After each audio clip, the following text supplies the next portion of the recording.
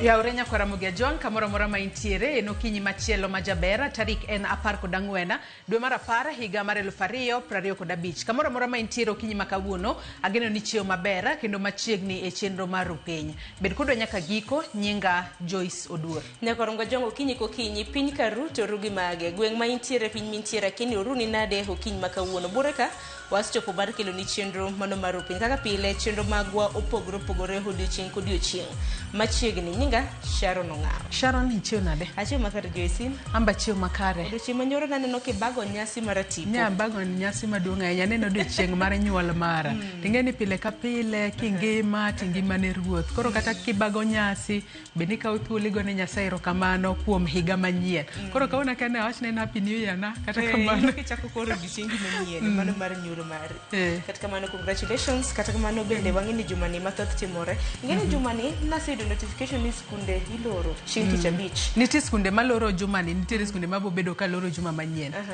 Mama nyiso ni tam no dhi mapiyo. Ang'eni giloro mapiyo kamano kalure koda penj mago ma KJSEA KPSEA kanyakla kod mano mar KCSE.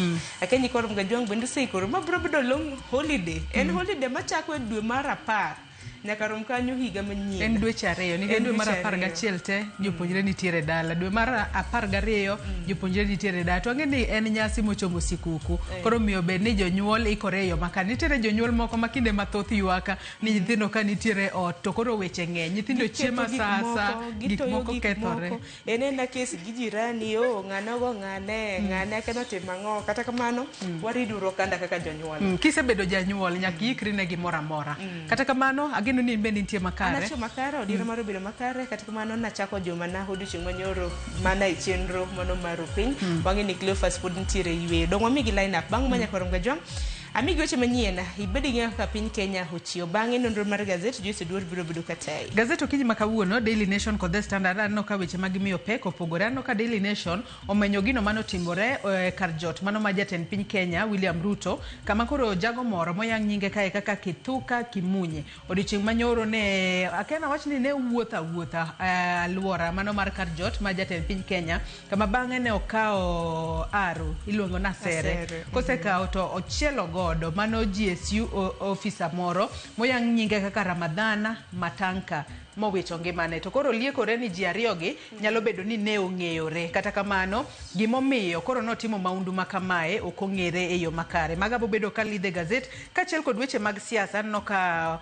omeny kanyo kama koro iwacho ka mane en jalup jatend piny Kenya Rigathi Gachagua sani koro setemo kata omedo lombo jogo mawuok kama sawa mar piny Kenya how Gachagua party growing influence has stirred Mount Kenya kachiel kod weche mag somo nyaka koro aneno kae ka nyaka sani sirikal poko chopo mane winjruok kod lecturers kata jopuonj mbalariany gino momiyo sani koro podi gidhi mbele kod ng'anyo margi lecturers dwaro omenda maderom bilion 7.9 mwinjo bed ni chulogi ka to gichope winjruok machielo mano CBA machielo mabobedo katayogi. The Standard benano ka nitiere wach magimiyo pek kanyo Sharon. The Standard nyaka Ramogi John gimiyo wach kotenore kod program chenro mar nyota mabende wang'ini nosebed kinyiso jopiny ahinya nyarowere mar mondo mi ondikre. Aparo ni expiry date bende norumo mano chieng' tarik 12 kata kamano mar dwe ni. Penjo mabende pod ipenjo ni sirikal omenda mabende gichwalo ne nyota mano program mar nyota to chenro moko bende ok osebedo karamna ka dhiyo makare kuom ranyisi seyo nitiere ka mabende jolony wacho ni kuom ranyisi Hustler Fund kaka osebed ka itayo sani ka koro wacho ni program kata chenro mar nyota ni bende biro bedo ka miyo rowere tije adiera ni kanye piny Kenya to wacho ni en loan mabende bengi maduong' mano mar piny ngima nuchiwo ne piny Kenya kata kamano duto te Joyce Oduor biro bedo ka kelo ni nonro mar gazet chakre saa 12 nyaka rom kanyo saa 1 mano mar okinyi bang'e idonji gero piny.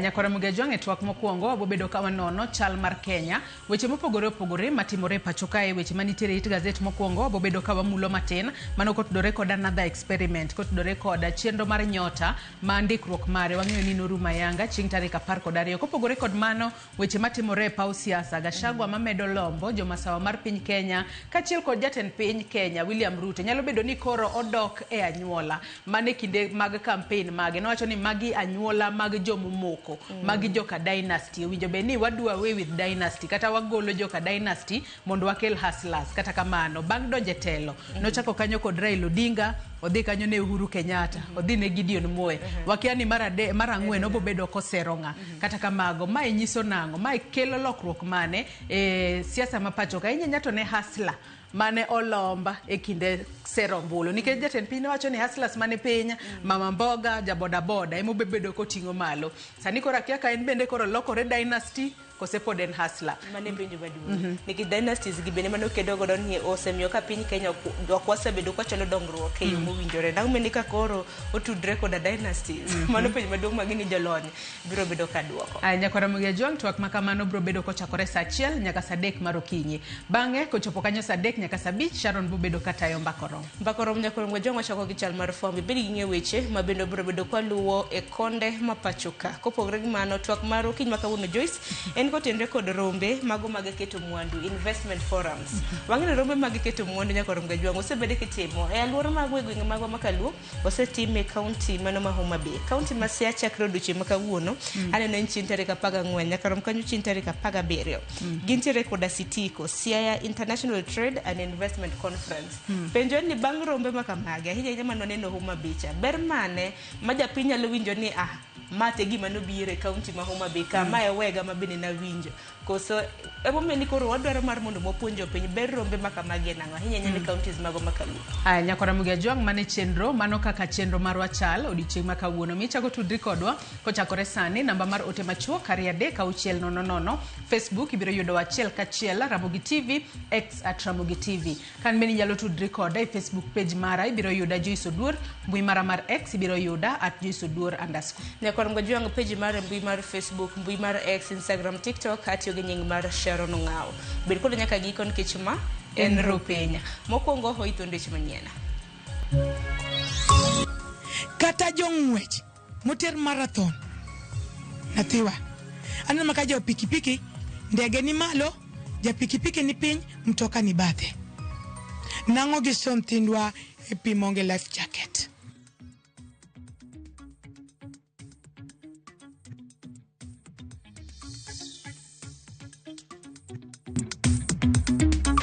kwa vile nilikuwa nakimbia airport nikaona jamu wakati nilikuwa najaribu overtake nikapata na hiyo gari nilikuwa nimeifungia so nilikuwa naomba koti nisamehe sababu hiyo ndio makosa yangu ya kwanza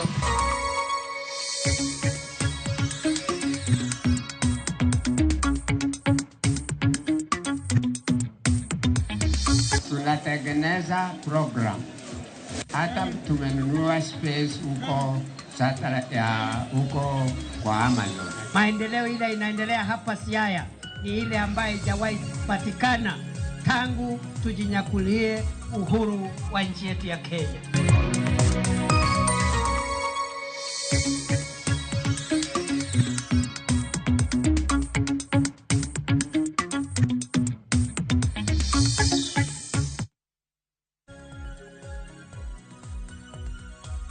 nyakora ngojank mora mintiere dakika en aboro tok saa 12 mar okinyi machiegni weche manyien okinyi makawuono nyinga Sharon Ng'ao kwachako en obila moro mar GSU mar rito kar jot mano mar jatend piny bure Nairobi onegi gi jagono manatemo donjo e kar jodno gi thuon achijno otoyo gi asere ma ochuogo obila no banka notame ni kik onyal donjo e kar jodno kaka jafam marwa Elizabeth Ajode lero obila machielo marito paundeke majike bende jopinyo nego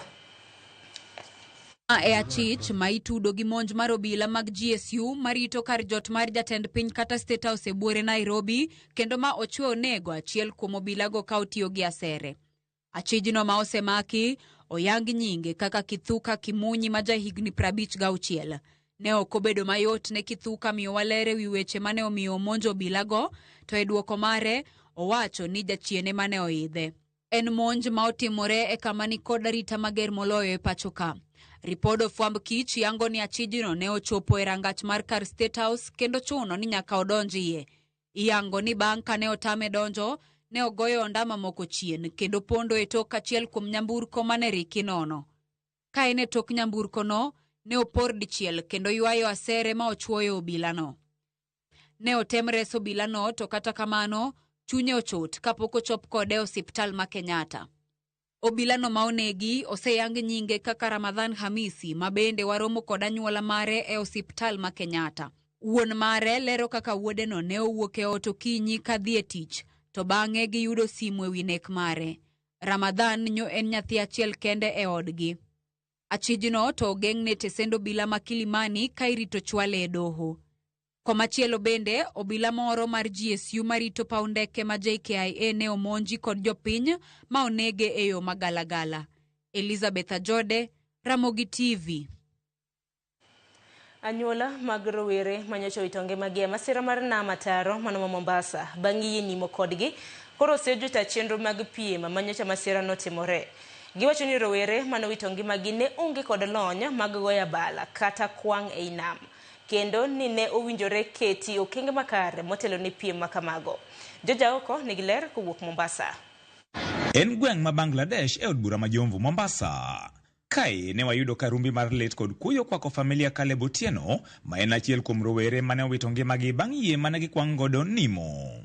Min mare pimona kaka ne oriko kwere mondo mi kik odhi e piem makamano to chutho ni mar ne okia goyo abal. Tarik 10 chieng' Friday nathi nowuok kakuo nokaneno nathi chakre gokinyi. To koro kane nathi chopo kakoro chopo saa 11 kama madhi saa 12 tema na winjo sim nathi olwarena. Taywa ni gima ne nathi ndong'isa chieng' mande cha. Kapok wachopo to nyathina cha noyudo teko mokwayo sim mogocho.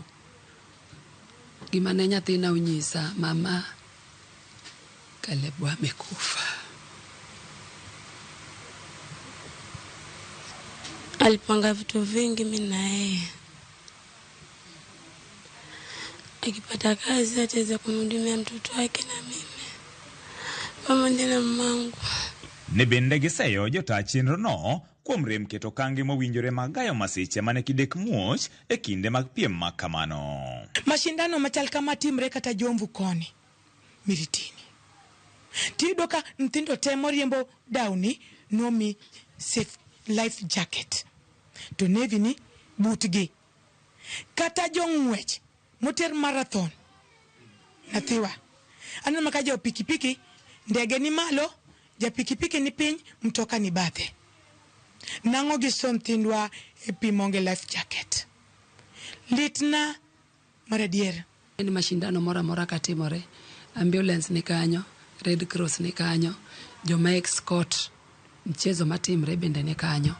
Lakini margi ni nobedo mopogore gi tuke masebedo kaneno. Ken ratiro mondo mi ter nyathi odhi otim gimoko ng'eyo. Kata ma sikul kipuonjo nyathi. Ok nyal kawo nyathi me grade 1 idhi miye piny mar grade 7. Mane hinyo nyathino. Onge mar tije kind rowere gikoni en achiel kuom gigo machalni ne olombo rowere e piem no. Nathino onge lony moro mar go abal. Badanga wachi no ng'e go abal. Onge nathino. Onge. Ne giromo gi nyathina. Manono Soreka. Iluonge ni Alfred Wela. To giluonge gi Idrisa. Wela bi wadhi. To mano ng'ala machuok kowuok e odgi Caleb ne bende wayudo anyuola mar Tom Wanyonyi ka bende piny ochamo kaluwore gi tho wuodgi ma bende ne onimo kod yieno. Min mare koni wuodeno machogo emane oketo geno kuome omiyo tho mare ohinye malich mokalo. Idia nitakupata kana mtoto wangu kama anapumua, hata kama atakuwa kiwete lakini nitamuona. Lakini kumbe mtoto wangu nitapata hata ana mapua, hata ana macho, hata ana chochote. Sasa hiyo kinyasa ndio imenijulisha kwamba huyu ni Tom wangu na zile jezi zake za boli. Nikajua ni mtoto wangu, lakini mtoto wangu angekufa kwa vile watu walikataa kufanya msaada. Achiel kuom rowere mane otonya masirano okoni onge mag thuolo mag tije emane oterugie piem no ka bende okoni pok giyango maler gimomiyo ne okoketi ikruok makare mag gayo masira.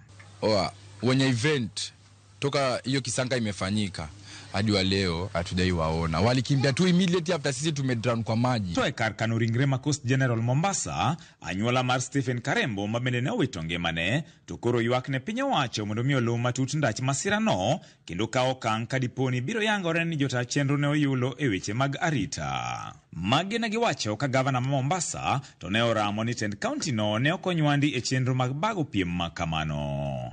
Haki mar nyithindo dek go to ntie kendo sedi pio se loko na nying nathi luongo ni marehemu. Gitimna haki ne nathina ni. Ene nyako tede wuoyi na odani. Apidho nathina no kan single mother. Sirkal okonywa nyithindo mobedo idleness e mtaka. Giduognwa kasi mtani. En lit kod kuyo ne familia ni kuom wito nyathigi ka koro maduong' mag ywago en mana ratiche. George Aoko, Ramogi TV, Mombasa. Kopogore gi manya kwar mgajwanga mi weche motenre kod thieth. Jatend migawo mar thieth Aden Duale owuok oko mar riwore kod riwruok mar lakteche KMPDU manyocha osewacho ni ng'anyo mar lakteche ma Kiambu osekelo tho mar mine kod nyithindo e osiptende mag kaunti no. Duale manelose log tich mar KEMSA okoni gin kod ripode mag mine moseto ngimagi kaunti no. Kendo nyaka tend kaunti ma Kiambu ka okang' mar tieko ng'anyo. Judith Omondi lero mathoth. E odiochieng' mar 138 mar ng'anyo mar lakteche e kaunti ma Kiambu, jatend migawo mar thieth Aden Duale gikone owuok mar lero ni nitie midhiero e kaunti no, kendo ka opogore kod ripode ma ikwedo kod tend kaunti no, mine kod nyithindo osebedo ka wito ngimagi kuom ndalo ma ohewo 100 ma okalo nyaka ne ng'anyo mar lakteche chakre e kaunti no. Duale mane loso e log tich mar duol makeyo gige thieth e pacho ka KEMSA okoni ochopo kinde manyaka koro tend kaunti ma Kiambu ka ong'ur ma osebed ka ichwalo kod lakteche kod pek ma winjore. And the maternal mortality rate in that county is very high. We have evidence. So when you are a leader, don't live in denial. You have been elected to serve the people of Kenya. So if some counties don't want to fix their health sector, then you don't blame us. And the unions are not part of the MOH. You know, I saw a governor saying that we have gone to bed with the union. We have solved our problem with the union. Solve your problem with the union. Komachielo e kaunti ma Kiambu, sanduge mag ranyisi mag nyithindo ma osetho e kaunti no mangima ne oywa oko e kinde ng'anyo mar lakteche, ng'anyo ma ochakore e kar thieth ma Kiambu level 5 nyaka e apise mag gavana. Ka koro yamo loko, kendo jagoro maduong' mar riwruok lakteche Dr. Davji Atela okoni gichako choko sei 120 odiochieng' makiny mar duoko telo mar kaunti no ne sirikal mamalo. Governors or county mandarins decides not to resolve a problem with workers and instead perpetrate suffering with the people. So we have had engagement with the public here, and one declaration we are putting forth that beginning tomorrow we are going to be collecting signatures, 10% of the residents of Kiambu, that's 120,000, to petition the parliament, to petition the president to dissolve this county. Article 1 of the Constitution puts sovereign power to the people. When we were faced with inaction and a very loud silence by the county government of Kiambu, we had no other option other than to resort to the employers of the leaders of Kiambu, and that is the people. Atela bende okoni tend counties duto ka okalo kuom riwruok mar governors mondo mi oikre ne barua magibiro chiwo ayanga tarik 24 dweni mar chiwo ripod ng'anyo mar lakteche magichano bago e counties duto ma pacho ka kaka ranyisi mar bedo e achiel kod county ma Kiambu. We are meeting on 24th of this month as NAC, that is next week, to give a nationwide strike notice. So it's upon the governors who have addressed us through their union COG that we are going to address them with the union of KMPDU, that every doctor across the country will go on strike in one solidarity with the Kiambu County doctors. This notice will be out on 24th and served to counties on 25th of this month. Ma biro e kinde mabende pod nitie ywaruok e kind riwruoge mag thieth ma jogegi ne ondiki e bwo rak mar Universal Health Coverage ma pod bandho ndiko e yo ma ongirore. Judith Omondi, Ramogi TV. Kopogre manya korom ga jwanga riwruok mar jotije mbalariany pod oramo ni ok ginyal chungo ng'anyo ka sirikal okonjo ywak gi ewi dwaro margi. Ng'anyo no osenyono ndalo 28 ka twak mar temo thege bende pod obedo matek. Jatend migawo mar somo Julius Ogamba ma oloso motelo to wacho ni en kod geno ni lalruok margi biro nyuolo lemo kendo ng'anyo no biro chung'. Jotije mbalariany pod omako chung' ni nyaka sirikal gol siling bilion 7.9 mar chopogo singo mana gikwete kogno. To work out on the issues of the 2017-2021 CBA, and they had another team also negotiating the 25-29 CBA cycle. So we are hoping that they'll be doing a report today to make a decision as to how much money is outstanding. As you are aware, the unions were demanding 7.9 billion, but SRC indicated that 7.2 billion has been paid. There's a balance of 624. On Friday, we had released resources to a total of about 38,000 schools, and with a total of 9 million learners. So far, that exercise is going to be completed this week, and the schools that have not received the capitation are those schools whose data has not been verified or have not been received, but our teams are working with them. Jatend piny Kenya William Ruto omedo dok ne chenro manyien ma sirikal ochako mar Nyota. Mageto neno ni rawere yudo tiegruok mar konyo gi chako tije gi giwegi. Chenro motisi ni Nyota koseyo jogo mosebedo kaseyo chenro makamano. Kokono gi ni mano mar mondo mi gimanya agenda machielo. Ruto ne wuoyo Konza City kama ne nenore ka gima ne oduoko jood bura ma Kiharu Ndindi Nyoro. Mabende negi wacho weche motendore kod tudruok machiegni e kinde mokadho. To kata kamano sani keto sirikal tesre. Banka no se piny owacho kuom okenge mag medo kawo omenda mag hola koa e pinje maoko. Gino mocho ni medo kelo sigo ne jopiny. Siasa ya ukabila, siasa ya chuki, siasa ya kugawanya watu, siasa hiyo watu wengi hawa ambao wanazurura kutusumbua, wanatusumbua kwa maduka huko, wanaongea mambo ya ovyo. Hakuna kitu wanaongea. You know? Ama namna gani? So tafadhali mimi nawaomba viongozi sisi wote tuamini Mungu na tujiamini wenyewe na tuamini taifa letu la Kenya. Tunaweza kuibadilisha hii taifa sisi wote tukiweko. Sijui kama tunaelewana jameni. Hakuna haja hii ugomvi kidogo kidogo.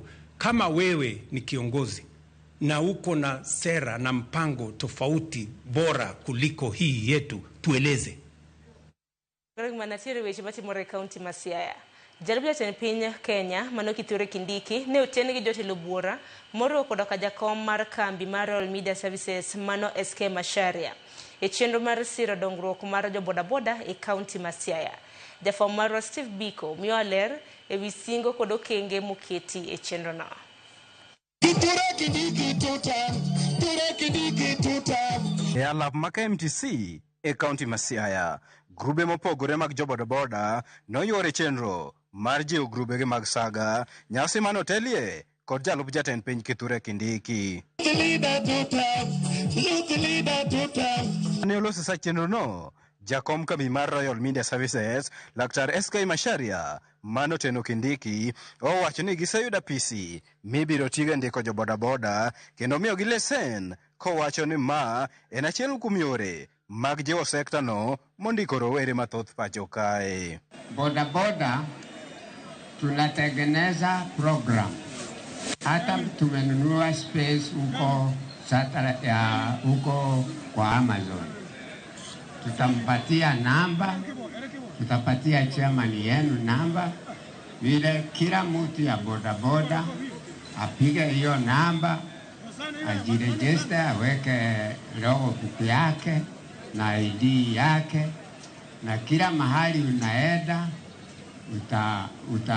utajulikana, na kama unapatwa na ushikwa na polisi tutawapatia namba ile wanaweza piga. E kinde no, Senator Maseo Burodinga nojiwo jobodaboda mondo odonje riwruoge saga mar konyoga yudo sir kowuok kuom piny owacho, wach manosir kod jating' dai mar jatend piny Faruk Kibet. Let us not be Jodongai. Let us save in our circles.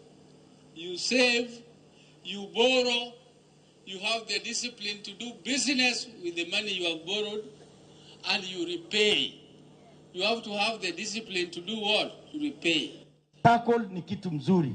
Nyinyi vijana tumieni circles kwa njia proper. Mnaweza kufungua benki kubwa kubwa hapa Siaya. Ile inatakiwa muwe na uaminifu na msichukue hii pesa ikawa pia tena inaenda katika logics. Itaka asiri ya siasa kila mahali unaenda fuatana na boda boda. Hawa umejua kila kitu ambayo inaendelea mbele.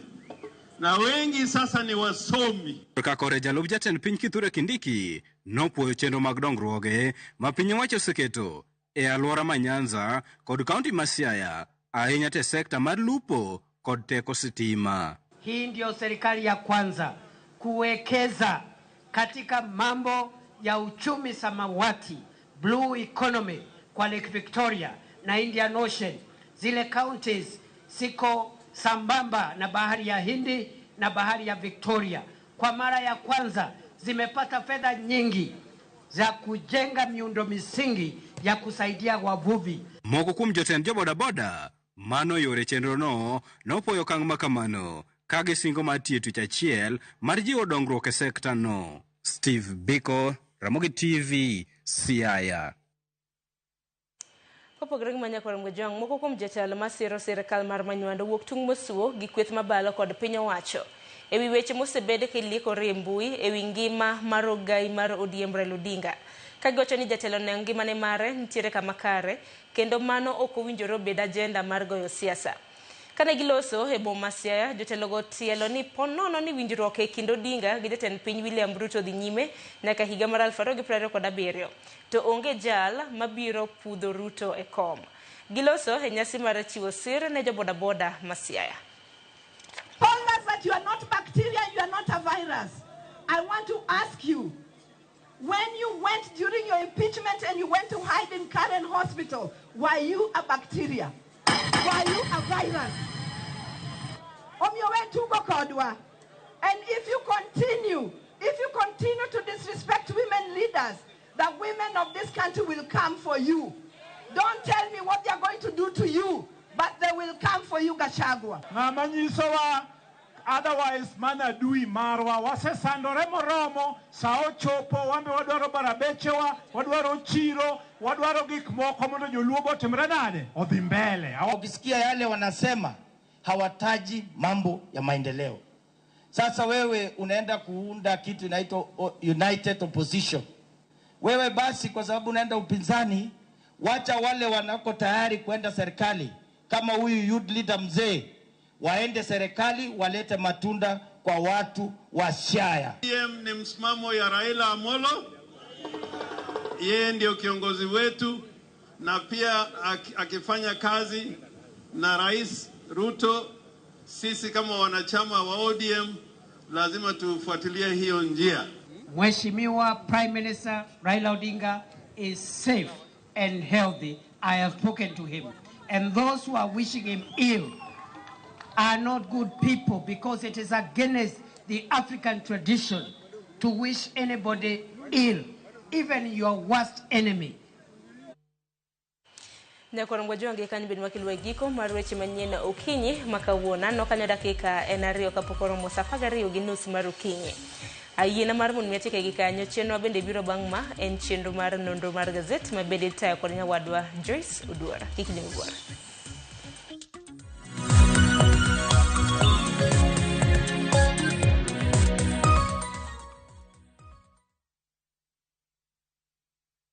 Yani badala ujiombe unaniombea nifeli, badala ujinene unaninenea mabaya. Yani badala ujiombe unaniombea nifeli, badala ujinene unaninenea mabaya. Ili kupata badala ujiombe kama skiza tuni yako, bonyeza *812 *790#. Kumbuka, Skiza na Citizen ndio nyumbani kwa wasanii wote.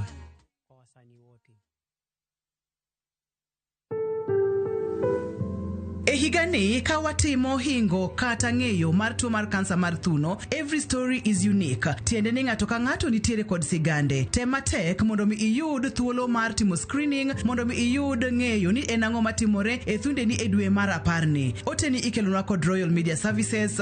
We care.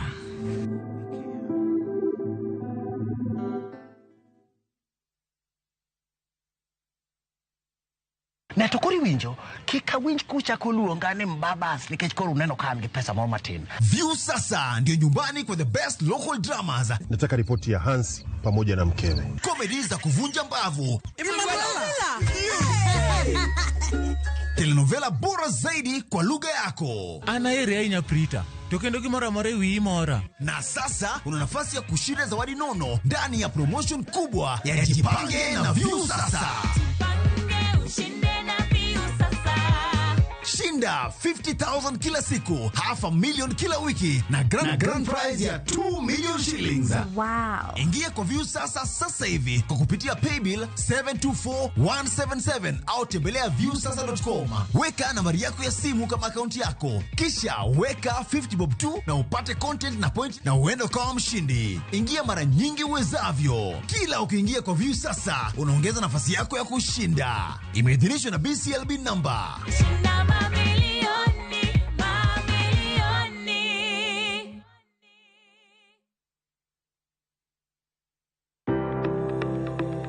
Ringreni wuoyo, to be ichiko iti, en aonda, rem mora mora, en ranyisi ni ringreni wuoyo kodi, e penj laktar, walero weche ma ringreni temo nyisi, ka wakelo ni paro mag jomolony. To wacho ni mondo mibed gi rageng' maber nyaka bed ni chiemo makare, nikech askeche gi iloso kuom chiemo makare michamo. Paro manyalo reso ngimani. Kochopo kar food allergy kae, to kinga ma del ma ng'ato chako gore gi chiemo mochamo. Kod weche mag thieth mayudore achiel kachiel kuom joma olony. Nyalo bedo ni ng'ato nigi ratil man malo. Koro konyono to choke cartilage ka toyore konyono nikech ratil mare man malo. Mano nyalo miyo bende ng'ato nyalo yudo arthritis no. E penj laktar gi Ruth Otieno, wuok tich nyaka tich abich saa 12 odhiambo, mana e Ramogi TV.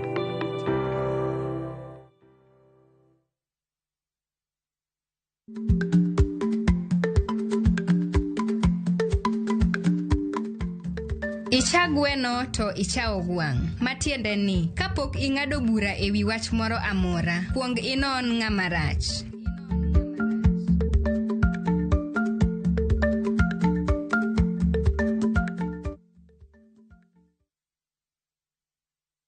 Tired of late rides and shady charges? Itisha Wigo. Now Wigo, you get more than just a ride. Unapata on-time pickups, gari safi na fresh every time. Ride V-Smart, ride V-Safe, now Wigo. Download the app now, ama SMS Wigo to 20425. Wigo, your trusted ride.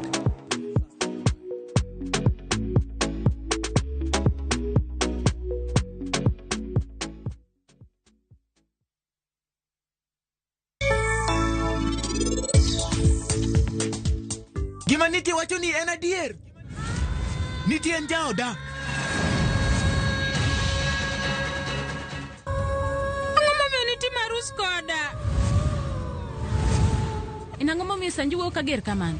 Monti anase wuogi nyako ni maber diriyo. Koro nikech wachno en oporo ni anahere. Be mano nyalre? Ha? Bende nyalre adier? Samoro nyalre lek mari. Anero Rajiv ni gera mar adier. To koro sani otimre koda kama.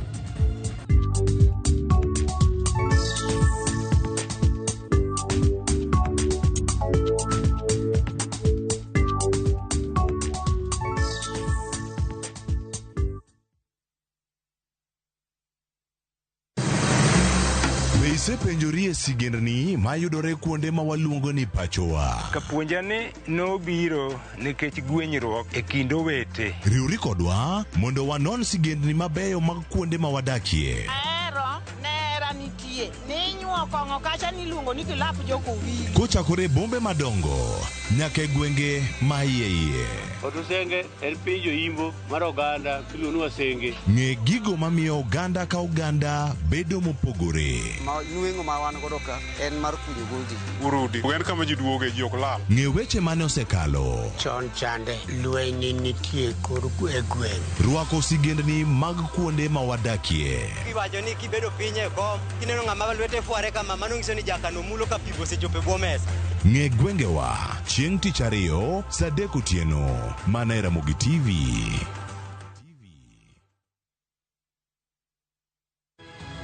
Nyikwa Ramogi, bedi her mar loko puothi obed ohala madhi maber kendo med yuto mari. Ober nikech en crop manyalo miyo pidh kata gwen, pidh dhok yo mayot. Wakelo ni chenro mar pur gi ohala. Chakre ikolo nyaka geng'o kute machamo pithwa. Pur mar nyanya nyaka ing'e tuoche mag nyanya mokwongo. Mar ariyo nyaka ing'e yedhe migoyo nyanya. Puonjri yore mabeyo kendo manyasani mondo imed keyo mari.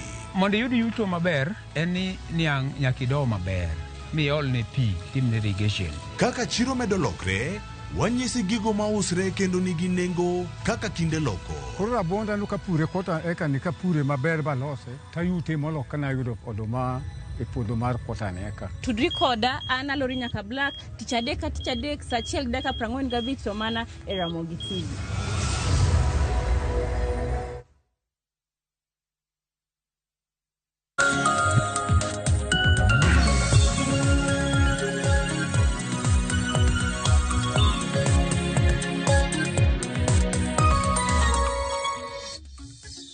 Nyakwara Mugejong dakika in 30 kod auchiel tok sa 12 mar okinyi machiegni e nonro mar gazet. Wanono gazet mar Daily Nation kachiel kod The Standard. Sharon Ong'ao osekelo ni weche manyien antiere kae kode mar mondo mi wanon gazet. Sharon machiegni nonro mar gazet.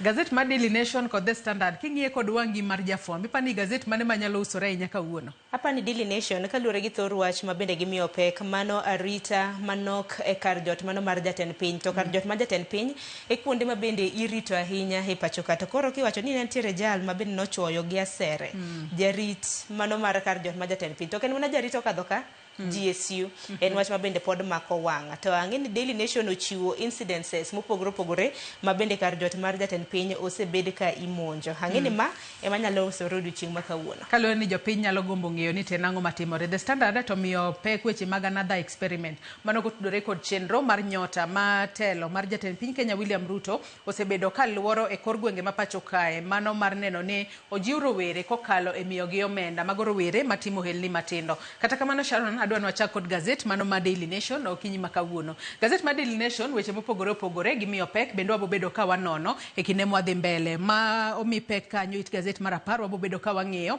kaka mane en jalup jatend piny Kenya Rigathi Gachagua sani koro temo matek mar mondo mi duond bura made mano mar DCP ema koro omak mafuanda gwengego mago mag Mount Kenya. Kopogore kod mano nitiere weche matimore sekta mar wechego mag ohala kama jotije 4,000 mago mag tiyo ne kembe mag sukari sani koro giwacho ka nitiere achiedh nade makoni kod kocha makoro biro kotudore kod weche mago mag chungo gi e tich. 4,000 workers challenge sacking by sugar company kaloni nitiere dwaro mano mar rucho moko kuomgi e tich magisebedo ka gitimo. Weche mamoko magazet ma Daily Nation omiyo pek mobobedo ka wang'iyo tudore kod weche ma omi pek ka State House scare mano kotudore kod kaka jago moro moyang' nyinge kae kaka Kithuka Kimunyi odiochieng' manyoro yangore ni ne uwuotho e alwora mar kar jot mar jatend piny Kenya William Ruto kama bang'e no nenore ka koro chielo gi magina obila mano mar GSU Ramadhan Mantaka kama bang'e kinde mane ringo kode e od thieth to kuom hawi marach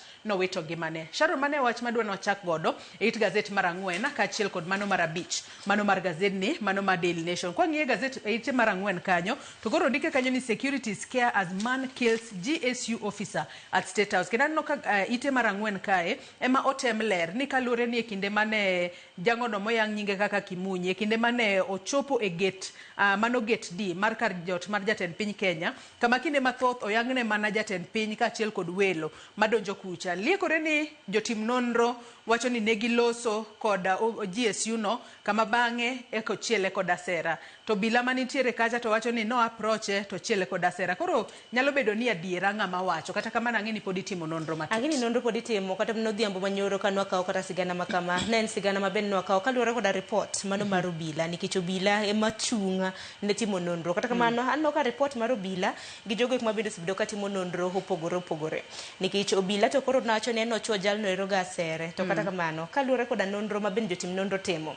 Kaluwore koda picha mano mar wang' dede. Wachore ni Kimunyi ni chal ka gima ne ging'ere gi matanka nikech nokochoe mana gasere manokadho ka okong' mondi noloita kiwacho ni noloita en ochal ka ng'at mana wuotho e alwora mano mar State House. To mana kaka niwacho ni gate D oting'o jogo ma bende iwacho ni welo ma bende donjo kanyakla kod staff iwacho ni jogo ma bende samoro dak e kar jot mar State House kanyo. To ng'ato ok nyal mana choma gate D kamano kokia gimodhi timo. Koro jotim nonro wacho ni chal ka gima Kimuka gi Kimunyi ni chal ka gima nong'ere nikech ne giloso kuom thuolo mar seche 17 kaluwore koda nonro mano mar wang' dede. Koro chal ka gima ne gin osiepe ma gimoro na nitiere kindgi ka ma pod otamo jotim nonro timo nikech jalno ma bende iseyo odiochieng' manyoro don wacho ni Satan ema noore.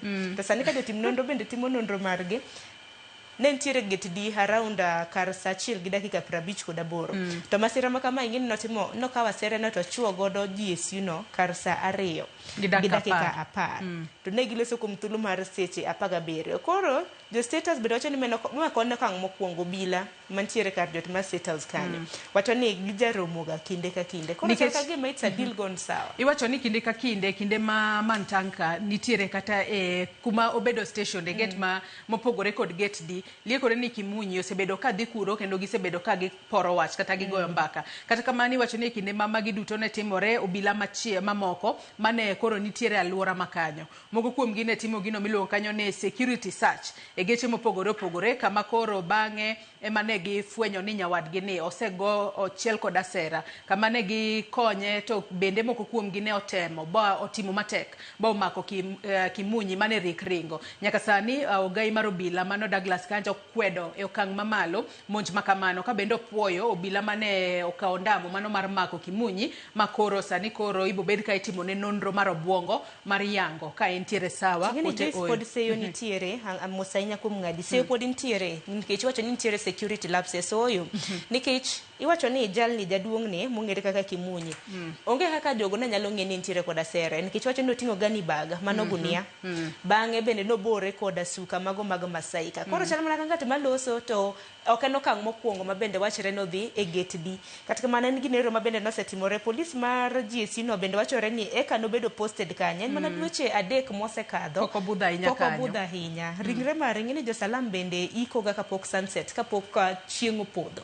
Kata kamano obila nokwayo familia mano mar mano mar Kimunyi mar mondo mi kik ike.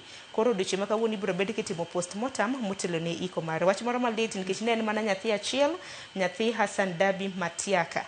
Wacho ni en mana nyathi achiel kende. Wach moro malit ahinya. En gino malit ahinya kendo liekore ni kaluwore kod sources kata jogo maling'ling mane gazeti mar Daily Nation odayo kata dhoge giwacho ni kinde makata Kimunyi ne dhi kuma mantaka nitiere to nokochal ka ng'ama nitiere kod wasiwasi moro nikech ang'e ni japiny kinde mathoth ki approach gate D kacha obila kone ni to nyako bede gi buok bopenji ni tedhe kanye nyalo bedo ni nitiere osiep moro mane nitiere kindgi to koro ne gintiere kod pogruok kaeto gima kama otimore. Kata kamano wageno nwa bobedo ka wayudo matut bang' nonro ma kosewuok. Mane matera it gazette mar 5 mano mar gazeti mar Daily Nation. It gazette mar 5 kanyo ndike kae ni most secure address openj penjo.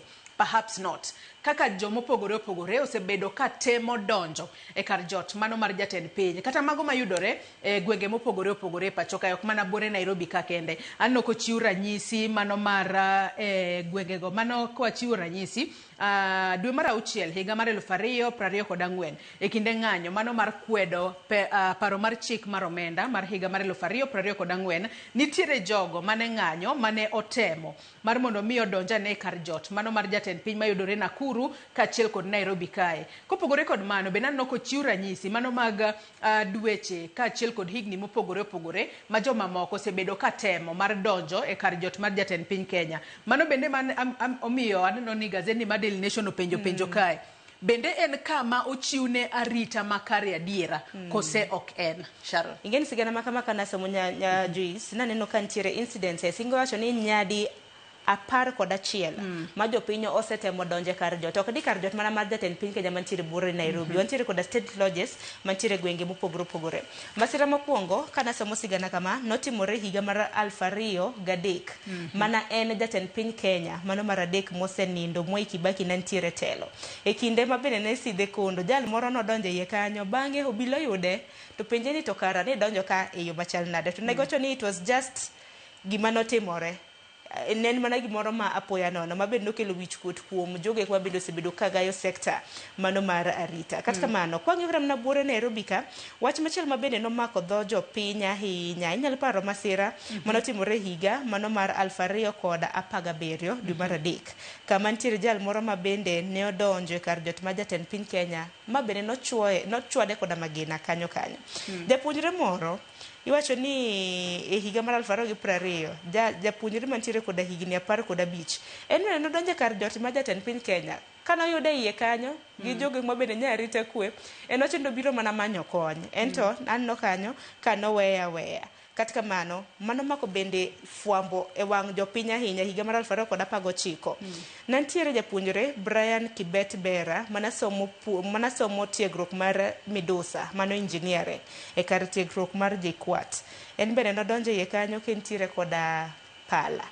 Bang'e nomake kanyo, bang'e noneno gima notimne, dong'e nochele koda magina. Mago gin incidences mopogore opogore. Benano kae mano iwacho ni higa mar 2016 bende nitiere jal moyang' nyinge kae kaka William Ngene Njuguna. En bende ne nitiere kaka wanyalo wacho ni ne ong'ado fences ariyo mochopo nyaka i inner yard. Matene notemo chopo nyaka iye mano mar kar jot ma jatend piny Kenya. Kendo iwacho ni bang' mano ne omake kaito we thuolo kama bang'e no yud ringre ne mane alap mano ma Uhuru Park. Gino makoro nyaka sani koro podi penjo makoni kod kocha. Ano ka it gazet mar abich mano mar gazeti mar Daily Nation miyo ranyisi mopogore opogore kanyo nyaka higa mar 2015 kaachiel kod mamoko manyako Ramogi Ajwang' nyalo somo matuto penjo. Eni bende kar jot mar jatend piny Kenya ochiwne arita makare kaka dwarore kose oyo. Mago duto nyako Ramogi Ajwang' nyalo somo it gazet mar 4 kaachiel kod mar abich. Sharon adwa wadog chien it gazet mano mar 2 mar gazeti mar Daily Nation. Nitiere wach mane gazet mar Daily Nation bendo miyo peke it gazet mar 2 kanyo kaluwore kod kaka jotelo ma otelo ne riwruoge mopogore opogore mag jopuonj balariany mano moting'o kanyo UASU, University Academic Staff Union, Kenya Universities Staff Union KUSU kaachiel kod Kenya Union of Domestic Hotel Education Institution and Allied Workers mano KUDHEIA. Odiochieng' manyoro ne giwuok oko e kinde makoro ne winjo bed ni giporo wach makamano ne winjo bed ni giporo kod Inter Public Universities Council Consultative Forum mane obaga twak makamano kod riwruoge mopogore opogore mochung' ne jopuonja kaachiel kod jotije mag mbalariany. Liekore ni dwaro magi ariyo madongo magi dwaro mano mokwongo mar mondo mi ochulgi omenda mano mar $7.9 billion pok ochop kare kaachiel kod chopo e winjruok manyien mano CBA mowinjo bed ni tayogi kuom thuolo mano mar higni mabiro mbele. Sharon. To korka kore mano jagoro maduong' mar UASU Dr. Constantine Wasonga hento nyono kar tiende ni kokumiyowa pesa to kwadogi tich. Tingeni lume ma inyore seche miwacho ni fahari wawili dhiang' ariyo kata mana kadhao to lume ma inyore to lume nga jopuonjre. Iwacho ni ng'anyo makama koro hao mana dwe achiel. Jopuonjre osechulo pesa e mbalariany mopogore opogore sirikal bende koro otamore mar chopo winjruok kod jopuonje. Nikech sirikal wacho ni gop jopuonje hao mana siling milion 600 gi wiye. Jopuonj kokadho mago jopuonje mag mbalariany kokadho kuom jagoro margi mano mar UASU Dr. Wasonga. To wacho ni sirikal nitiere koda gop gi mar siling bilion 7.9. Mineno ka malo kacha gindiko kanyo ni UASU Secretary General maintains no compromise no surrender. Kakoro kochulgi pesa gi mar chopo gir midoge tich. Chal ka gima tich ok gibidoge kendo. Wach moro malich. Ata paro ni ma ng'anyo mabende koro okaw thuolo malach. kopogore na gi mar lakteche moro mano hao ndalo 100 mar jopuonje ni ano ka koro dhi alanda to ken mana makende parni kata mag lakteche kaunti ma Kiambu bende pod idhi mbele to sirikal pod odagi winjo kata chope winjruok kodgi wageno ni sirikal bro bedo ka ng'iyo matut weche mag ng'anyo bed mag jopuonje kata mag lakteche bathe kanyo Sharon kapok wawuok e gazet mar 2 wang'eyo ni nitiere masira mano timore e kaunti ma Mombasa mano chuda kanya kasani koro ten kaunti ma Mombasa okichore gi chien ni gin gionge tudruok moramora kod East Africa Oceanic Festival mano bag kanyo governor e kaunti ma Mombasa mano Abdul Swamad Sharif Nasir nyaka sani koro nolero ni e higa mar 2024 yes negisiro mano Oceanic Festival kata kamano higani mano mar 2025 ne gionge kod tudruok moramora kod masira makamano wang'e ni ji adek nowito ngimagi e kinde ma koro rawere nowuok oko ka koro gine piema mano mar kwang'o yiedhi mano chuda mano e dho wath ma chuda mayudore e kaunti ma Mombasa wageno ni bobed ka itimo nonro matut mar mondo miyo yangi wach makamano adona dhi gazet mar 3 Sharon nitiere sigana moro ma bende no mako wanga kanyo nitiere jago moro wacho kai ni how brush with death turned tutor into road safety advocate nitiere jago moyang nyinge kai kaka Sylvester Kipchoge Ter mowacho ni kinde mane ogwe kod nyamburko moro e kinde mane nyamburko moro e kinde mane oriembo ndiga ne en mane wanga paya ma Kitale Kapenguria mane makoro ne lakteche ong'ise no konyal wuotho kendo kata kamano bang'e to koro ne owacho ni en koro wechegi mago mag puonjo jopiny kotudore kod ritruok makare e apaya e gino makoro bobedo kotimo tok tony kowuok e lakto aparo nogo nen masira mabende notimore kind thuolo mar higni 5 mano ma osekalo japuonj mabende puonje kaunti mano ma Trans Nzoia nasomo sigana makama anno ko puonjo mathematics kwano kanyakla kod business studies kata kamano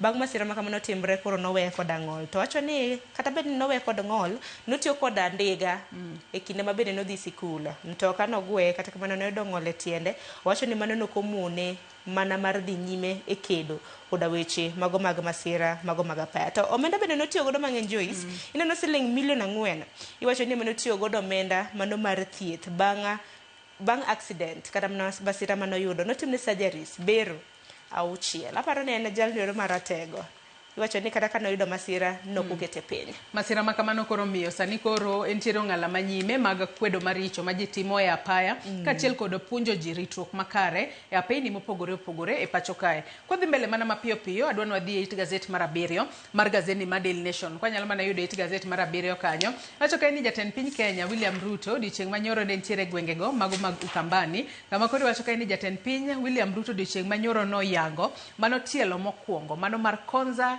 Technopolis in Makueni County gino makori wacho kae ni en wanyalo wacho ni ondamo maduong' ahinya eneno ni olok Kenya mar mondo mi obed first world nation nitiere wacho kanyo ni nitiere omenda mano madero nitiere udi manengo gi oyueyi wacho kanyo ni 10,000 mago affordable housing units ma ibobed ka igero mano Konza kono e tielo mar 2 mano mar chenro makamano magi gin ber mabiro motelo ne nyasi mano mar Mashujaa mano mar Mashujaa Day nyakorongo jwang' ng'ino jabag chieng' tarik 20 mano mar dwe mar 10 mano mar higa ka higa nyasi makamano Joyce chal ka gima holiday bedo chak mienjo kendo chieng' tich mar juma mabiro nyasi mar Mashujaa ochomo Kitui to wang'eni nyasi makamagi katimore dongruok mopogore opogore dhi ne gwenge mopogore opogore koro gwenga mago kaunti mago ma Kitui bende dhi bedo ka yudo dongruoge mopogore opogore ne achiel kuomgi mabende jatend piny Kenya nosedhi yango kata kamano nyasi makamano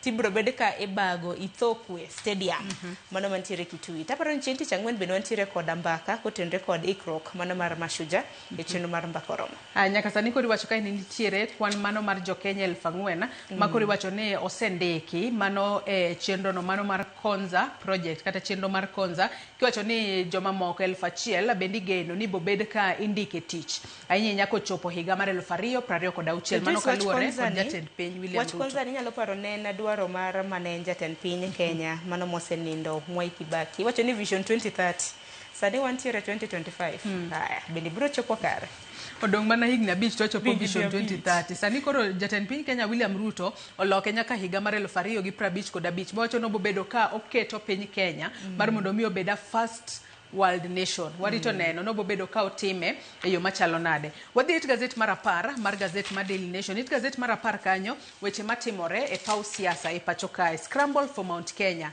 fear, ambition and the DCP effect. Mbi manyalo bedo ni duond bura mano mar Democracy for the Citizens Party temo mar mondo mi obed godo e gwengego mago mag masawa mar piny Kenya ahinya nyato motelo ne yiero mano mar higa mar 2027. Iwacho kae ni moko kuom duond buche manitiere matemo mar mondo mi omaka gwengego mag Mount Kenya mafuando tingo kanyo DCP mano mar mane en jalup jatend piny Kenya Rigathi Gachagua, wantiere kanyo kod UDA United Democratic Alliance mano mar jatend piny Kenya William Ruto, wantiere kod manyaka sani koro itemo chwala e gwengego kod jalup jatend piny Kenya Kithure Kindiki. Wantiere kod duond bura mano mar Jubilee Party mar jatend piny machon Uhuru Kenyatta, wantiere kod duond bura mano mar Martha Karua mano People's Liberation Party. Duond bura mar Jimmy Wanjigi Safina Party, wantiere kod Democracy Party mar Justin Muturi katiel kod duond bura mano mar Party of National Unity mar Peter Munya. E kin duond buche mamoko masani koro temo mar mondo mi gisok tiendgi masawa mar piny Kenya. Ng'eni penjo manyalo bedo ni ringo e pach jopiny ni to en duond bura mane manyalo mako mafuanda gwengego mag Mount Kenya. Wang'eni gwenge mag Mount Kenya nitiere kod kwan ombulu mathoth ma josiasa mang'eny jagomba ahinya mar mondo mi oyudi ahinya nyate kinde yiero. Koro iwacho ni josiasa duond buche laro got Kenya to got Kenya bende nitiere koda kwan mag jolut ombulu mathoth mono kaluwore koda yiero mopogore opogore ma bende oseneno e kinde mokalo. Kata kamano pim mokwongo wanna bang' yiero madundo chieng' tarik 27 dwe mar 11 mano mar higani sani to koro jotelo kanyakla kod duond buche mopogore opogore to temo soko Mount Kenya mar ng'iyo ni ng'a kata duond bura mane madhi bedo kod ambi. DCP leader mano jatend DCP Rigathi Gachagua teodira ni bende nosesiemo jogo mawuok got Kenya mar mondo mi kik wuondegi kod jatend piny ahinya nyako tenre kod chenro mopogore opogore. Wan waketo wingewa mar neno kaka chenro makamano biro bedo kadhi nyime. To mae sama bende winjo bed ni jopiny kawo ombulu nikech adwa wadhi it gazet mar 12 kanyo kama wacho kae ni Gen Z missing in action as voter registration falters. Wang'eyo ni duol matayo weche magiere pacho kae IEBC osebedo ka chwalo ng'ur mopogore opogore ni nitiere jo Kenya matin emosebedo ka wuok oko mar mondo mi ondikre kaka jolut ombulu. Iwacho kae ni nitiere mana jo Kenya mago maderom 20,754 mosendikore kaka jolut ombulu. Kata obedo ni IEBC to nitiere kod target kata geto ndiko ji 6.3 kiwacho ni ahinya nyato rawere mag Gen Z ema koro kuogo oko mar mondo mi okaw ombulu. To pani chenro makama nochakore tarik 29 dwe mokalo. Kata kamano akia ni ang'o machando rowere mag Gen Z gine magisebedo ka giwacho ni gidwa loko telo to koro gidwa kawo ombulu. Ahinya mawuok e gwenge mago mag Nyamira nikech neno kanyo ka breakdown nonro mabende oseyang kanyo. Ka koro IEBC nitiere kod ageta mano mar ndiko jolut ombulu manyien 6.3 nyaka sani chakre chieng' tarik 29 sani hawo mana dwe achiel mana ji 20,000 kende mosendikore. Kaunti ma Nyamira iwacho ni sani gin mana gi jogo ma bende osendikore 18 kende. Kwan matin ahinya temo ng'ene na gwenge mago makaluo lakini Joyce bende osemako wang'i. Kata kamano Kisii emotele nenore ni oganda e kaunti ma Kisii ndikore. Kisii Kiambu otelo gi kwan mar 1,000 bana ka Mombasa bende otemo. Aya iwacho ni Nairobi mokwongo otelo gi kwan mar 4,804 kilwe gi Mombasa bang'i lwe Kiambu, Machakos, Nakuru kanyakla kod Kisii. Rowere magwa mantiere gwenge magwa makaluo magi kinde kik warit last minute rush nikech wang'eno oganda mag jo Kenya ong'ewa gi last minute wakaw kinde mar mondo mwandikre kaka jolut ombulu mar mondo mi kik wayuaga ng'e. Nano kanyo machinglo moro odiochieng' manyoro noketo kanyo ni kinde mabende ndikruok mar jolut ombulu dhi nyime. Apisas mag IEBC ninda bang'e yiero katimore anaki okidan ni mar mondo bidhi yier jatelo bang'e to koro en mana one term no term gi weche maket kod mali.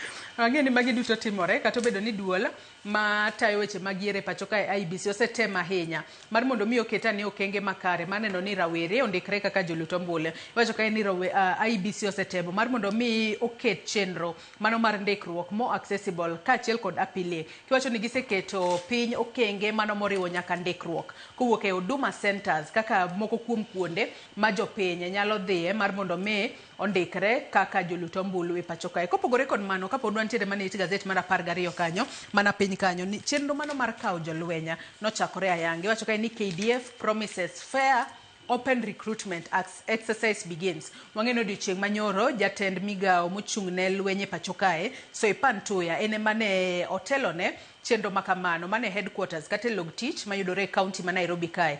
Tuya ne osingo ni chenro makamano ibo bed ka itimo e yor ler maonge mibadhi mora mora, kendo ne okwero jo Kenya ni kik chiw asoya mora mora, bende koro kik bed ni giwuondore, gino miluongo kanyo kod dhongere ni kik gibed imposters.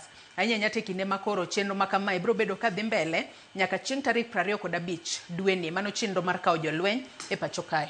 Wang'eyo chenro makamano kata bed ni noyange mano e log tich mano mar jolweny e kaunti ma Nairobi bro bedo kodhi nyime e counties magwa 40 kod 7. Koro kapo nono ni nitiere kod gombo mar bedo jalweny ma e kinde geno mara ni Joyce bede doho bro bedo ka nono wach mano mar obila mar mondo mi wach mabende notere e doho tieki mondo kepo mar obila bende dhi nyime kaluwore ni oganda bende dwaro tich ne jogo ma bende dwaro tiyo kalweny kata bedo jalweny e pacho ka.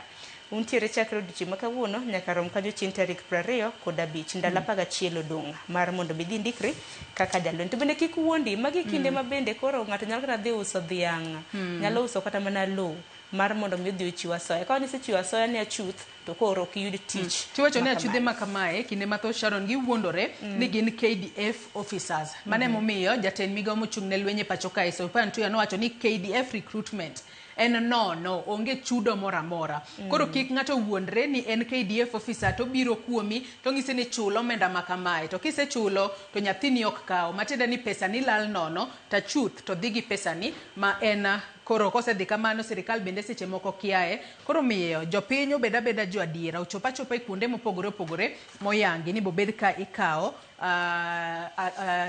jolweny e pacho kae. Adwa dhi it gazet mar 14 mana mapiyo piyo kapok watieko. It gazet mar 14 kanyo en kotudore kod kaka jogo matiyo e kembe mopogore opogore mag sukari e pacho kae. Ndika ni sugar mills staff fight redundancy, kaka jotije makamago sani koro kedo matek mar mondo mi kik golgi e tich. Nyaka sani wacho kae ni jotije mago mag kembe, mago mag sirikal, mago mag kembe mag piny owacho mag sukari e pacho kae omigi notice mano mar nyaka giko mar dweni, mano tarik 30 dwe mar 10 makoro omigi notice ni kochopo kanyo to kuom hawi marach tijgi nyalo rumo. Gino malit ahinya nikech ang'e ni kembe makamagi bende osebedo ka nyagore to magi moko kuom kembe ma sirikal osebedo ka temo mar mondo mi ochiergi kokalo iketogi e lwet ji giwegi. To wach keto kembe makamagi e lwet ji giwegi bende en seyo ma bende osebedo kata mana kawuok kuom jopiny. Joyce, kwan mar 4,000 kata mana kokete pap ok en kwan matin ahinya nye kidegi ma bende pek mar ngima nitiere.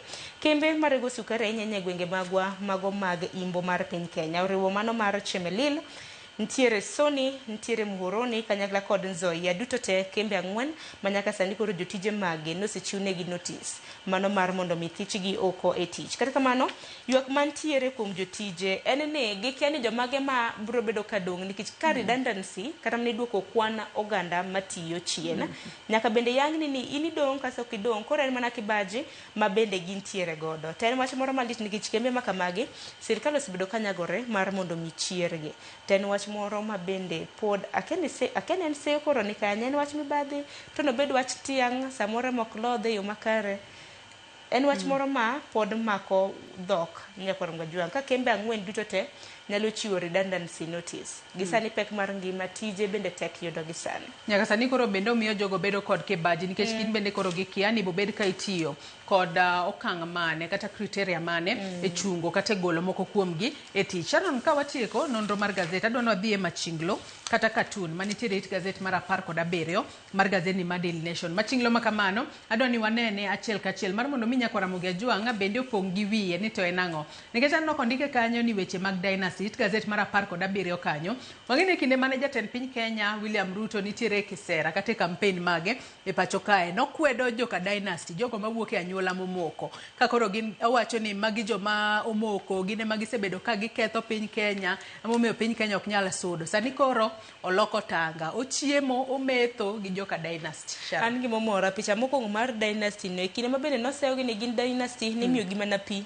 kosen mano modho pi haya sani ka koro gino wete ochalo ngama iro ne wuoke ite to surane bende en gi liet no ka surane bende chalo marakwar kama sani ka koro gino wete koro en mana waina kata kamano wang'e kinde mabende jatend piny Kenya natimo kisera mar ombulu motelo ne yiero mar higa mar 2022 ng'eni wach dynasty gi hasla ni nowuok kanye dynasty na gin jogo ek mabende na nigi footing samoro wuonu nantiere kod oteku kuom ranyisi picha mineno kanyo wang'eyo kata mana koko luongo nyingegi moko kuom ge wuonegi nani e telo duto to wacho nen mana nyathi hasla wuonegi nok ong'ere menegi ok ong'ere sani koro dibed nochieme mesa achiel gi dynasty ahinya nyaka luwore kod twak mosebedo ka obedo godo nwaneno ka en gi twak gi jatend piny Kenya machon Uhuru Kenyatta ogai mar ODM nwaneno kanyo ken gi twak kod ano Musalia Mudavadi bende chal ka gima ntiere kanyo kanyakla kod Gideon Moi to pod nowacho ni obiro bedo komanyo jomoko machielo ma bende obiro bedo kotwak go penjo en ni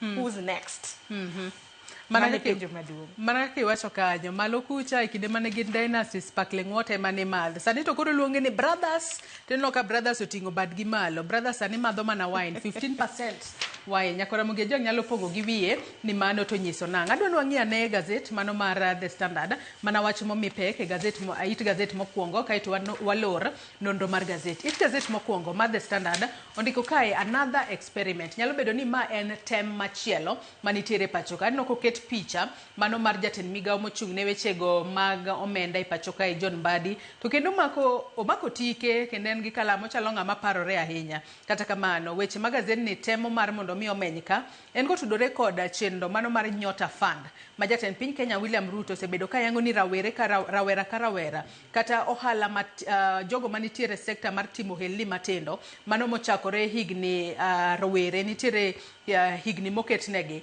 gibo bedo ka giyude 50,000 to mana kindikori kata kamano penjo en ni koro omenda makama en hola kosen grant mowuok e bengi ma piny ngima e pacho kae jatend piny Kenya odiochieng' manyoro noloso kotende kod omenda kata mana omenda mar chenro mar Nyota ng'eni Nyota ni bende na launch noyangi kanyo chieng' tarik 22 mano mar dwe mano ma bende iwacho ni dwe mar 7 Julai mano ma higa ni en mana ni rowere ok osebedo ka ndikore ahinya nitiere achiel kuom janon siasa ma bende nabedo godo ka nocho ni gwenge mamoko rowere magi nosebedo ka ndikore koro chenro na nitiere mar mondo mi rowere mamoko bende koro ndikre Joyce implementation kata mna keto e tim programs makamagi ema ipenjo nigi chenro makamagi to ber duto te en mana ni keto e tim kuom ranyisi kineno mar Nyota ni siling 50,000 startup ma bende idoro mi rawera ka rawera rawere kinde thuolo mar higa 18 nyaka 29 jok mantiere kod ang'ol emomigi liwe nyaka higa 35 chenro to iye ber ndi ni winjo kanyo ka jaod bura mano makiharu chieng' ngeso ndini nyoro nose chenro mar Nyota kwacho ni kar mi umiro werego siling 50,000 mar chako ohala kumege siling 100,000 ng'ato ka ng'ato mar mondo mi gitim ohala malong'o kata kamano jatend piny Kenya wacho ni siling bilion 13.6 en hola ma bende World Bank nochiwo koro penjo en ni hasla to karen mane to Nyota to karen mane kosen mar kisera mar ombulu motelo de higa mar 2027 nikech wang'e ni rowere emiwacho ni ng'enya kaka jolut ombulu e pacho koro rach ne rowere go ng'enya gi jolut ombulu to gitamre ka ombulu kata gitamre ndikore kaka jolut ombulu kinde pod nitie gikasre gidhi gilutre kaka gidhi gindikre kaka jolut ombulu mago nyakora Ramogi Ajwang inyalo somo it gazet mar 4 kaachiel kod mano mar 5 kaachiel kod weche mamoko ma okwako weche mag somo kaka wacho kae ni skunde koro nyagore ne omenda inyanya te kinde ma penj mano mar KCSE bro bedo ka chakore mano e juma ni wang'e ni penj ma KCSE ko chako to nitiere practicals mopogore opogore ma jopuonjre winjo bed katimo mago duto nyakora Ramogi Ajwang inyalo somo gazet mar The Standard Sharon wach mogik ka watieko wach Ramogi nyakora Ramogi Ajwang nyalo bedo mara ni kapo nono ni ng'e jalut ombulu man bathi ting'eni chenro makama ok en mana ne jolut ombulu kene ni mandikore kata mana in kapo nono ni nikawo ombulu e skul oindo kacha mano e thura tidwaro biro samoro iloko dak samoro idwa kawe kata mana jamburi ma e kinde iloko kami vote ok en mana ne ndikruok kende kore ka okang' makende mar kawo thuolo makama ayero kama ne Sharon Ong'ao kuom bedo koda e nonro mar gazet nyakora Ramogi Ajwang gazet momori e kind The Standard kod Daily Nation inyalo dhi nyiewo tibedo piny e somo e yo makare yena mar mondo mi akaw yo madundo gi sane bang'e taduogo kod twak mokwongo e chenro mar piny kik idhi mabor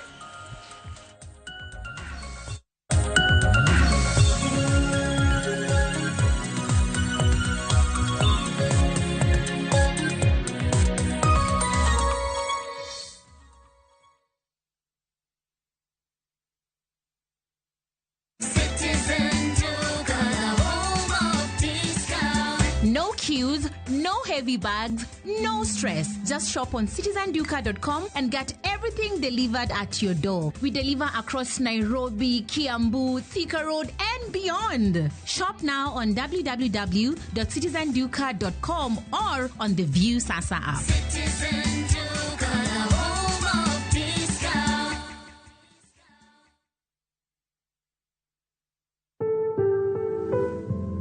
Kotenore kod nonro wacho ni ji duto te mose survive kata jogo mose kedo kod kansa ni mar thuno dwaro sir makende. Wanyalo luongo ni emotional kata psychological support. Kaka anyuola, kaka family, kaka jogo mose bedo kod jogo mantiere kod tuoni. Temuru matek mondo migi chir, kik ketgi kod akweda, mondo migi yud hera kachiel kod sir magidwaro. Oteni kelonwa kod Royal Media Services, we care.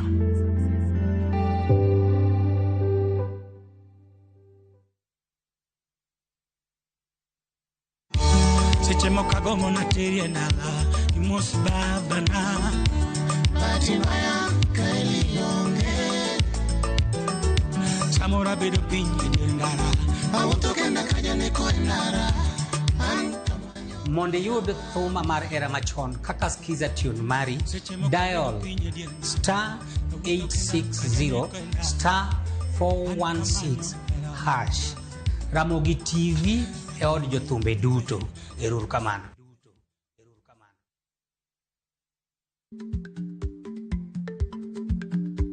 Chako chon loyo dhi kajuoga. Ma tiende ni bedo gi ikruok momondo. Geng'o masiche kod midhiero mang'eny mabiro e ngima dhano.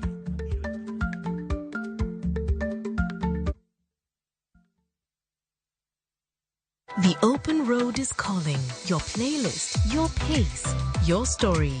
And at the end of the drive, the wild heart of Nakuru. Wake up inside the park to birdsong and sunrise. Spend your days spotting rhinos by the lake. And your evenings are on the campfire under endless stars. This low season, make it a getaway with friends, or romantic escape, or a solo adventure where freedom is yours. From only 11,950 shillings per person sharing for 2 nights, View Travel brings you self-drive camps that put you right in the middle of the magic. Book today and enjoy the ease of Lipa Pole Pole. Visit viewtravel.com or call 0703 254 254. View Travel. Dream. Explore. Discover.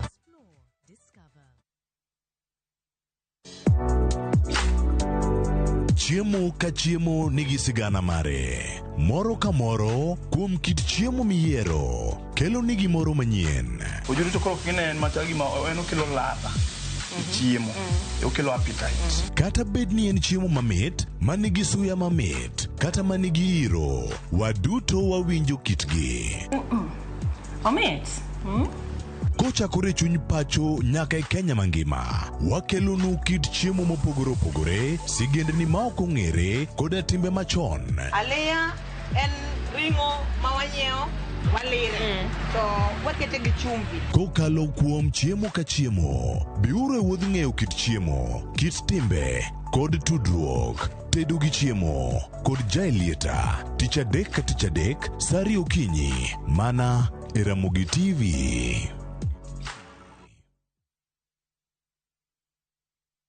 Royal Mabati Factory Limited keloni fuong'ruok e nengo. Corrugated kod box profile kuom siling 396 mita. Brick tile kuom siling 456 kod Roman tile kuom siling 500. Wakeloni mwandu kamora mora ma intiere nono maonge chudo. Gochno sani namba 0722 63 83 83.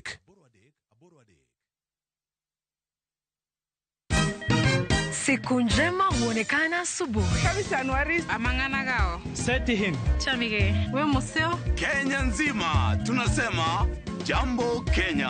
Wax. Tiki taka. Twende sana my people. Hapa ndo nyumbani kwa muziki wa Afrika Mashariki na malezi ya vipaji. Sasa tuko tayari ku drive on. Mibibi na mijize. Leteni porojo sasa. Kwa habari za kuaminika kutoka kila pembe ya nchi. Are you ready? Leo kati ya Ingwe na Gor Serikali. Hapa ndio home. Wawa.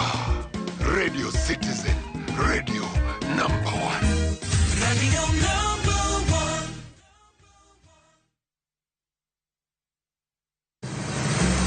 Be isepenjori e sigendni mayudore kuonde ma waluongo ni pachowa. Kapuonjani nobiro nikech gwenyruok e kind owete. Riwri kodwa mondo wanon sigendni mabeyo mag kuonde ma wadakie. Nera nitie. Ninyuo kongo kacha niluongo ni kilap joko wili. Kochakore bombe madongo nyaka e gwenge ma iye. Otusenge en piny joimbo mar oganda kiluongo ni wasenge. Ng'e gigo mamiyo oganda ka oganda bedo mopogore. Nueng'o ma wan godo ka en mar kunyo goldi.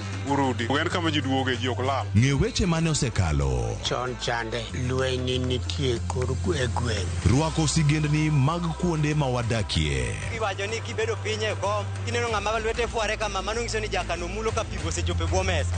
Ng'e gwengewa chieng' tich ariyo saa 3 otieno mana e Ramogi TV.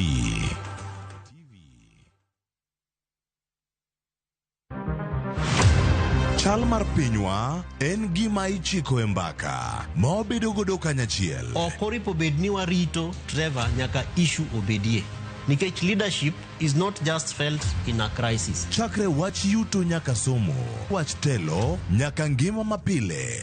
Jopiny dwaro ni omiye strategy kaka ng'ani dok dala. Owe ponde tok agwam. Penjo madongo dwaro duoko makare. Wachiwo duol maduong' ahinya. Jotelo, jotim nonro kod jogo matemo kelo lokruok. Kitwa mokwongo namba 1 en ng'iyo kaka warito kendo wakonyo jopiny. Omiyo ka joka dhi marach to nyaka koro wanyisgi. Dwarore ni wang'e, wapenjre penjo kendo wayud duoko. Daw mama renda margeno bibadhi. Daw mama renda mar kelo maendeleo. Hallelujah. Mane gimodwa. Kune mocho. Riwri kod Trevor Ombija. Tich adek, saa 3 otieno mana e Ramogi TV.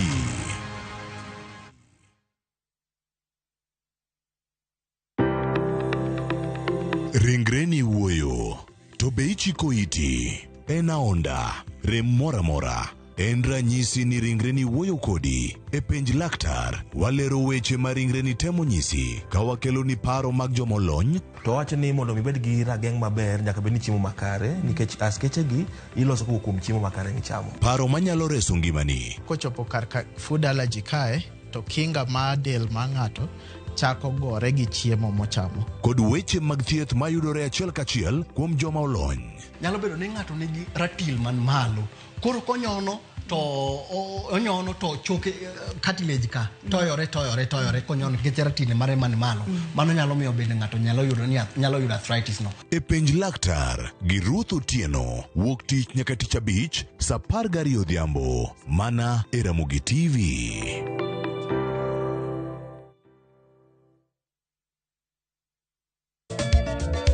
Machiegni nyakoro monga jwang'e chenro mar Goma Owake. Wuok tich akelo ni mix bokwe. E kaito tich ariyo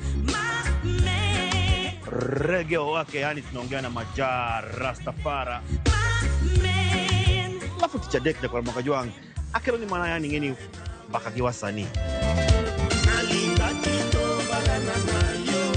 Ticha ng'wen is kama nene, yani kitambo zama za kale.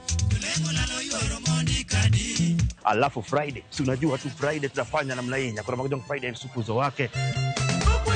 Saa para kinaka paga beach nyaka saa paga rio. Kod Ann PDG Papa Vic, yani ukipenda mzee kijana.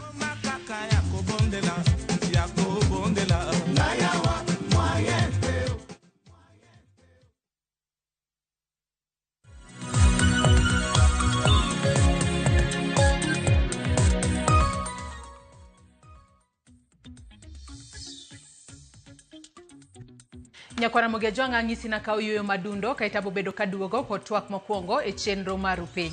Okinyi makawuono watu wako dore kod chal mar Kenya weche mopogore matimore pacho kae. Mano moriwo jatend piny Kenya William Ruto sani koro omanyo jogo mane oluongo ni Joka Dynasty e kinde mane otimo kisera mar ombulu e higa mar 2022. Sani koro waneno ka koro ochiemo, ometho kendo obuonjo kod jogo mane wacho ni gin Joka Dynasty. Ang'o molokore ahinya to gi sani makoro ang'eyo ni ng'wecho chomo. somo. Yiero mar higa mar 2027 nyalo bedo nodwa tiyo kod jogo manoluongo ni dynasties mar mondo mi odonj kendo e telo kaka jatend piny e yiero mar higa mar 2027 kose ang'o matimore. Kalo ni nyaka sani e kinde manotimo kisera mar ombulu noluongore ni Hasla matinde ni jal mane piny manoketo maino mare eneno no bobedo ka oting'o joma ni malo. Nowacho ni jogo magin joka dynasty gine jogo mosebedo ka kelo rochruok mopogore opogore pacho kae. Penjo en ni to ang'o ma oselokore nyaka sani. Mago kachiel kod weche mamoko mano moting'o duond bura mar Wiper chieng' tich abich mano mar juma mokalo ne waneno ka koro negi yiero mano Kalonzo Musyoka kaka jal mabro bedo ka fwadho bendera margi e ng'welaro koma mano mar jatend piny Kenya e yiero mar higa mar 2027. Mago kachiel kod weche mamoko wadwa twake okinyi makawuono. To twak maket kod mae okabibedo godo kenda. Antiere kae kod wela dek. Antiere kae kod Mesha Kodede janon weche mag siasa machigne nya Mesha kitwak okinyi makawuono. Mwendo machielo antiere kae kod Millicent Otieno janon weche mag siasa machigne nya Millicent. Ngero kamana inya muso ujo winjo magwa.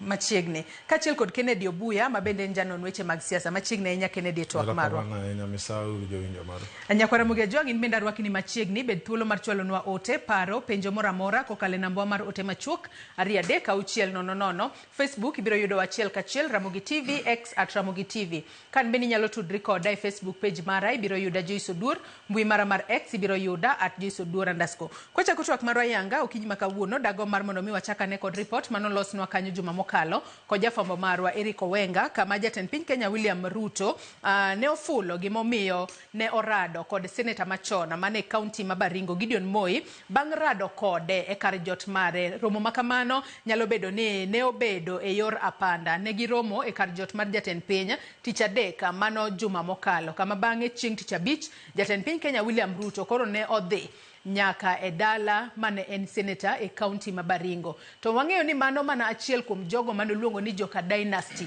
mane oromo godo bang' romo kod Raila Odinga mane odonjo godo e winjruok bang' ng'anyo mag rawere mag Gen Z wanno koseromo kanyo kod Uhuru Kenyatta. Sani en Gideon Moi. Penjo en ni to mar ang'wen nyalo bedo ng'a. Kata kamano wawinjane report makamano monde.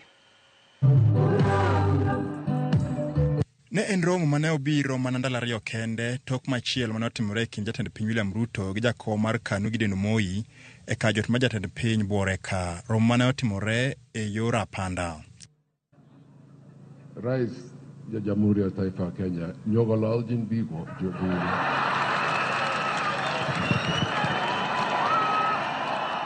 Gideon Moi kata kamano nokawo thuolo mar chiwo pache gi ler ewi kaka ne giwuoyo kod jatend piny Ruto.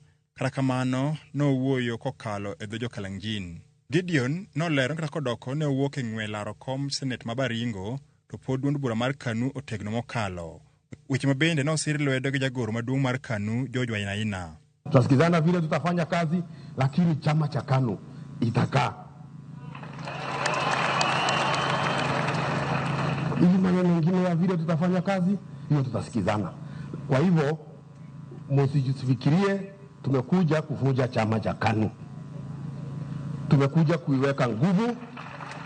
Tumekuja kuingiliana na rais ndio na nyinyi mpone mashinda ambao tumekuwa nazo. Ruto nokawo thuolono mar chiwo ler gimomiyo ochiwre mar tiyo gi Gideon mabende ok gisubedo ka giwinjore kod weche mag siasa e kinde mokalo kowacho ni mano kende e yo manyalo dongo Kenya. Na tumekubaliana na yeye anisaidie tupange mambo ya taifa letu la Kenya. Maendeleo ya Kenya imechelewa. Kenya imechelewa miaka nyingi. We are not supposed to be a third world country. Na ili tuweze kusukuma mambo hiyo ya maendeleo, mimi nimeomba ya kwamba I need more hands. We need broader goodwill.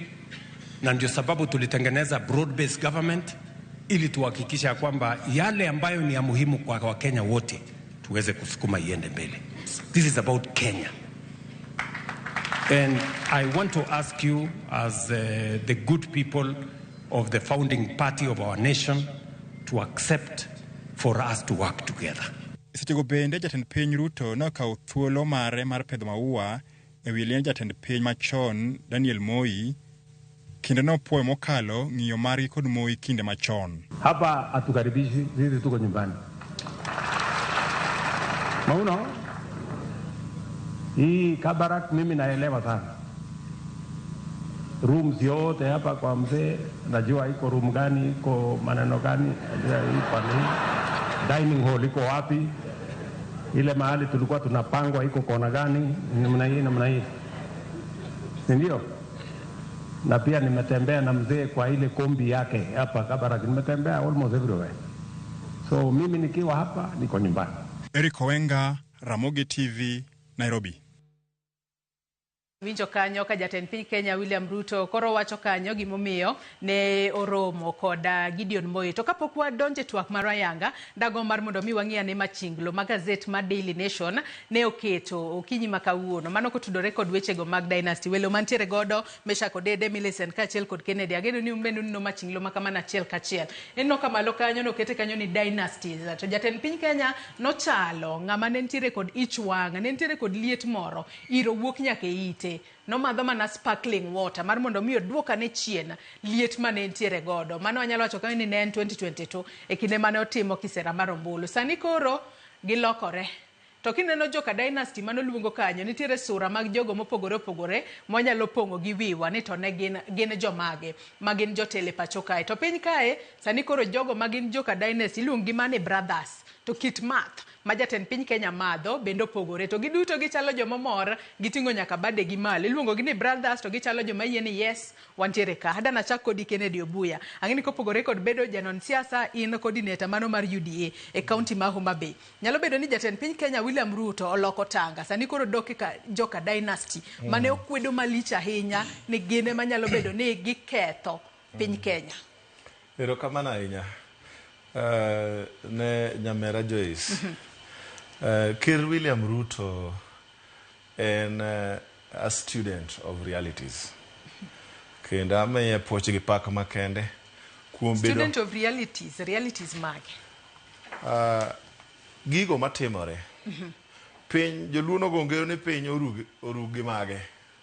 Every day, odiochieng' piny ru kod challenges mopogore. To bedo jatelo maber, nyaka ibed jatelo ma en cognizant mar gik matimore alwora mare. Kiwinjo statement mar William Ruto ka en Kabarak, to wacho ni it is about Kenya. It's not about Kenya Kwanza. It is not about statements gi machien. It is about uniting Kenya. Mano be mane dwakele penyo machielo ni to 2022 no ken about Kenya makoro noluongo jogi ni dynasties mage joma koro tero Kenya e bugo. Nitiere seche moko miwacho ni making a political statement and a political statement. Koro kaka ing'ama jalony inyalo ng'iyo ming'eni to statement mane William Ruto wacho in 2022 and then targeted for which audience? So it was meant to achieve what? Sani 2022 September and below, William Ruto no ken ker mar Kenya. Nen mana jalup ker. To sani chakre September 2022, William Ruto kano osechamo muma. Koro William Ruto, okay, William Ruto machoncha, and the symbol of sovereignty and unity mar Kenya as a nation. Mana momiyo adwa miye poch gi pak mar ng'eyo ni riwo jo Kenya en important maloyo political parties, maloyo political ideologies. Nikech owacho ni Kenya kiwinje mos to kendo wuoyo ka ng'ama obolore. Nikech winjo kokwayo Jokano kod Gideon Moi ni nawaomba munisaidie kuunganisha Kenya. Maana miada wachoka nigi chir ni gima William Ruto okoso kanyo onge. Mak paro no gi kanyo ibong bedo kinyiso ni ang'o momiyo bolore gi sane. 2022 ang'o momiyo dak no bolre sama koro no bane gi wach ni magi jo dynasty, mago jo mowuok e katelo, wuonegi ne nitiere telo, ginde gin godo, gichalo jo mano miya telo. Ene makoro wuon gi nena ena japura, ene makoro kedo bo chopo kuma ochope. Nyalo bedo ni embe sani koro ene dynasty kose nango. Mak paro no gi kanya rwaka ne Millicent twak. Millicent korka kori kwano ka koro jatend piny Kenya William Ruto sani koro dok neko joka dynasty mane kinde mokalo chien no kwedo ko wacho ni oyo magi ok joma ok wadwa joma ni kwanza no wacho ni wadwa tieko dynasty e pachoka. Sani kora kana wacho no chako chierogi kosango matimo. Erokamano ahinya Joyce. Mokwongo Ruto nokowe dynasty. Kata no ing'eni nitiere weche ariyo. Nitie gimi ng'ato wacho gi dhoge to nitiere tim motimo. Manyiso ni be en adiere ni nowe dynasty. Nikech chutho dok manotiyo godo en mana ni mar umo wang' jopiny kata mondo oyud yo monyalo donjogo yudo gima nodwaro. Nikech jopiny ne wacho ni dynasty manomigi ne en dynasty mar joka Moi, Joko Ginga, to Gachagua kani wacho ni dynasty gin jok mane nigi pesa moseloso pesa mang'eny mosebede telo higni gi higni to karano onego orang matut. An gima adwa wacho sani en ya. Mokwongo kakoro lokruok mabedo ni nitiere nyaka okwa ji ng'uono nikech wach mano wacho mar dynasty no ne ochalo ka gima wach matin to nokelo gik mang'eny. Bing'e ni rhetorics mar dynasty no nomiyo koro jok modhier target jok makata even the middle class were at a risk. So adwa wacho ni onge gima rach ni jatend piny gombaka gi jok makoro luongo no wetegi. Tok ne en wach dynasty no ken. Dynasty ne en symbol of wealth. Yani jok manigi mwandu, manigi oteku gi obede mwandu gi nyamar gi kalure gi kuma no onyuol gi. To sani koro duogo wacho ni ajogi by the way magi gi no wetena. An gima wacho ni jogi no kowere. Magi mana siasa ma jogi tugo go kodwa tigo wiwa koni to kwa dok koni to kiny kendo ka gilokre to gilokre koni. Gima dwa puoyo ni keto piny Kenya mbele mano to gimonego tim gi ng'ata ng'ata obed dynasty obed jadhier obed ang'o en ni pinywani wan gi piny achiel kendo miluongo ni Kenya ma kowang' mokethre to kumwa dhiye onge. Omiyo kapo nono ni gik magitimo gi kelo wigi kamoro achiel en mar mondo okel kony ne Kenya mondo maendeleo dhi mbele mondo ji oyud kaka ji thieth nyalo yudore nyithindo nyalo somo gik moko nyalo timore e yo makelo ne jopiny gonyruok nikech jopiny tur. Kapo ni gino nyalo kelo gonyruok to kik obed abeda ni en mar siasa kende to bed gima nyalo kelo gonyruok kendo manyalo kelo konyruok ne piny. To mogik waweuru tiyo gi weche moko ma samoro nyalo yiecho piny. Adok e wach dynasty no. An kaka sani kawuono an janon siasa lakini atiyo e weche mag arita kwe bende. Gino no kelo nwa liet mang'eny ahinya piny kocha. Kendo nitiere kuonde moko mane yudo ni ka jodhier odak kae to jok moko mabet nigo matin ni kuchocho tiyudo ka ging'ire gi wang' moro marach. Kendo kuo no chako dhi mbele kendo ji maya yanga kawacho ni dongo bwana in dynasty. Nyaka jaus soda ni koro en gi wholesale to in koro ionge go koro en dynasty. Koro in ng'ama ni piny. Emomiyo adwa wacho ni dok ma ji tiyo godo. Jatelo koneno kobolore modok piny to nego dio explain ji ni dynasty mano wacho chane nang. What did it mean then? What does it mean now? Tere pogruok makoro ji obiro kamoro achiel mondo timang'o mondo ger piny mondo ji okel maendeleo. Dong wacho nen maendeleo. Koro kik obed siasa kende, obed maendeleo gi dongruok manyalo konyo japiny. Jahasla mano wacho cha. Adwa neno jahasla no kaka dhi e dynasty makoro giloso sani ni. Mane madawach. Ilero kanyo makare ahinya. Koro penjo en nie kinde mane en hasla kata bedo ne hasla omiyo poko kelo ne haslas maendeleo mane momiyo manyo joka dynasty mar mondo miyo konye e kelo maendeleo kosango matimore. Odede karo waketo akin korka kori jatend piny Kenya William Ruto sadi koro doke dynasty. Raila Odinga wang'eni ne obedo godo kanyakla tok rawere bembe mano tok ng'anyo mar higa mar 2024. Jatend piny machon Uhuru Kenyatta bendero ne obedo godo nwaneno gi e kar jot mar jatend piny bore Nairobi ka. Gideon Moi e mar adek sani. To sani koro wacho ni dynasties gi an kodo machiegni kalore kod weche go mag dongruok. Adiera nitiere kanye. En dongruok kose en manyo mbi motelo ne yiero mar higa mar 2027. Erokamano Joyce. Adieri moko nitie ma samoro jo Kenya okoero to kao kamano to gihero to giwuondre. Number 1, wate wang'e kamwa bete. I don't know ng'ama bedo surprised ni jasiasa wacho ang'o. To jasiasa nyaka wach gima more kata mamoro joma pake e sechego. Kiny onyalo wacho opposite and it's not a problem. Ok en gima lich, ok en gima wendo. So number 1, in mana responsible kuom gimiwacho to kinyal bedo responsible kaka ng'ato understand gimiwacho. Kako understand en ema en responsible. In kiwacho ni Joyce Dynasty, an mana responsible kuom gima wacho, to gima in iwinjo, in ema in responsible. Koro kaka ne jomoko winjo Dynasty, mano koro dang' awach ni wach machiek ni mano koro gin ema gin responsible kaka ne gi understand ni Dynasty en ang'o. William en nowacho ni jogi dynasties to en kodgi gi issue mar election no, nyiso ni jogi oriwore dino ne, according to him, jogi oriwore dino ne ok dwa ni mondo oyud telo nikech nyathi jachan mane owuotho maonge wuoche. Koro chal ni telo no noseyudo. Koro onge gi problem gi jogi anymore nikech telo gima ne jogi dino ne obedo dynasty, gima ne jogi dino ne nosetimre nade, noseyudo. Ok onyal chako bedo gi issues gi jogi kendo anymore nikech gima nodwaro ne en bedo telo top according to him e seche ka. Noneno ni jogi oriwore ne igeng'o ne mondo kik oyud telo nikech onyathi jadier. Koro jopiny nowinjo ywak ne no. Ka jopiny paro ni nyathi jadhier wadwa dhi e telo, wadhi konyore matek mokalo. Koro kata gisekonyore mano to debate machielo chieng' machielo kiluongo obro wacho.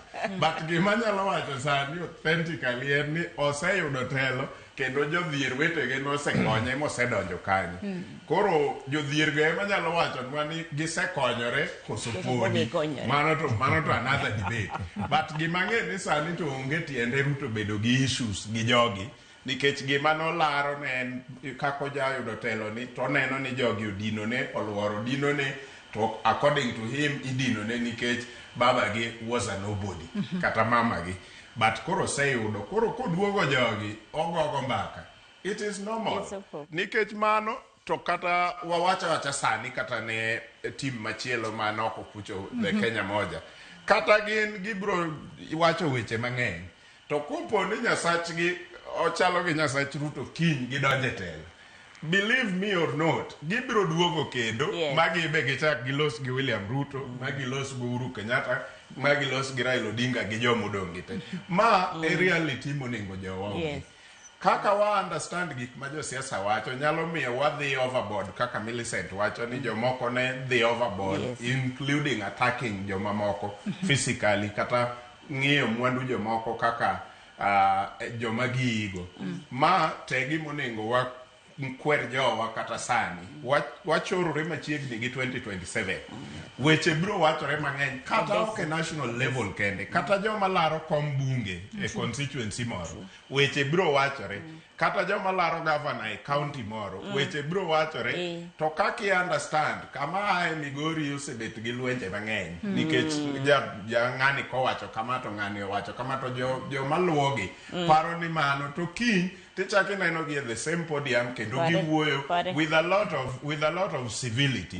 To kata mana seche magichwore wachno gichwore with a lot of civility. Koro joma neno gigi emonego bed ni kao cushion tiwacho ni yes anabro support ng'ane but mano ok bi miya dhaw gi ng'ama. To ka ng'adi matin odede lero kanyo makare ahinya ni jatend piny Kenya William Ruto nyalo bedo ni ne oketo joka hasla kata jogo manitiere piny machiegni kalore ni nodwaro mar mondo mi okonye e idho malo e ngas mar telo ma ero gikone obedo jatelo. Iwacho kanyo ni kia ka jogo manitiere piny oseyudo resruok kata oyo. Penjo en ni dynasties makoro makore godo ni dhi konye gang'o kata ng'o momiyo sani makoro chako lombo dynasties gi ahinya to motelo ne yiero mar higa mar 2027. Erokamano Joyce. Number 2, wawinjre uru ni ji machalo kaka manyose wuok e kom Uhuru Kenyatta. Pod nigi joma luwe mang'eny e Kenya ka. Pod en nyaka leader mar political formation. Uhuru nyo ineno ka confirm ni pod en jatend Azimio, pod en chairman mar Azimio pokorumo. E yiero IBC nowacho ni Ruto noyudo 7.1 million votes. Raila oyudo 6.9. Mana difference mar 200,000 votes kende. Kopo no pod Uhuru ni e position cha kaka jatend Azimio to Azimio according to him poko kethore. Nyiso ni ma sanja madirom karibu 50% mar joma nogo kurani. Okinyal ignore gi kisebete telo. wacho to wabro wacho kata mana sani wabro wacho ni wan kata mana sani nitie josiasa kaka nyo president wacho ni I think Rigathi ema ne kodonje telo magi ma ubro ketho gigo timre kamano kisedonje telo realities donjo kata mana Ruto gi team ne no wacho ni CBC ok gibitiyogo but wan CBC koso waonge gigi nitiere minyalo wacho sa siasa so sani oneno ni sanja maduong' nikech siasa bende ok wanyal pogo gi maendeleo. Siasa gi maendeleo dhi kanyakla. En mana ni siasa marach nyalo miyo maendeleo kethore e seche ma ok owinjore.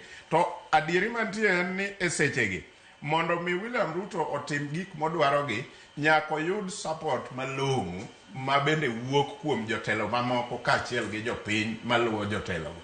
To seneno kae kona manyo entie jomo osebwasore maduong' nikech bwana Rigathi manyo jalupne gi jok mamoko ma bende gin go e kanyakla e kundi achiel osebwasore chalo kagima ok dwa luwo ndarani. Nyaka oyud kako replace gigi kisiasa. Namba 2 nyaka ok inyal wuondori kata ane mana bed William Ruto kawuono ok inyal wuondori ni Rigathi gi team ne cha osewuok aeto koni be am not worried about anything ma te gima nochwanyo kata uru no wuondre niya en gigo kochune un tanga uru anatiyo at the end of the day he could not even galvanize gwenge magatuno kende so kwanyal wuondre ni Ruto will keep quiet and imagine ni onge gima lich gi gino en odhi nyime gi maendeleo. We aduoka Kennedy Obuye twak ng'isi ni mag paro ni ang'o momiyo sani ka jatend piny Kenya William Ruto bolore ka koro manyo jo dynasty dikonye gang'o kata ang'o mogeto ahinya to motelo ne yiero mar higa mar 2027 nyalo bedo ni oneno ni rem nitiere kaje ma koweyo jo dynasties gi oko to seche moko 2027 nyalo gore ne matek. Erokamano Nyamera Joyce. Gima nyaka ing'e ni oganda koganda dhot ka dhot every community nitie kod ogaye mage nitiere kod wuoyi man gi deche mapidho ogandano to kiyudo ng'ama ogayi kamoro nyiso ni en gi wisdom moro mamalo ma kogolo duonde to anyuola ma entiere no winjo gimowacho ka en seche moko en ng'at man gi deche mopidho oganda ma kama entiere nyiso ni ng'ama nigi dero matumbo ne oganda en ng'ama piny chiko ne ite. Mano emomiyo Ker William Ruto okaw thuolo mondo mi omany ogaye mag ogendini mopogore jogo nikech Kenya ka Kenya kona ka kona e Kenya ka nitiere kod ogaye mage mag communities mopogore ma every community mage aego ni winjo gima giwacho. Mano emomiyo kaluwore gi challenges mane wacho manotimore higa 2024 mar ng'anyo mar Gen Z macha ne na lesson maduong' ahinya ne josiasa duto to William Ruto being ng'ama ruoth mana mamoyie tor gino nopuonje to kendo en lesson monego bed ni josiasa duto ng'iyo kata jogo mantie opposition ni Kenya en wasegen democratically ni ng'at achiel ok nyal chiwo gokinyi to wacho pache duto ni ema kaka itiyo gi jo Kenya. Kenya en gima dwaro collective views mag stakeholders te ma across the political divide. Mano momiyo adawacho ni can about 2027 onge gima rach mar William Ruto manya jo Kenya te of sound mind manyalo chung kode e gimoyie ni nyalo riwo jo Kenya mondo Kenya move forward. Mano momiyo I'm very encouraged kaka jasiasa janon siasa ni William Ruto is in the right direction. Maka kane gin political statements. Hustlers to weyo nang'o koro.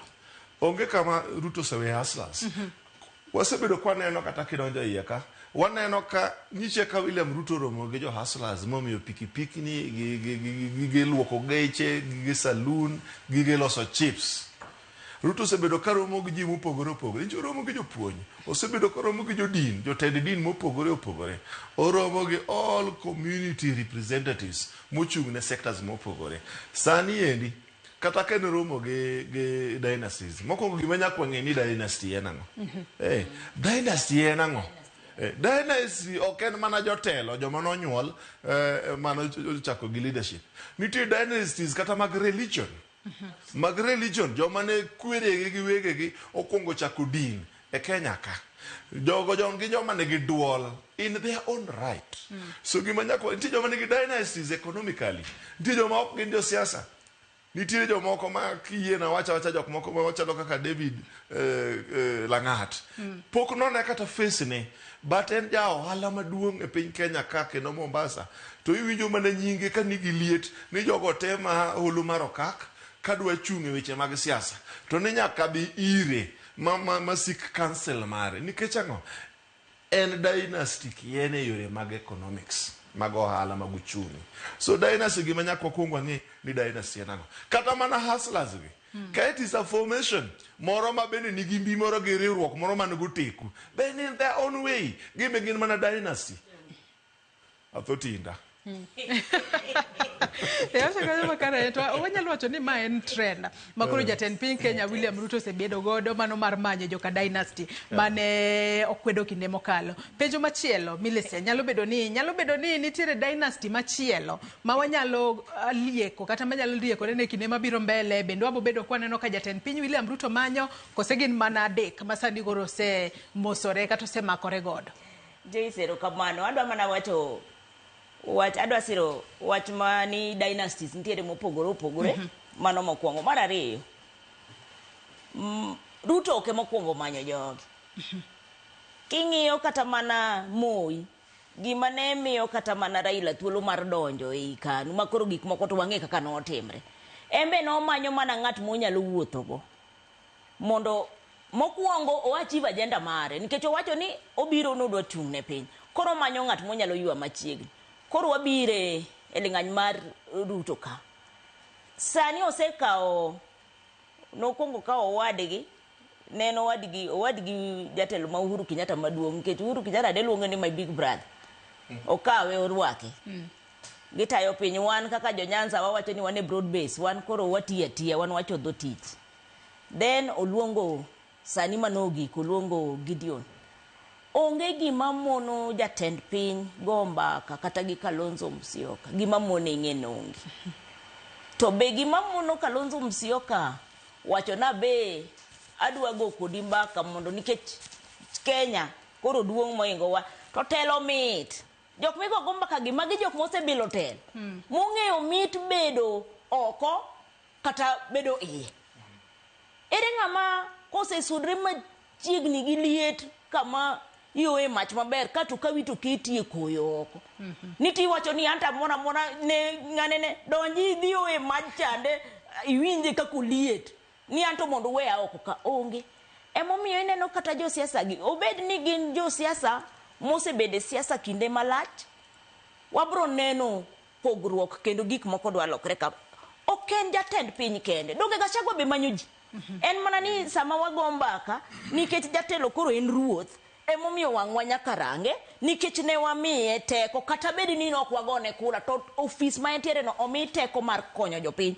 Omiyo sama uluongo jomoko gi to wang'i niya ka debed ni wan gine nonego wago kogno ni jok moluongo gi agenda margi gikone enang'o, nikech Gachagua donge cho be solo mage. Omiyo kata waneno kata mane libamba ma wan godo machiegni Wetangula gini ben ni kanyo, to sani neno ni jok manotelo ka koro mbak gi ok go. Nyako misero emigo mbake. Omiyo sani ok dawa wachi ni Kalonzo Musyoka onyalo buogo wakata gi jok mane ok wapar ni onyalo gogodo mbaka. An kaka ja Kenya marango siasa gi kaka gik moko dhi mbele, gimonego wapenjre ni jok mabiro gi kapo nono ni koro gidwa dhi mondo gigo mbaka gi jatelo, ote mane monego bed ni jopiny chwalo. Wakiso ker ma en ruoth werigo gai mamoko gi, nikech ng'at matiyo sani en jatendwa Ruto, to ogai mamoko moywayo gi be gin gi oteku gi, kendo ng'eni gin bende ka gibiro to gibiro ne ok samoro gibiro ne gin to nitiere jok maluwo gi toke. Onego bed ni wapenjore ni to kapo nono ni koro nosiemo Kalonzo to wakamba to wache ang'o, gidhi yude ang'o, to dongo waneno kochomo kanyo dongo dhi Kitui. Omiyo pod waketo wang'o, wakia kata ni wakia kata eto no sekwer no kodwa donyo. To josiasa mana kaka owetena gi osewacho, josiasa wacho gima gima lure gi gima jok mo address at that time dwa winjo kata gima paro ni jogo gombo winjo to bang' mano kata ka gilokore ka ngielo be ng'ama penye ni to manyi wacho nyoro cha to kawuoni lokori to wach chal nade omiyo an pod anuoyo niya giriwre ariwa lakini japiny tur gi many kaka tur maturo wani gik mambaka bagi gono let it not be about them kiko bed ni en margi mabe ok awach ni odhi bedo mayot nikech mana kaka wadwa nosewacho ni inyalo wacho ni adhi timo ma adhi golo ma to kisedonjo tiyudo ni vitu ziko different kwa ground emomiyo ok anyal siemo ni jasiasa ni emidhi kaw lakini dong wapimo gi dong waneno gi maka ngato goko ni kadwa donjo mondo ong'iye ng'ama goko kono ere mondo piny ni ichimi suda ni machiegni iwacho nang'o to dongo donjo koso kodonjo omiyo waketo wang'wa but moloyo gima siro jogi gimed ng'iyo kaka piny ni nyalo bedo gi kwe mondo gik ma wan godo matin mwaseyudo gi mondo wagurgi mondo gitegno mondo gimed nya kik wago siasa Kenya wago siasa mang'eny ahinya in fact wago siasa mang'eny sani koro ji ringo koni gi koni pesa mang'eny miketo mimanyo godo gaigi pesni miringo godo misolo godo ji ni biuru mondo kia ji uwogi pesni go ne nyalo timo gimoro manyalo kelo lokruok e ngima dhano Mesha Kodede wang'e ni kaka jatend piny Kenya William Ruto noromo kod Gideon Moi nomiyo Gideon Moi owuok e ng'wech mano mar laro kom senator e kaunti ma Baringo mane yiero madundo obed ka ibago dwe manyien mano momiyo nowuok aboweyo ne mano Kiprono Cheburet Chemitei mano mar duon bura mar UDA kaachiel kod joma moko abich mabro bede ng'wech machalo kod mano anyalo wacho ni kaluwore kod poro wach mopogore opogore mano poro kod jatend piny Kenya William Ruto momiyo koro KANU nowuok e ng'wech mano mar laro kom senator mano e kaunti ma Baringo kopogore kod Gideon Moi in korka kori ma koro selombi ba obedo tenge inyanya te kom senator ma Baringo mong'eyo ni nosebedo nyalo bedo ni jatend piny Kenya William Ruto geto ng'ama chielo inyanya te pau siasa to nyalo bedo nang'o momiyo KANU obaw down ne UDA nyalo bedo ni nitiere ber moro mosingne gi kose Joyce adieri en ni siasa te gi dho ngere all politics are local and politics is about interest an interest mara mokwongo kaka individual kapok obedo interest mar oganda nikech an ema chiwora ni adwa telo nu oganda na koro interest no kwongo wuok ira kaeto o extend to oganda na koro oganda na nyalo kawe mondo oni but kapok awuok to ok nyal chuna ni mondo atimre nade aring ng'we siasa so Gideon no par kaeto chako dwoko interest neno chien nyiso ni samoro ok awach ni ang'eyo samoro nitie gima ne gi discuss gi jatend piny Kenya moyudo ka interest ne manomiyo dwa chungcha is catered for elsewhere koro onge tiende you can't fix it if it is working Absolutely. you only fix gimokti anytime manyo kore mondo timre nade oti interest gima nogole manomiyo dwa bet senator mar Baringo koyudo ka gino inyalo losi kata ok odhi e siasa mobedo senator why bother koro gino to okang'e ni en ang'o but gima wang'eyo mosekelnwa une jofwambo gima wang'eyo mosekelnwa ma ukelonwa kaka ute fwambo en ni Gideon owacho kende ni en oweyo ayanga koro ok obedo kohas owacho kende ni en otimre nade oweyo koro ka nitie joma ni machiegni kode to nyalo koro dwaro nono malach mondo yud ni ang'o manyo oyudo momiyo oweyo gini but mano to adieri en ni osetimre nade oseweyo koro gima ber na ma pod mora ni Baringo pod nigi ji mang'eny to kata jok mosechiwore pod gin ji abich koro nyiso ni jo Baringo ok ni nono maonge choice ei ji abich gi nyaka giyud wuoyi kata nyako manyalo telo negi manyalo wacho weche gi e senate so derach na ka koro Gideon owuok to koro candidate be onge jo Baringo koro onge gi candidate mano dolit na da ywako jo Baringo but nikech jo Baringo pod nigi ji abich weu jo Baringo dhi oyie maybe samoro ginyalo yudo kata jatelo mane ber moingo Gideon to nyalo bedo ni jatend piny geto ng'ama chielo dynasty machielo modwa riwore godo ka 2027 podi kata ok dynasty jatend piny nyalo dwaro kata de anen nyalo dwaro ni ji te mondo bi kori kata Rigathi onyalo dwaro ni mondo bi kore kata jok modong' mineno oko ka so kik wawuond jopiny jogi pod biro manyore William pod biro manyo jomo nyalo manyo te kata mana jakom Raila Amolo Odinga sama nyo support 2022 nyo manyo ji jomoko otamore atama gi thuon ng'ato bet majende ke kien ka based on interest ne ma personal ko paro niya koni ema interest na bro timore nade bro bede catered for to sami manyo kom abila mar presidency nyaki manjite so I am sure ni podo bro manyo ji kata man kocha kadongi winjo ka Kalonzo Gini osechako lieko ginyabet ni giwacho diri ginyabet ni giwuondo jopiny but gisechako lieko ni an jogo semanya jogo manya giparo ni abro wuok awe mata gini ka Rigathi gini ka mondo jo Mount Kenya gi ogo iwe ni ene mosebedo kotamo William gojo Mount Kenya dhieri nono onyalo defend jo Mount Kenya nango ka jo Mount Kenya go pod mang'eny e cabinet this highest top organ ma make decisions in this country pod gine gi numbers oingo kata namba mar jo Kalenjin kuma President Ruto ae to Kalonzo koro miya wacho in short time wacho niya josiasa to bro wacho mekgi but kaki understand gima giwacho will matter a lot kaka japiny kaki understand nikech kata mana ndalo mane winjo ka Ruto advocate for dynasties against hustlers e bathe kanyo ne en gi Susan Kihika ma bende wacho dynasties to onge dynasty moingo Kihika's family e Kenya ka kamikete joka Moi gi the other dynasties okinyal koso the Kihika family. Everybody who has been in politics will tell you. The Kihika is dynasty by all the world standard. To seche go Susan Nika siemo joka ni dynasty. Koro gimata mwacho ni en kaka in japiny iwinjo gima jasiasa wacho matters moloyo gima jasiasa no wacho. Mano. Kende nitegi idwa medo kapok wadhi wach machielo. Medo kama na inya. Adwa mana siro. An ngeni koro gini twak mitna.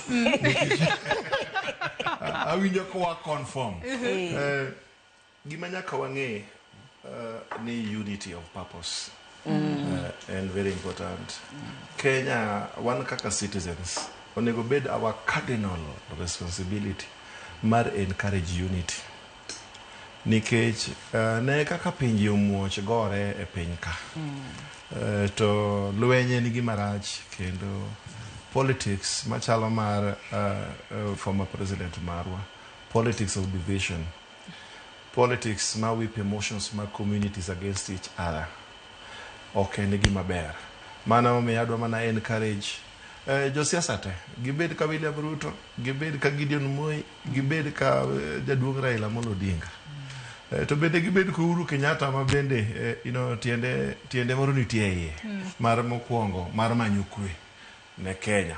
Koro the most important thing one kaka jo Kenya and leaders kaka citizens be wawe bedo jogo mantiere gi lynching mentality ni ka gimoro otimore marach matin kama to koro wamako ne Ruto nyororo mo kombekene wabed jogo ma jong'wono and most importantly ka kwe nitie piny there is growth mano ero ok nyalo mono ji compete fairly to ka ji nyalo winjore nikech consensus nyamera Joyce consensus onge gima move gimora mora mbele obed kata mana yoro wala maduong' maloyo consensus so adwaro encourage josiasa duto kata mana joma ni opposition machalo Rigathi Gachagua nyako ogol the shares mentality kuome mondo obed gi an inclusive mentality kaka William Ruto mondo reach out ne jo opposition mamoko mondo opposition bende obed organized nikech mana ka siasa bedo mamit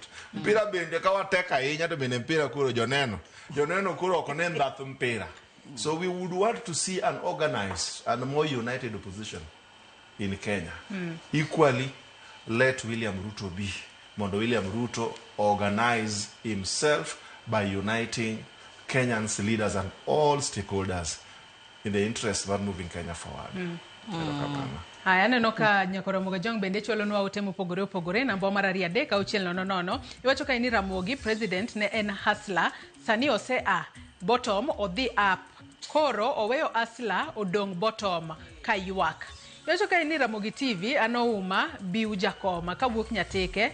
Iwacho ka ne kodonje twak ng'isa ka ni mos ne jakom mar UDA party anaduoko erokamano maduong' ne Rais William Samoei Ruto kuom bedo mbele ne riwo piny Kenya weche mang'eny onge tiende kuom wuoyo mang'eny to Kenya pamoja. Nyakora Mogajong med chwalo ote magi abobedo ka somogi e kinde modhi mbele kod twak maro. Kata kamano wakaw yoyo madundo gi sani waduogo dhi mbele kik idhi mabor.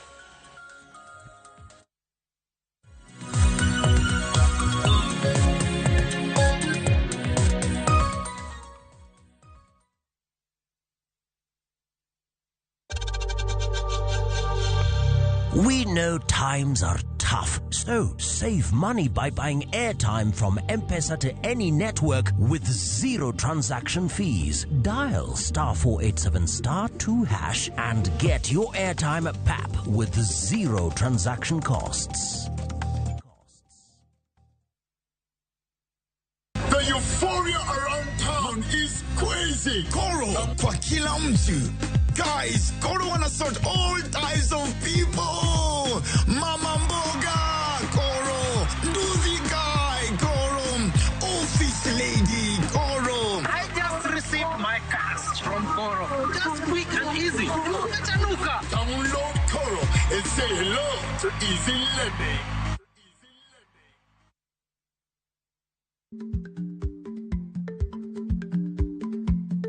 Jarikni jamuod nyoyo gi goyo. Matiende ni dhi matek maok inono maber samoro nyalo miyo ng'ato midhiero.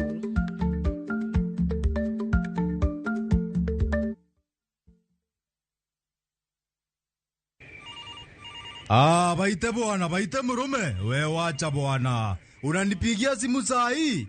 Si utafanya ni nyongo bwana. Unataka mira yangu ikatike? Ai bwana murume ufai kunipeleka na hiyo ongea. Murume unanipeleka na ongea ya gari ni kama imeibiwa bwana. Dial *811*415# to get Vite as your skiza tune.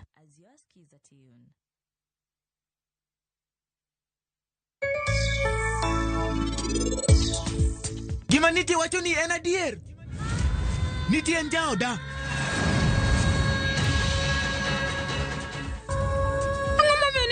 Skoda.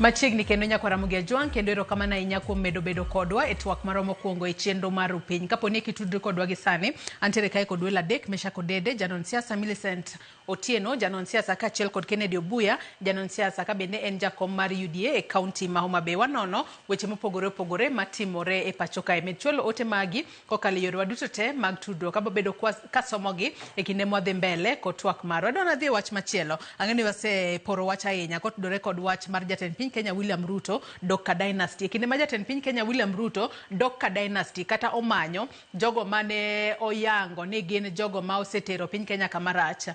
Kweth mapengo piny owacho kata kweth maketo sirikal tesre gin bende ok gidong chiena. Chieng' tich abich mano mar jumane mano e alap mano ma Uhuru Park bore Nairobi kae ne oneno ka duond bura mano mar Wiper ne oyango mano jatend duond bura mar Wiper Kalonzo Musyoka kaka jafuadh bendera mano mar Wiper yiero mar higa mar 2027. To kinde magi duto timore bende koro ne gikidho telo mar jatend piny Kenya William Ruto kagiwacho ni telo mar jatend piny William Ruto senego rowere nitiere wechego mag uso gige lweny kaachiel kod ohala mar yudo midila mag goldi kod ketho uchumi ma pacho kae.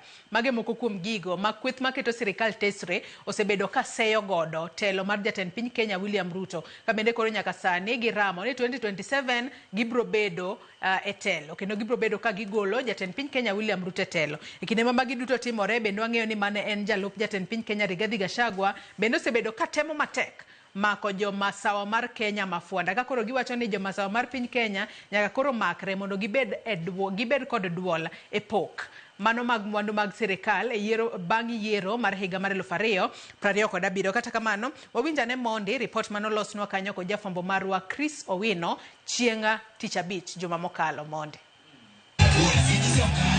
Alap mar historia ma Uhuru Park, jokanyo mag duond bura mar Wiper Patriotic Front ochokore karombgi e chako safar mandiko historia manyien e telo ma pacho kae. Will as many as of that opinion say aye? Aye! Gi ilo, chia kod nyadhi, jokanyo mag Wiper Patriotic Front otweyo jok mar telo e ng'uto gai margi Kalonzo Musyoka kendo miye ligangla madhi rakore kod jatend piny William Ruto e yiero maduong' mabiro. Maonge dok chien, Kalonzo okawo kut kendo tengo William Ruto koyuo kuom ketho uchumi ma pacho kae, nego rowere mag Gen Z, thung'o jo Kenya kod osuru, kaachiel gi dewo jo Kenya kod gope mabandia. Each day dawns with a new levy, a new penalty, and a new heartbreak. We pay taxes for services we never receive. No jobs, no medicine, no food, and no relief. They call it bottom-up economics. But what we see is bottomless corruption and a top-down greed. It is not an economic plan. It is an economic funeral. Kalonzo odhi nyime kod nyono ng'ut Ruto e lowo kuom mano ma owacho ni en timo ohala mar uso gik lweny kendo wilo gi midila okang' maketho kwe e kind pinje mag Afrika ma ugwe. This regime sells arms and gets illegal gold in return. Honestly, what you are witnesses to is a horror movie directed by a know-it-all director who is a star and the supporting cast of his own show. Kalonzo ojiwo rowere mag Gen Z mondo bi owuog oko mar chulo kuor e wi nek matend William Ruto osebedo ka nego gigo kokalo kuom kawo ombulu kendo luto ombulu mar golo Ruto e loch. Ruto ordered you to be shot not in the head but in the legs because you dared to exercise your constitutional rights. I urge you, fellow Kenyans, and the Gen Zs and the young Kenyans, I urge you today to shoot Ruto at the ballot. Jotelo mamoko mobalo kod kweth mar sirikal mane oyworo e nyasi no osingo mar siro Kalonzo lwedo poni oyiere mating'o bendera mar kweth mobalo kod sirikal e yiero maduong' mabiro. Tulipokaa ni pahala pa historia. Ninyi wana Wiper mmechagua pahala pa historia, na siku ya leo historia inaandikwa Kenya hii ya kwamba serikali mpya ijayo iko Uhuru Park, iko inaunda siku ya leo. Mimi Rigathi Gachagua na wafuasi wangu ambaye ni mamilioni nitaunga yeye mkono na kumfanyia kampeni. Ile kampeni nilifanyia Ruto ni kionjo. Ile nitafanya kampeni mara 10. Harambee! And should the united opposition, Your Excellency, decide that you will be the candidate, I will support you. We will support you. Jotelo go bende osingo mar chako safar mar luoro gwenge duto mapacho kae kendo sero ombulu ka ginyiero paro moro amora ni ginyalo pogore motelo ne yiero maduong' mabiro. Safar mar Kalonzo Musyoka madhi laro tend piny e yiero maduong' mabiro ochakore ayanga kawuono e alap ma Uhuru Park ka ting' maduong' koro en loso kod jotelo wetene makwedo sirikal mondo osire lwedo e dwaro mare mar bedo jatend piny Kenya mar 6. Chris Owino, Ramogi TV, Uhuru Park, Nairobi. Aya Wiper nosidho ayanga Kalonzo kaka jafuadh bendera mano eng'welaro komten piny Kenya yiero mar higa mar 2027. Nachako kod Millicent Otieno wano kanyo ka kwetha maketo sirikal tesre kata opposition. Sani kuro nyalo wacho ni gin bende gisechako keto odgi kamoro achiel ka koro giwuoyo kod dhok achiel winjo kanyo ka jotelo mopogore opogore moriwo kanyo nyaka Matiang'i wang'e ni Matiang'i ne nitiere romo mano mar Jubilee kama jomoko bende ne lieko ni Jubilee nyalo miye bendera mano mar bedo jatend piny Kenya 2027 owacho kanyo ni ka United Opposition oyiero Kalonzo to gibo bedo ka gisiro Kalonzo kata kamano penjo en ni bende kaluwore kod kaka gisebedo ka gitayo chenro maggi bende gintiere kod oteku mar yombo jatend piny Kenya William Ruto e yiero mar higa mar 2027 nikech nitiere siasa mopogore opogore magisebedo ka giwacho kata ka gisegoyo e pacho kae. Millicent. Erokamano ahinya Joyce. To mokwongo apacho ni wate wang'eyo siasa kata ndalo achiel kata ndalo ariyo en gima duong' ahinya e ng'wech mar laro telo. Mano mokwongo. Awacho kamano nikech ma koro jatelo William Ruto donje telo ni kaluwore ni Uhuru Kenyatta ne puoyo kendo ne pako kendo nochung' kod jatelo ma jakom onge ng'ama nong'eyo ni gik moko ne nyalo lokre nikech ji ne paro ni ng'ama ni e telo ema nyaka bed e telo kendo yot ne mondo ket ng'ato e telo. Emomiyo adwa wacho ni mokwongo ok en gima wanyalo kawo mayot.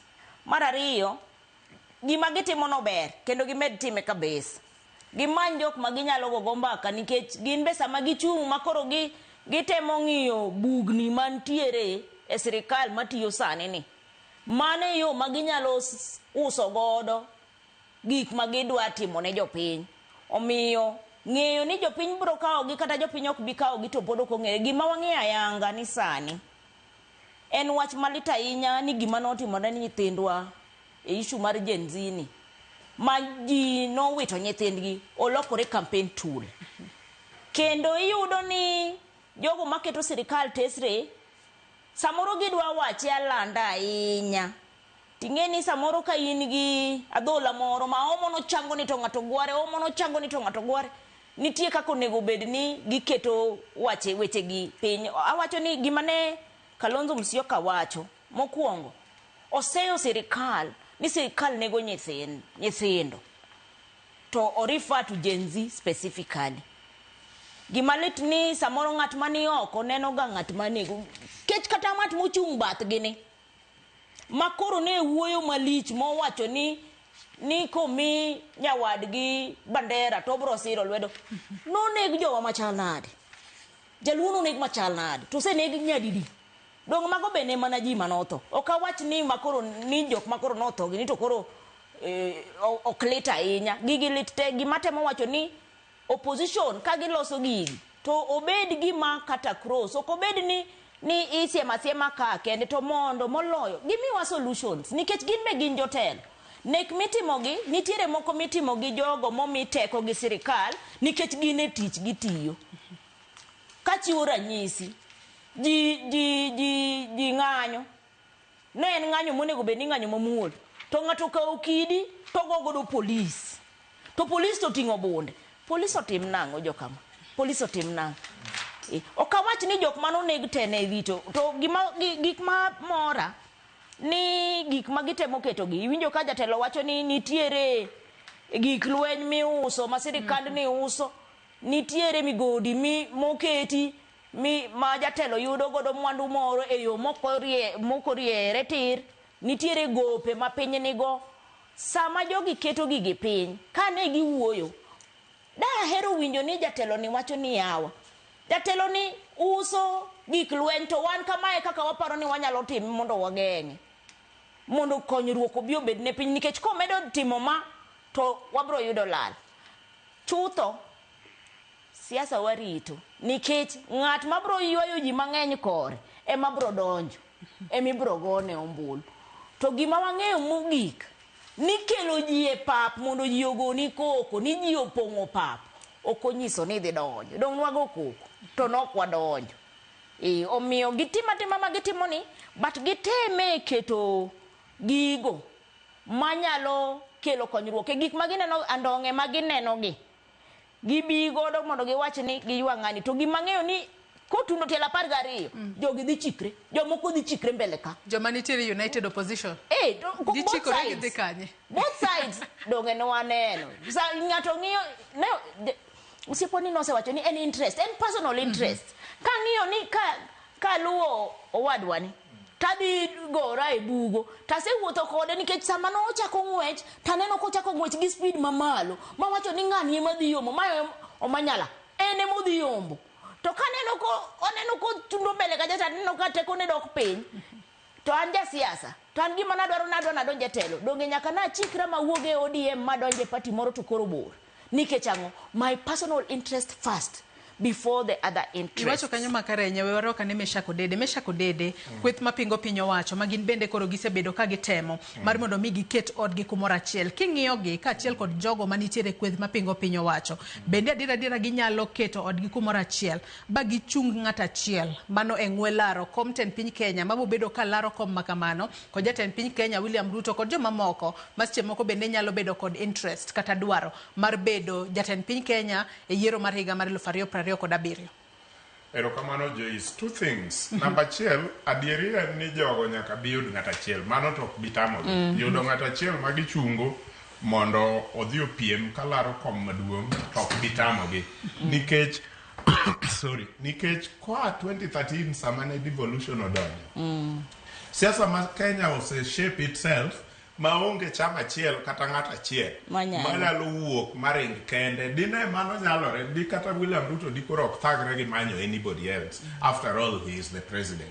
Siasa ma Kenya ose shape itself ochalo naturally or en coalition against another coalition. Alliance building. So nyaka jo opposition bi yud ng'at achiel mano ok bitamogi. To jokoni bende ikore kamano.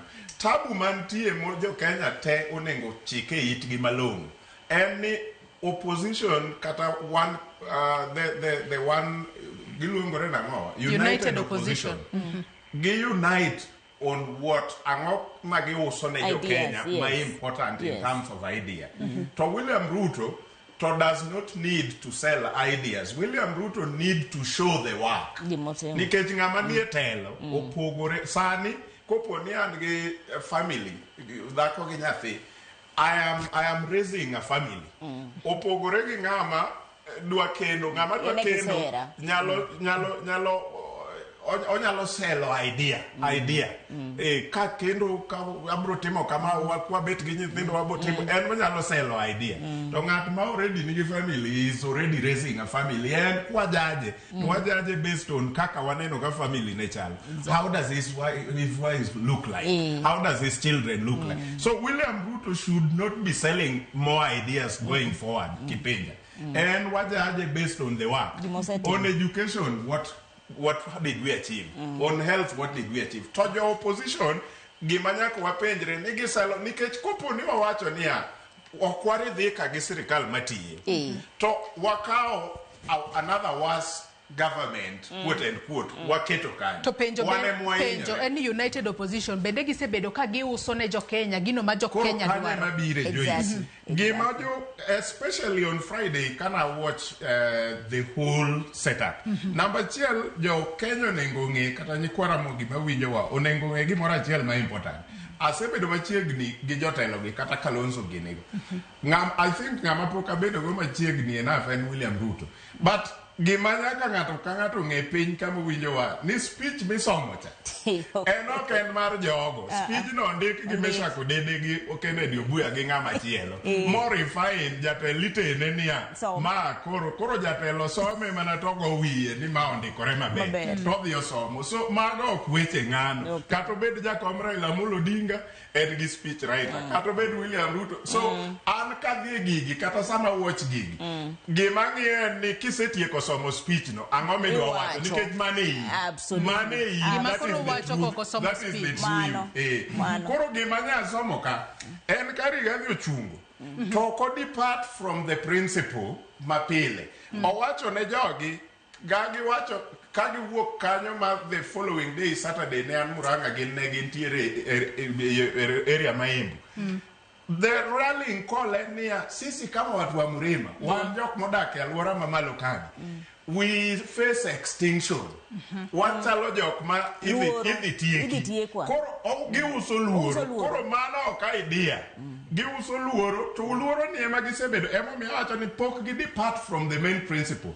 Yanda election machien ka en ni kara ilo bet jatelo to Mount Kenya urum ng'ani dhi tieko koro gigolo mana Raila to giwilo gi William adwa ni mak na paro no gi kanyo kendo wadwa winjo kaka Rigathi Gachagua noloso wadwa winjo kaka Rigathi Gachagua noloso mano chieng' Jumapil ka bende koro jatend duond bura mano mar DCP Rigathi Gachagua ne osiemo oganda mago mawuok masawa mar piny Kenya mondo kik yie jatend piny William Ruto opoggi wawinjane kaka noloso ka koro nowacho ni nyaka koro gine kaka ginyalo bedo kod duol e pok mano mar mwandu bang' yiero wawinjane monde.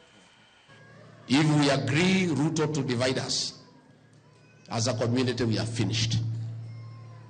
We face extinction, and the only way for us to stay afloat as a people is to make sure we remain united. Unaona wanatafuta Kalonzo kila wakati, wanadhani Kalonzo anaweza kuachana na Rigathi na Martha na JB Muturi ndio sasa Wakikuyu wanyoroshwe tena. Now I have very bad news for them. Habari mbaya sana kwa kina Ruto.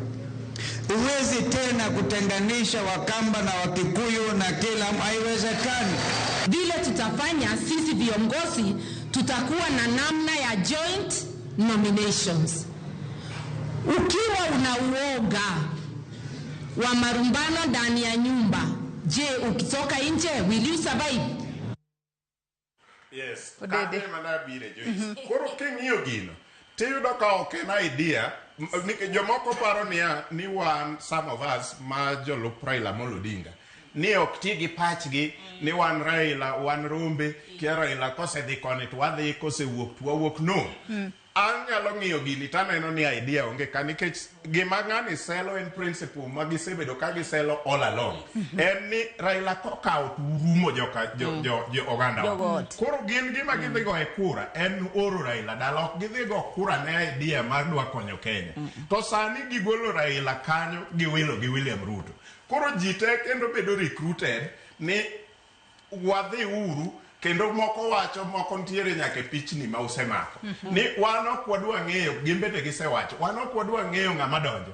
Wan gima lich en one time. To ka wagolo William Ruto to wawilo ganadha was William Ruto in a different name, ere kaka wakonyore kaka jo Kenya? Ma emomiyo jomoko kuomwa wacho ni pod wadwa ng'iyo gi chien.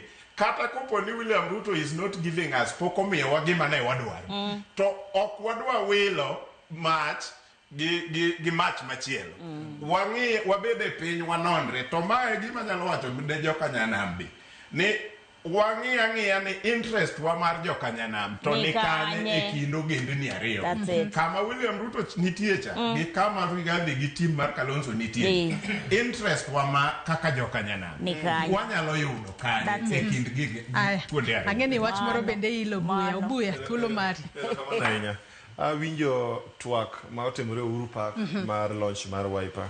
Achaka winjo twak mar bura mokalo machien kama migosi Rigathi gi Kalonzo owuoye. Adwa chako gi kama wadwa nochako wachono. King'iyo statement mar Rigathi Gachagua, ineno ko whip ne adui maduong' e Kenya ka mar oganda ne 7,000,000 en William Ruto. To kiwinjo migosi Kalonzo Musyoka bende wacho ko kalake ni wang'yo gi yie mondo mi ng'ato pog Wakamba kod Wakikuyu. Ang'o motemo wacho? Mano ero wan onego wago kogono statements bilago wan kaka oganda mar Joramogi. Wan bende nyaka wang'e ni to kare interest marwa en ang'o. Naneno e mbui ka owadwa moro mawuok Western ma bende noseteno jaduong' Raila Odinga kisiasa, I think iluonge ni Wafula Buki, ka wacho ni owuondgi ni Raila owuondogi osebedo kodgi struggle to sani development itero mana Luo Nyanza.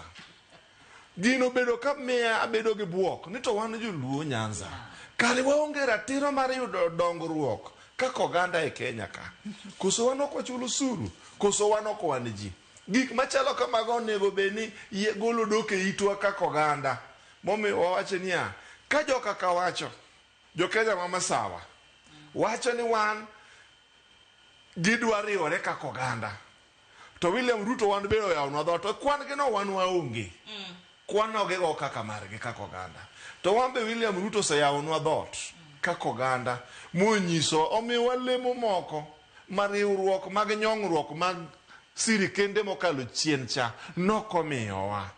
Mane momiyo wan kaka joluo agwuoyo gi bolruok ni wabed jomoko manyalo interrogate statements mag jotelo mag opposition gi mag sirikal mwang'i ni to mane ma mean well for our community. Nyaka wachak bedo selfish gi interest marwa individually and collective kaka joluo. King'iyo mos gik ma William Ruto osetimo, wadwa ni nowacho ni William Ruto nego beni wuoyi scorecard, which is true. Jogi king'iyo mos gik ma giwacho ma gidwa dhi timo, giwuoyo mane gik challenges matindo matimore e sirikende duto. I do not take Kalonzo Musyoka serious. Kaka Kalonzo Musyoka nyalo bedo ng'ama dwa golo dok e wang' William Ruto kawuono. Kalonzo Musyoka nyok nyalo wacho ni nigi youth. To Kalonzo Musyoka ni ema nobedo sworn in gotieno. Ma nyithi joluo gi jo Kenya notho kinego gi bunde. Diere go maka no kin yudhe no kin nyithi Kenya. Kalonzo nowachi ang'o? King'iyo sani Matiang'i of all the people nyalo bedo platform mobedo inform ni united position kendo gembe giwacho ni nyithi Kenya inego jensi yawa chien kacha 2017 nwanena ng'odong 2013 nokwanene malicha ahinya ta 17 to nanena ng'odong. Mane momiyo okanyal kaw serious Migosi Gachagua ng'ama nochung' mogo kore kawayudo loch mar Kenya Kwanza mowacho ni sirikandni idonje gi shares e State House leadership mar Kenya ka obed kod checklist manyiso ni go kura nade tango minuang'o. Iwinja Nyasaye ng'ama ber kendo licho biro lami seche duto nikech igolonwa paka maduong' miche tamo ganda jo Kenya riwruok e loch mar Kenya ka. Gimoro mora ni seche moko as a politician, how I wish ni wanyalo bedo jomoko manyalo interrogate games mag ng'ato. A good politician ok ni nena punching, ni punch mana holes all the time. Give credit where it is due. Poka winjo jo opposition mawacho ni migao mar Ruto kelo gi World Bank mar nyotani ni to repo effect ma 13.6 billion dhi bedo machal nade e vijende mag matindo nikech pesa cha idwa miye vijende chakre 18 nyaka 29 years. Mano koro Ruto focus on the real hustler, jogo mapod onge yuto makare. Adwa ni wach mar nyotano adwa ni make kalo ni wabu bedo kwatu wake nikech jo piny bose bedo kapenjore. Gazette mar The Standard kawuono bende oketo ni another experiment nikech nyota sani wantiere godo, Hustler Fund bende wantiere godo, which is with nyotani en hola kose nang'o. Akeki ntiere wach midwa medo Millicent kotudore kod wach no mar opposition kapok wadhi mbaka machielo. Wach mar opposition osewachi ayanga to mokwongo nyaka wang'i mana kaka wawacho kwa chako. Opposition en ng'ama sero. Sami sero ng'ato tikelo ne gik mabeyo beyo miparo no igombo ni mondo winji. To kendo nyakicha kane un chwo ariyo to usero nyako nyakicha nyawadu cha. Inyalo chaye gadieri nikech otimo gimo marach to samoro nitiere gik moko motimo mabeyo mabe okinyal puoyo nikech sero. Emomiyo ka opposition wuoyo to gisiko mana e det gi gik mano oken gima strange, oken gima onego bwogwa. To gimonego bed ni wang'iyo, adwa wacho kama, ne wadhi machiegni ahinya gi wito pinywa nikech weche mane wacho to jo piny loko kaka gidwaro. Sama ni nyiso wani one to un nyathi ka nyathi odhi tugo dhodgi. Mago siasa makelo ichlit, makelo mach, mampogo ji. Sama ng'ato koro dwa wacho ni we are going to be extinct. What does that mean? to kendo en jatelo ma onyiso jogi tok mano kende. Donge nyo chako wuoyo ka e rigijino go mo wacho ni Waiguru ka koro tiyo gi ji ni embe koro ibro deal kode as a man. You know, ingeni nitiere languages moko mamiyo ji bedo gi liet, to ingeni japiny o interpret gino ka kohero. To samo interpret no ka kohero, to kane en ng'at mane kech kayo to iebe wang, koro ingeno nyalo react in whatever way. Jotelo obed jogo matemo riwo jopiny, wawe uru doke e anyuolawa, nikech nyocho Uhuru Kenyatta notemo kachiel gi jakom mondo giriw Kenya through even the building bridges. Gik ma itemo tim gi gik ma Ruto timo, some of these things nentiere building bridges, to they didn't come to light. Koro watemo uru ng'iyo niya, this tribal rhetorics maduogo gi japiny onego penjere ni to kama jatelo ma wuoyo marach kama ni Wakamba ok chak pog kendo gi Gokuyu, owacho ne jopiny ang'o manyiso ni jaluo ni ento nong'ad pende gang'o mani gimoro amora litna kabisa, nikech ka koro wayudo kata kowetewa buke nyalo wacho ni Raila okotero maendeleo Western, tapenji Mudavadi gi Wetangula dong nokwongo donje sirikal ni jokama kara gito tijgi en ang'o mamonogi, ang'o miyo ji ywak ne mna jakom kende to jok mamoko gi to nokwongo ne kata mna jakom kapok oluong jakom, donge jogi ne ni ayeka. Omiyo wawe uru bedo jok mabayas, ok wawuo kama nikech wan joluo, lakini aparo ni sama jotelo wuoyo, kata wan jo siasa, kata wan jonon weche, kata wan jotij gi mawatiyo gi jopiny, wabeduru jok manyalo wacho weche ma adiera ka wawacho ni wan piny malamo Nyasaye, wami Nyasaye duong', lakini wawe uru keto weche mamiyo ji nyalo chenjore. Waketuru weche manyalo miyo ka ng'ato nyawadu oyudo gimoro ibe more, joluo setagre higni marom nade chakre karang'o. Donge kata mana flang over makoro wayudo Kondele ni wayude bang' higni adi, to kata ndech ni wachal nade sani ne tinde kata wamongo matin, wewa uru wamongo matin jo Kenya wetewa wamongo matin. Adwani makwaro no gi kanyo wadhi wiyo moro madundo. Lewis wuoda wasiboda nyiso ka ni opposition masane chalo mana koth magoyo rabondo. Wakaw wiyo madundo gi sani nyakora Mugejwang, ote mamoko abo bedo kasomo bang' wiyo makaw gi sani, kik idhi mabor.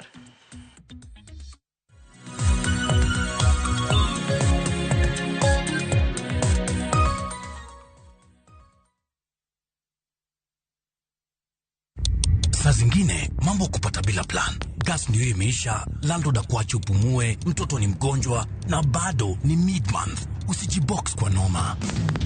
Piga *531# and sort your emergencies with my Mobi Civil Servant Loan, iwe usiku au mchana. Kama wewe ni civil servant, sasa uko sorted.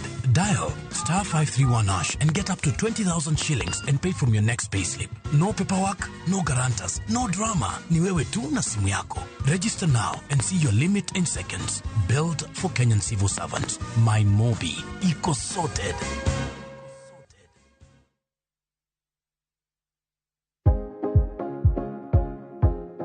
Yuoye wich mang'ich mos ka itang' ni mari yie wich makamago gin mayom yom kendo nyalo chote yo mayot.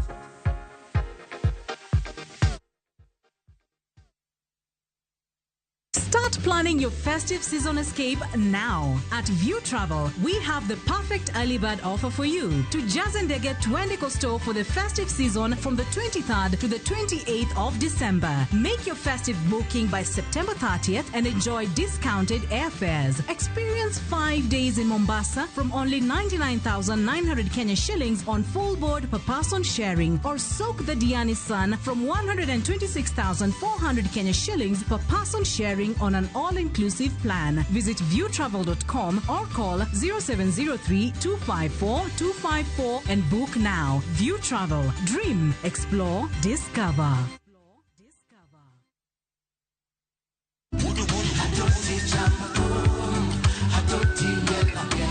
Woktich ka woktich wakelo ni duond ya Wotonagi. Kabende tichario katichario nyakurunga juang en odiochieng' mar yuto mari.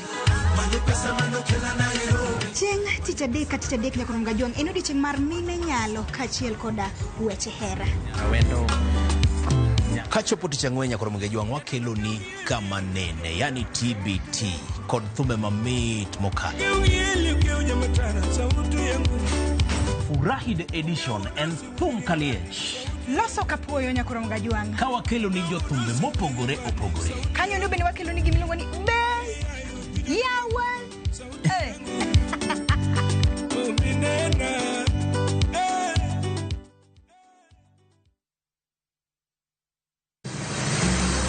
Isepenjori sigendni mayudore kuonde ma waluongo ni pachowa. Kapuonjani nobiro nikech gwenyruok e kind owete. Riwri kodwa mondo wanon sigendni mabeyo mag kuonde ma wadakie. Ahero nera nitie ninyuo kong'o kacha niluongo ni kilap jokowili. Kochakore bombe madongo nyaka e gwenge ma iye. Otusenge en piny joimbo mar oganda miluongo ni Wasenge. Ng'e gigo mamiyo oganda ka oganda bedo mopogore. Nueng'o ma wan godo ka en mar kunyo goldi. Urudi. En kama ji duoge ji ok lal. Ng'e weche mane osekalo. Chon chande lweny nitie kor gweng'. Rwako sigendni mag kuonde ma wadakie. Iwacho ni kibedo piny e kom, kineno ng'ama lwete fuare kama mano nyiso ni jakano mulo ka pigo sechope bwo mesa. Ng'e gwengewa chieng' tich ariyo saa 3 otieno mana e Ramogi TV.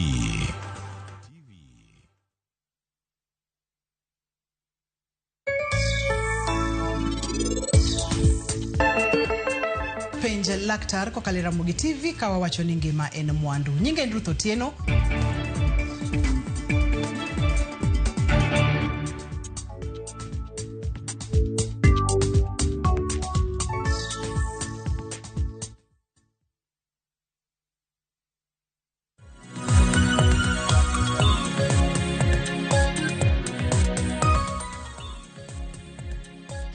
Machiegni kendo nyako Ramogi Ajwang' e tielo mogik e twak marwa e chenro mar Openya. Kongane kod somo moko kuom ote ma uchwalonwa kokalo yore waduto te mag tudruok. Wadong' gi thuolo matin ne dakika 30 to watieko twak mar okinyi makawuono. Ote makamago wasomogi achiel kachiel mondo winjane pach joneno magwa ma nenowa kendo chwalo ote maggi kokalo yore waduto te mag tudruok. Lewis Wuda Wasiboda ngisa ka ni Joyce Oduor, politics is like a game. Awuoro ka sani Ruto nyalo dok e dynasty. Fredrick Osuru ngisa kaino yaure Joyce musna jotelo e studio. Josiasa oseloko gi jopiny gaminga. Ayie gi Meshack Odede ni josiasa ng'iyo mana interest margi mokwongo. Thothgi bende okodich gi shida mar jopiny. Penjna jotelo e studio ni dipo ni jopiny ichuno gi yiero jotelo ma oko winjore. Fred Osuru oneno waka okale Facebook live ero kama nainya. Duncan Omondi ka wuok Kiambu an kaka nene wacho ni William Samoei Ruto tiyo mana gi jotelo wetege to Mama Mboga safa. Cartels ojende onge gi tije. Koro wan kaka Gen Z warite 2027. Umabiu wacho ni Ramogi TV mano Umabiu Jakoma ka wuok Kachieng' Ward wacho ni yawa adier maduong' e Kenya ka Kalonzo Musyoka ok nyala yombo William Samoei Ruto e Kenya ka. Mogik wacho ni Gen Z magiluongo nyinge gigo otamore ka okura nyaka sani. Akonou ok aneno ng'ato manyalo yombo Rais William Samoei Ruto kanyo. Kara girit ginegi wangi 2027 oka nochalnegi. Engineer Zaro Kanyambok bende ngisa ka ni politics is like football. Sani koro wa approach political transfer windows. Donge neno ka Ruto osetimo big signings. Yandi osign Raila kendo chako osign Gideon Moi. Odhi mbele kwacho ni koro Gachagua temo provoke emotions around Mount Kenya backyards mondo oyud signings. Otherwise gima nyaka jo Kenya ng'e en ni Ruto is a product of Moi professional scheming and graduated from Raila Political Bureau. Otherwise yudo Gideon Moi to ok en big deal. Mano Ruto chal koda jadwar modhi dwar e apidha mar dieka. Wafuazi mag Gideon Moi en stronghold mar Ruto already. Ero kama na Engineer Zaro Kanyambok mar Kariobangi. Duncan Omondi dok wacho kanyo. Mano Omondi ko wuok Kiambu wacho ni an kaka nene yiero mar 2027 akwayo ji oriw pachgi giduok William Samoei Ruto. Rigathi gi Kalonzo ok nyala telo sirikal. Kaka Ruto tayo telo okelo dongruok ma Nyanza then ene sirikal moriwo joluo kama buru nitie nyaka mach nyaka liele. Ruth Nyathi Ochieng bende wacho ni siasa mathurka en oyuma lilo. Kae kila mtu anajitafutia. Onge ng'ama en ready tiyo ne jopiny. Ichake gachon madhiero mana wang'. Kweth mapingo sirikal to goyo koko nono. Giduto gin failures. Eronyo giseyiero Kalonzo. Adier makende en ni onge kama riwruogno dhiye. Ruto osefail jopiny. Ng'ato ka an kamae okamor gitende. Sekta mar somo thieth gi arita rach zaidi. In fact, osetimo nono kabisa. En mana ni odhi dok gokinyi pudhe kanyo teka. And being ni en sirikal ong'eyo tactics te mag yudo loch. 2022 ema ne waneno ka teka mondo odonji wacho ni na alipenya. Koro sani ang'o madimone. Wacho kayo ni Ruto jasiasa marieka madhoge milimili. Chakre higa manyien odwa mbeko uchumi mondo lomb go oganda. Ero sani nyota osechopo mara Hustler Fund, mara affordable housing. Oteno bor. Dine wagole to nyalo onge, and again, better the devil you know than the angel you don't know. Samoro the 6th nyalo bedo marach zaidi. Aluotwa kanu moja enako. Mago mana moko kuom ote Manyakwara Mugejwang chwalo no wako kaliero waduto te mag tudruok. Nyakwara Mugejwang med chwalo ote magi. Wadong kod dakika matin kende twatieko twak mar. Wadwa nwang'iane chenro mano motudore kod nyota. Jatend piny Kenya William Ruto ne omedo dok ne chenro manyien mar sirikal. Ma sirikal ochako mano mar nyota mageto. Neno rawere duto oyudo tiegruok mar konyo gi chako tije gigiwegi. Chenro motisi ni nyota ka bende oseyo jogo mosebedo ka seyo chenro makamano ma komachielo to gionge gi agenda moramora ne rowere ga. Ng'eni mano noseyo kweth mapingo piny owacho mosebedo ka kwedo chenro mar nyota to gin gionge agenda moramora. Wawinjane kaka jatend piny Kenya William Ruto noloso e kinde mane odok ne chenro mar nyota. Jolonyeche mag uchumi bende koro lieko ni nyalo bedo ni nyota no nyalo flop kaka chenro mamoko kaka mar Hustler kosadira nitiere kanye. Wawinjane mond. Wache siasa ndogo ambaye haitusaidii. Siasa ya ukabila, siasa ya chuki, siasa ya kugawanya watu, siasa hiyo. Watu wengi hawa ambao wanazurura kutusumbua, wanatusumbua kwa maduka huko, wanaongea mambo ya ovyo. Hakuna kitu wanaongea. You know? Ama namna gani? So, tafadhali, mimi nawaomba. Viongozi sisi wote tuamini Mungu. Na tujiamini wenyewe na tuamini taifa letu la Kenya. Tunaweza kuibadilisha hii taifa sisi wote tukiweko. Sijui kama tunaelewana jameni. Hakuna haja hii ugomvi kidogo kidogo. Kama wewe ni kiongozi na uko na sera na mpango tofauti bora kuliko hii yetu, tueleze. Hai Nyakwara Mugejwang winjo kanyo kaka jatend piny Kenya William Ruto noloso kodok ne chenro mar nyota. Chako dimesha kodede kapok amiyo Obuya thuolo. Ng'eni ene mose chako goyo debe ne chenro mar nyota. Chenro mar nyota ma jatend piny Kenya William Ruto ne ochake pacho kae kendo ji nomi thuolo mano mar ndikruok. Ndikruok norumo kanya yanga chieng' tarik 12 mano mar dweni. Kata kamane gazeto kinyi makawuono The Standard ondiko kae ni another experiment. Kiwacho kae ni jatend piny Kenya chenro manyien mano mar jatend piny Kenya William Ruto, mano mar Youth Empowerment Drive, mano mar billion abich, mano mar Nyota Fund. Sani koro osebedo ka okelo liet mopogore opogore ahinya nyako wuok kuom jogo molony ne uchumi e pacho kae. Ka moko kuom gi bende koro lieko ni seche moko en bende onyalo flop kata onyalo ruombore kaka gucho menda mano mar Hustler Fund. Hustler bende kinde mane ing'iso ni Hustler bo bed ka emiyo ji to bang'e nowach ni en hola kendo jopiny nokawe moko kuom gi pok odwoko to pod entie. Erokamano Joyce, we mondo abed honest with the Standard. The Standard nigi headlines moko mar shouting and crazy of late mondo maybe giyud readers, viewership and all that. But with all due humility, Katagin Standard not Amogiran. The Standard I grew up knowing is not the Standard I know today as a media house. Koro gibe, they should know ni kata gin standard otamo gi run. I don't know how they can run a country better. Because standard of ginyal run to be the standard I used to know. When I grew, when I was young, standard KTN, those were the best of all. Kagin mapok giran mano, so it is not very possible mondo gi understand how to run a government. I'm not going to William Ruto Kura, and I'm sure supporters like Raila Binoko go ne Raila Odinga. But Sani, we are faced with realities. Are ni one on the other side, kata one this other side. Nikech kendwa okwanyal kaka nyikwa Ramogi. Onge kaka wanyalo wuok kendwa mwaka obuya kata wakao mesha kata Raila Odinga kata jatelo manade luon land muater mabed president gi kuchwa kendwa. Nyaka wariwre gi jomoko. To mane reality mantie ni sani wariwre gi ji man kor Ruto kata wariwre gi ji man kor Kalonzo gi Rigathi gini. To kanyo kelo wa interest maru. Ka wang'iyo Nyota program okawach ni it is the perfect of all other programs manosetimore kata mabiro biro.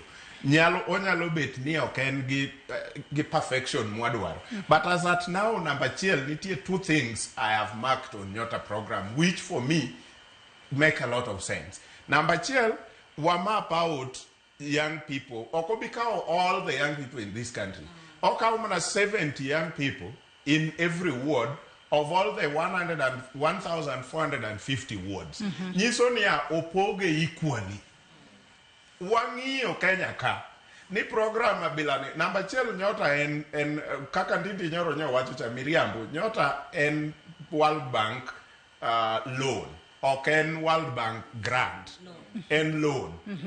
Koro onge gimoro niya ni kata wabe no nengo wamach mondo kiaji oyud ga mago to koro wuoya to number 2 mondo mi a program like World Bank program be approved makelnu as a country.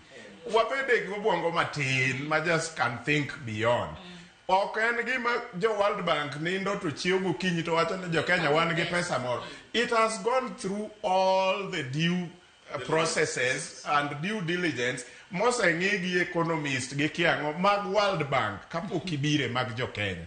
So William Ruto might not be the best president that has happened to this country, but nitie gik moko ma we have to accept. So mondo mi ng'ato kaka nditi nyoro koro bio play nwa malaika moa e polo sechegi ni kia gigo timore nade. It is a lie.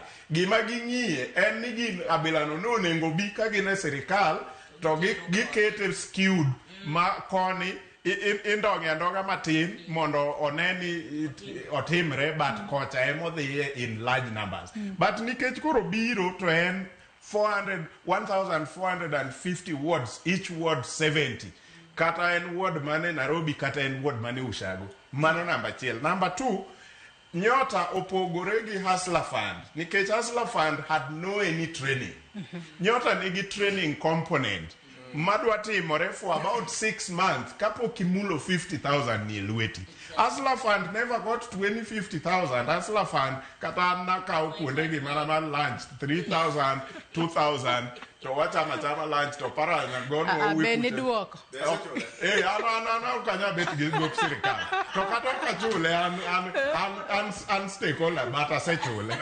Koro coming back to this, Hustler Fund had never given any program in terms of programming.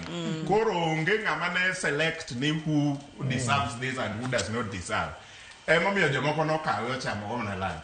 To training mani Nyota is making it possible for young people to actually thrive. Nikech kisetieko training after 6 months, pesa ni kanuni every month about 6,000. Aeto kitieko teacher kimi another 50,000. Manyiso ni koro in ready for business, in ready for entrepreneurship. Kane in a real mama mboga, to be honest, and you are in the age group miwatani. To be honest, this can take you another level. Because instead of training, instead of 6,000, mokani every month for 6 months, kaeto me 50,000.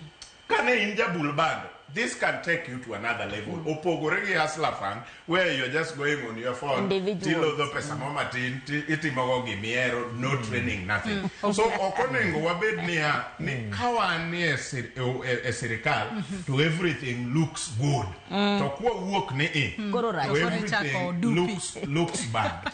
Kamana inya, awada besha kuwe maber. Dongruok pinje tema dongore kod oala kod innovations be. Absolutely.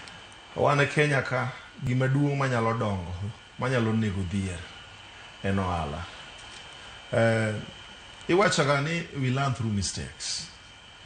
Wantiere gi programs mag empowerment mopogore. Wan gi women empowerment programs, wan gi youth fund mosebedo kanyo achien kacha. Ne Ruto gi sirikande okelo program mar iluongo nango mi wacho ni olego widi Hustler Fund. Hustler Fund kano chakore nok wabedo gi program mar puonjo rawere on the guidelines and ceilings mar consumables as mar Hustler Fund structure. Sani jogo kelo program mar puonjo jogo madhi access nyota funding. To ineno ka gi identify yudhe katin to 70 e ward ka ward. To kendo gilieko kanyo ni gidhi miyogi katin tena 50,000 kuom kijana ka kijana. Adwa inform jowinjo marwa ni wan kaka sirikal ma William Ruto sana e Homa Bay County and Luo Nyanza wasebedo gi program miluongo ni youth initiatives. Wasebedo kwa puonjo vijende for the last 2.5 years. Mabe king'iyo mos programs magwa mar youth initiatives mwatimo through office wuodwa mwageno mare mondo.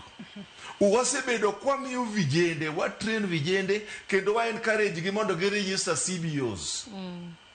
Wa train gi, wa register gi kaso wa miyo gi hola mar gerruok. Wan bende gima nyalo kwayo vijende mag jo Kenya. Kik wabedo wadogo siasa ma too much. Mok wang'i ni to wadwa dhi wuok e rot makumo mokene economically nade. Mana kaka wadwa ni owacho. World Bank ok nyal golo pesa ni hono. Nyaki approach World Bank gi a proposal. The Nyota program is a proposal mano one obedo discussed internally. Mo tere ne jolony e migawo mar treasury. Mo be mo puobe. Mo wacho di program ni ko approach godo World Bank to nyalo bedo migawo maber manyalo kelo lokruok e vijende. Gima onego wamanya kaka oganda en gima iluongo ni goodwill. Do we have the goodwill? Absolutely. Mar tiyo kod program maber? Kwasebedo gi goodwill ben wadhi bedo nikech piny ka wadak gi hola kata mana ngima en mana hola. Nyaka wabed jomoko ma ong'eyo ni komiyi hola to bende in gi chenro mar duoke.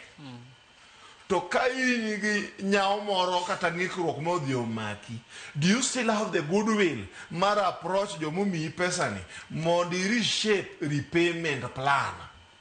Nikech kokwa bedo gi ma to kare gimoro amora ok wanyal run as a community. Mane momiyo adwa mana encourage vijende. Ang'eyo ni vijende mang'eny ose apply sana ma Kaluo wan wasego oporo mondo vijende apply through offices mag loche nanga gi programs madhi mbele. Jogo mabiro yudo training mar madhi ma access pesani 50,000 can change a conversation in your life and your community's life. Iwacho kanyo makaranya. Millicent Pachiko tudore kod Nyota wadongi thuolo matin kende to tieko chwa. Erokamano amedo mana siro gima jowetena gi osewacho to mogik kama wacho ni ka en pesa hola nikech Nyota ni ok en pesa mumi. Wawacho ni Hustler ne wakawo to wachamo wabulo ringo iloko diet. Nyota kobiro kiki ibed ni koro ka in nyathi ma kata rawera tidonje weche moko. Ada wacho wachni nikech wan gi chandruok maduong' ahinya kalur gi weche mag kong'o to gi substance abuse to mental health mar nyithindwa rach. Omiyo samitimo training kitiego gi kako nego bed ni gitiyo gi pesani to nego puonj gi bende ni gini endi en gima bro konyi not just for now but onyalo chungi makata mbele kacha cha inyalo yudo konyruok. Oken mar dhi madho kong'o na kuchafua meza. Oken mar nyisruok ni an koro ane mano yiera e kind oganda omiyo ane makora romo to jomoko koromo. Agombo ni mondo tiegruok mimiyo jowadwa okal kanyo. Mar ariyo, nitiere jo ohala mose wuodhne mose timo gik moko mabeyo makuru lwet jogi. Nyithindwa madhi e tertiary training nikech sani no nyiswa ni AI biro. Nitiere tije moko mag office mabro onge. Omiyo training mar nyota ni nitiere nyaka jok mipuonjo plumbing plumbers mag tije matindi manyo. To nitiere jok mose bede biashara ni. Wan kako ganda kaka jokanyana makuru bad nyithindogi. Watiegi gi uru, watengi kamonego tengie to mondo waduok gi e yo monego gidoge. Kik waol ni ok wanyal tiego gi. Kata bed ni moro nyalo bedo ni oboth. Kata bed ni andonge ng'eny gin magwa to kwa makore kako ganda to dongruok bro bede mogik pesani kik wachae. Dongruok to biro ga yore mopogore opogore to rom bende nokoger godiochieng' achiel. Omiyo pesani okene pesa kende. Wantiere gi Women Enterprise Fund. King'iyo atamalo mar jok makawo gope mag sirikal miduoko gi pesa matin ni. This kabisa. Kineno ni Kiambu, grube manokawo pesa Kiambu okalo 4,000 higa mokalo. To Nyanza, awach Kisumu ne less than 300 groups manokawo pesa hola. Youth Enterprise Fund. Koro sama nyoto biro ni, kik wang'wa gimoro achiel. Nyoto adhi kawo ji 70 kende. Sirikal nitiere gi ratiche moko magiketo ma wanyalo tiego jowa to kik wamigi pesa kapok gitiegore kapok ging'eyo ni mwandu gi tirito nang'o. Wamed wuotho kodgi kaka Jaluo ne ng'at ma jabura kendo ne wamako lwet nyithindo wawuoth kodgi weche mag kong'o watem ng'iyo kaka wanyalo golo nyithindwa. Sani kata nyithindwa dere, nyithindwa are frustrated. A frustrated person cannot soberly engage in a meaningful source of livelihood.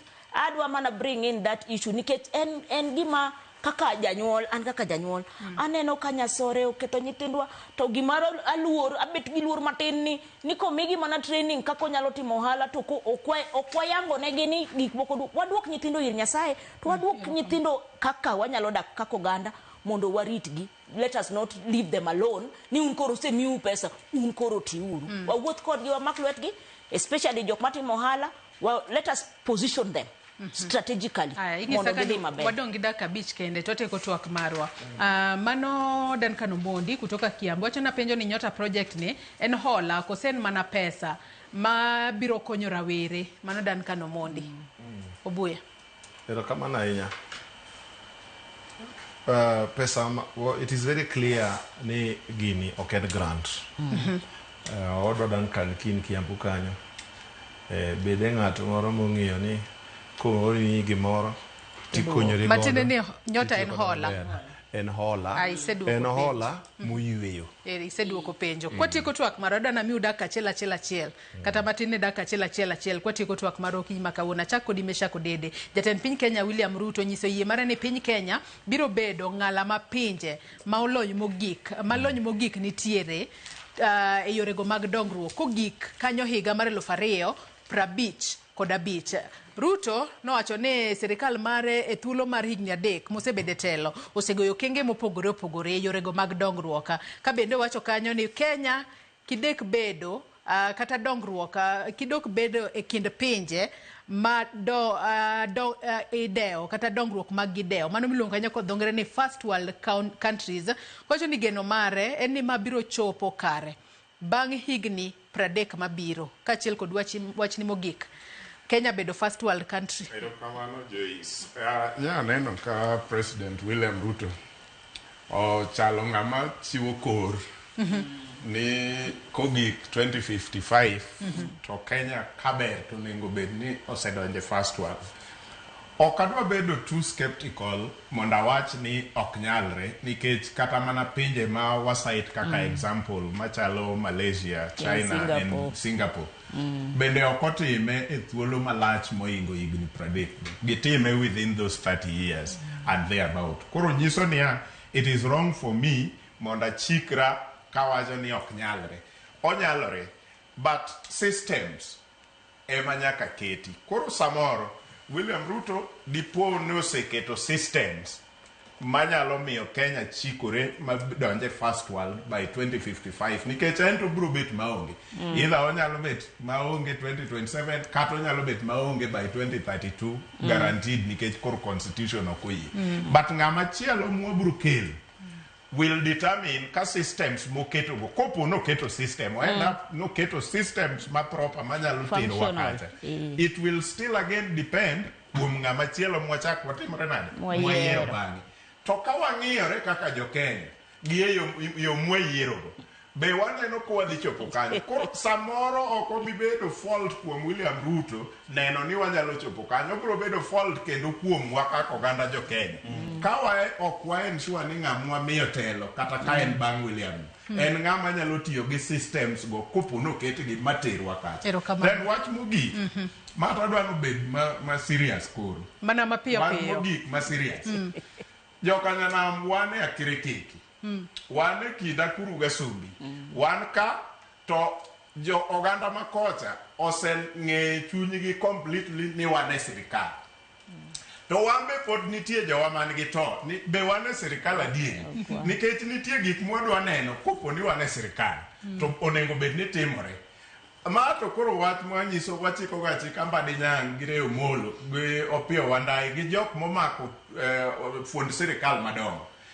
Kik gike 2027 kapod wan gi chich kabe wane sirikal koso onge. Kopo ni nitie opportunity ma ndiko jowa e tije, kopo ni nitie gimobire sirikal monengo bie gwengewa.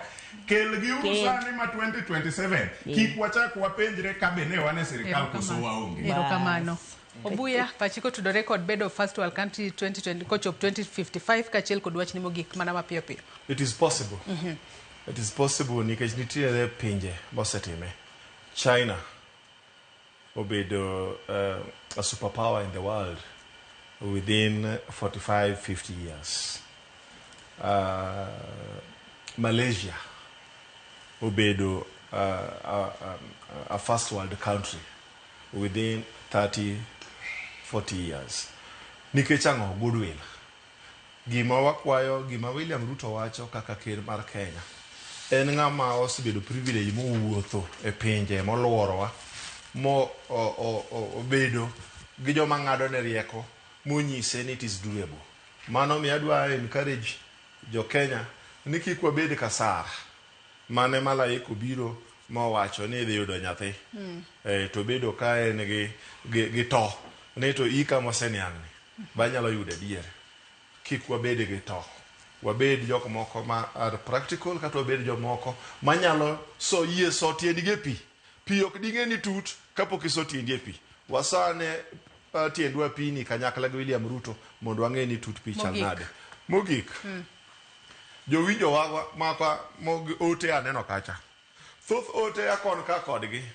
Giwacho ni ging'iyo opposition to ok gineno ng'ama nyalo replace William Ruto. Mane reality. To be kang'iyo jowinjo moko aneno ka wacho nwa ka osipna moro na message ka ni Juma Guda, Mboya Guda. Owacho ni anyota fane ni ose encourage nyithinde dhi apply kendo support ka gin go wadwa ma Enoch Ouma Don kowuok Kamsera Lego. Owacho ni eno sa apply mie pesa yelo komena donam. Obaria bich kanyo. Millicent. Erokamano ahinya. Jatend piny duonde chalo duond Nyasaye. Ochalo ng'amokoro chutho Kenya wakawa wacho gani wan piny moluoro Nyasaye. Omiyo ka jatelo wuoyo to ok en wach minyalo kaw katugo. Mano kaluwo kawaluwo ling'any mar weche mag Nyasaye. To mano mokwongo kokore kamano to wadwa wacho ni oket structures. To koseketo structures to ni obed gi goodwill. But anachwalo niya, apart from structures and goodwill, wadwa neno action.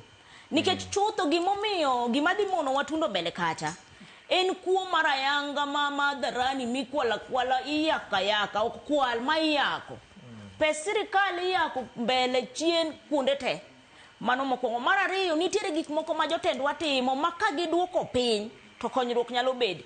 Iyudo ni ng'ato achiel dhi kamoro to mtokni matere, yani there is a lot of pilferage. Ma ka jatelo en serious gi gik mowacho ni apart of structures monego ketgi, onego ng'iye ni ere kaka wanyalo reduce expenses mondo pesni mane masamoro waringo godo ma ok otiyo malong'o gi wakaw gi wadwok gi e dongruok mondo lek ma Nyasaye omiye molekono ni wadwa bedo piny ma one of the first world countries or come to reality. Chutho jatelo en gi big dream to ngineno kata mane e UN Security Council nyicho wacho ni Africa needs permanent seats. The same dreams, those things are doable. Wanyalo realize gi ka waduoko wuoro, nikech wuoro, greed is what is killing us. Kata mana corruption mwasiko wacho ni jijo wuoro ngato koronyo to yaka. Kora na awacho mogik kama. Wabedo jok ma nyalo bedo jok ma winjo wach mokuongo kiwacho gimoro tibed ni nyalo time. Ichako at a personal level. Personal interest onge gimarach godo. Kwa dhi e siasa ngato go thume kendo kodwa mer to mere konge, lakini kiko mere konge to wang'o piny to we wako adong kwa di. Erokamano ahinya. Bilashe Motho bende ng'isa kae naneno twak kenda mora Gachagua wetugo gi jo Kenya en ruodh pogruok kod akweda mag dhoudi. Affordable housing osekonyo dhano mathoth. Shatiyo kamoro amora though challenges matindo to kosi. Wasir uru kera mondo otimakare gi kwe. More than 10 major projects dhi mbele e counties magwa makaluo. Governors magwa ema owekao advantage over national government projects. Ker tiyo makare kendo amorgo. Mogiko gisa kae ni Kenya pinya maber maka onge mibadhi to wanyalo bedo among the first world countries kaka ker marwa ne wacho. Report Auditor General need to be put in action. The corrupt counties like Homa Bay ne onego governor osemaki sani. Wacho ni mosna ora kendo siepa mano ma obuya amor kode ka umosa kowuok Bilashe Motho. Regan Omondi bende wacho kae ni josiasa wundo wa mang'eny koro onge president manosedhi one term. Onge sani onge koro sani e group Kalonzo ok nene kaka president. To wach mar nyota waserito nyaka ne wachne kochakore dwe mar adek nyaka kawuono pok ochopo. Koro pok wang'eyo adieri ne. Nyakora Muge Jwang agoni erokamano ahinya kuom bedo kod nyaka gisani mwachopo e giko mar twak marwa. Erokamano ahinya Meshak Odede, Millicent Otieno kaachiel kod in Kennedy Obuya kuom kawo thuolo maru mar chopo e studio ka. Gikanye mwachopo gode giko mar twak marwa. Wakawo mana yueyo madundo gisani. Chenro mabiro bang' ma en Mbako Romo kod nyawadwa Sharon Ong'aw. Riti masani nyinga Joyce Oduor.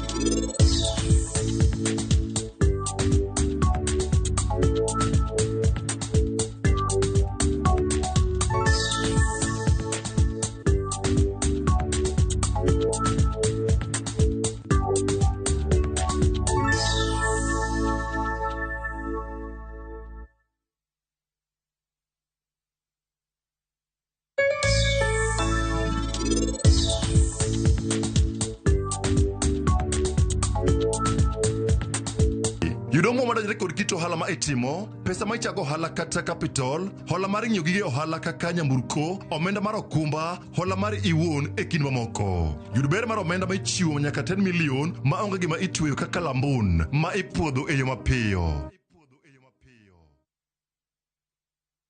Zanzibar, an island of spice and soul, and where every day begins in wonder and ends in magic. Wander through the winding streets of Stone Town. Sail away on a sunset door cruise. Breathe in the rich scents of the spice farms and escape to Namba Island for a day in paradise. Come with someone you love or come alone and make the island your own. Enjoy 4 unforgettable nights from only $950 per person sharing or $1,190 for a solo trip. Book now and let Zanzibar be your next great story. Call 0703 254 254 or viewtravel.com. View Travel. Dream, explore, discover.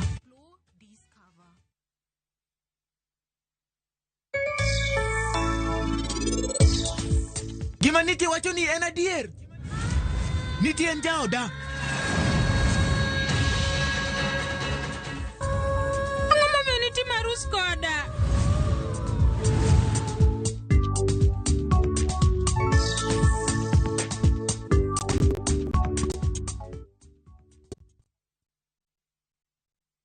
Chakre dho nam lolwe nyaka e nderni mag boma maduong', pesa ka pesa nigi sigande. Kae en kar dak mar joloko ohala. Growth wa mostly bedo attributed to consistency and hard work. Kokalo kuom jo ohala manyiso rieko margi e ohala mopogore opogore. Ka gima nyaka ikwong ing'i en location kamidwa kete dukano. Wapuonji timo ohala okang' kokang', kaka ilose, kaka ipidhe modongi, nyaka kaka irite mondo odagi. Siri mar business wane gimomiyo osebudho kabisa en ni itiye gadier. Kae kama timo gik moko gi kinda romo gi rieko kod lek mabedo adiera. Watemo choko artifacts mag luo to watiyo kod gas decoration e ot ka. Ohala gi mwandu gi Cleophas Oluoch, tich ang'wen saa 1:45 otieno. Kik bai. Yani badala ujiombe, unaniombea nifeli. Badala ujinene, unaninenea mabaya. Yani badala ujiombe, unaniombea nifeli. Badala ujinene, unaninenea mabaya. Ili kupata badala ujiombe kama skiza tuni yako, bonyeza *812 *790#. Kumbuka, Skiza na Citizen ndio nyumbani kwa wasanii wote.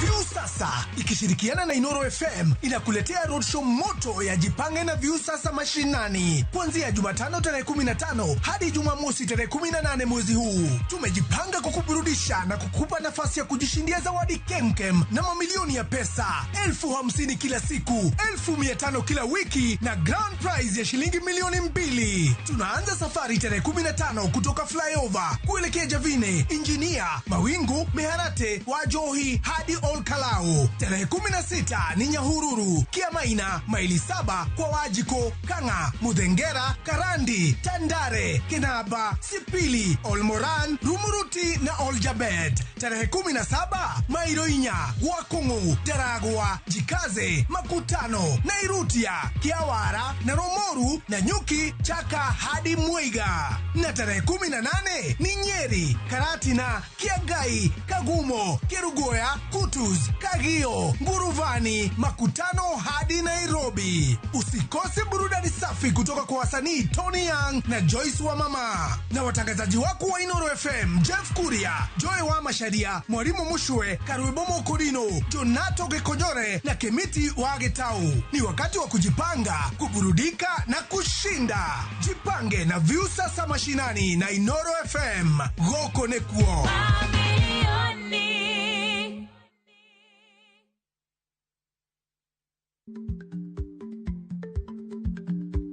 Chako chon loyo dhi kajuoga. Ma tiende ni bedo gi ikruok momondo, geng'o masiche kod midhiero mang'eny mabiro e ngima dhano.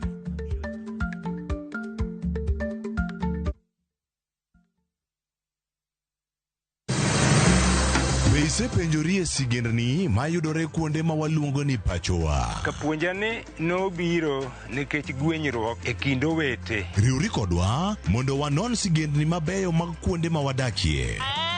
Nera nitie. Ninyuo kong'o kacha niluongo ni kilap jokowili. Kochakore bombe madongo nyaka e gwenge ma iye. Otusenge en piny joimbo mar oganda miluongo ni Wasenge. Ng'e gigo mamiyo oganda ka oganda bedo mopogore. Nweng'o ma wan godo ka en mar kunyo goldi. Urudi. En kama ji duoge ji ok lal. Ng'e weche mane osekalo. Chon chande lweny nitie kor gweng'. Rwako sigendni mag kuonde ma wadakie. Iwacho ni kibedo piny e kom, kineno ng'ama lwete fuare kama, mano nyiso ni jakano mulo ka pigo sechope bwo mesa. Ng'e gwengewa chieng' tich ariyo saa 3 otieno mana e Ramogi TV.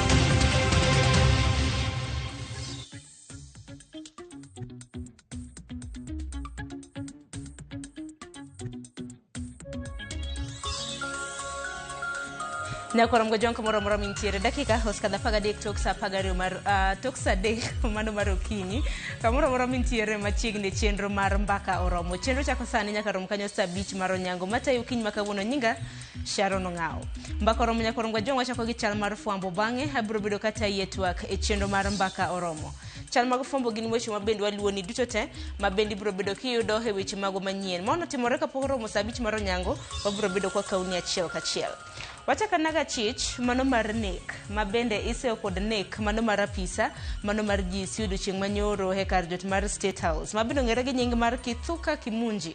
Okinyi makawuono ibiro bed ka ichope e nyim doho Nyakoram Gojong odiochieng' manyoro kanida dhoge nwachanga ni en satane manoore mar mondo mi oneg obila mano mar GSU kata kamano kawuono bende oyangore nitiere ripode mopogore opogore kaluwore koda tudruok mano mar Kimunji kanyakla kod obila mabende koro noneg kod asere mong'ere kaka Ramadhan Matanka dibed ne ging'ere dibed ne nitiere gwandruok e kindegi mane penjo maduong' nonro yango weche mopogore Nyakoram Gojong kaluwore koda tipo mago mag wang' dede mabende nokaw State House yango ni Kimunji naloso gi Ramadhan e kind thuolo mar dakika 17 kapok nochuoye kod asere koro penjo nitiere dibed na ging'ere koso ooyo kata kamano en nek manotimore odiochieng' manyoro Nyakoram Gojong kata kamano Ramadhan bende wang'e jasalam joikoga kapok chieng' opodho odiochieng' manyoro nok nyal ike Nyakoram Gojong kwayo makende mabende nokwayo anyuola mare mar mondo mi tim postmortem tim nonro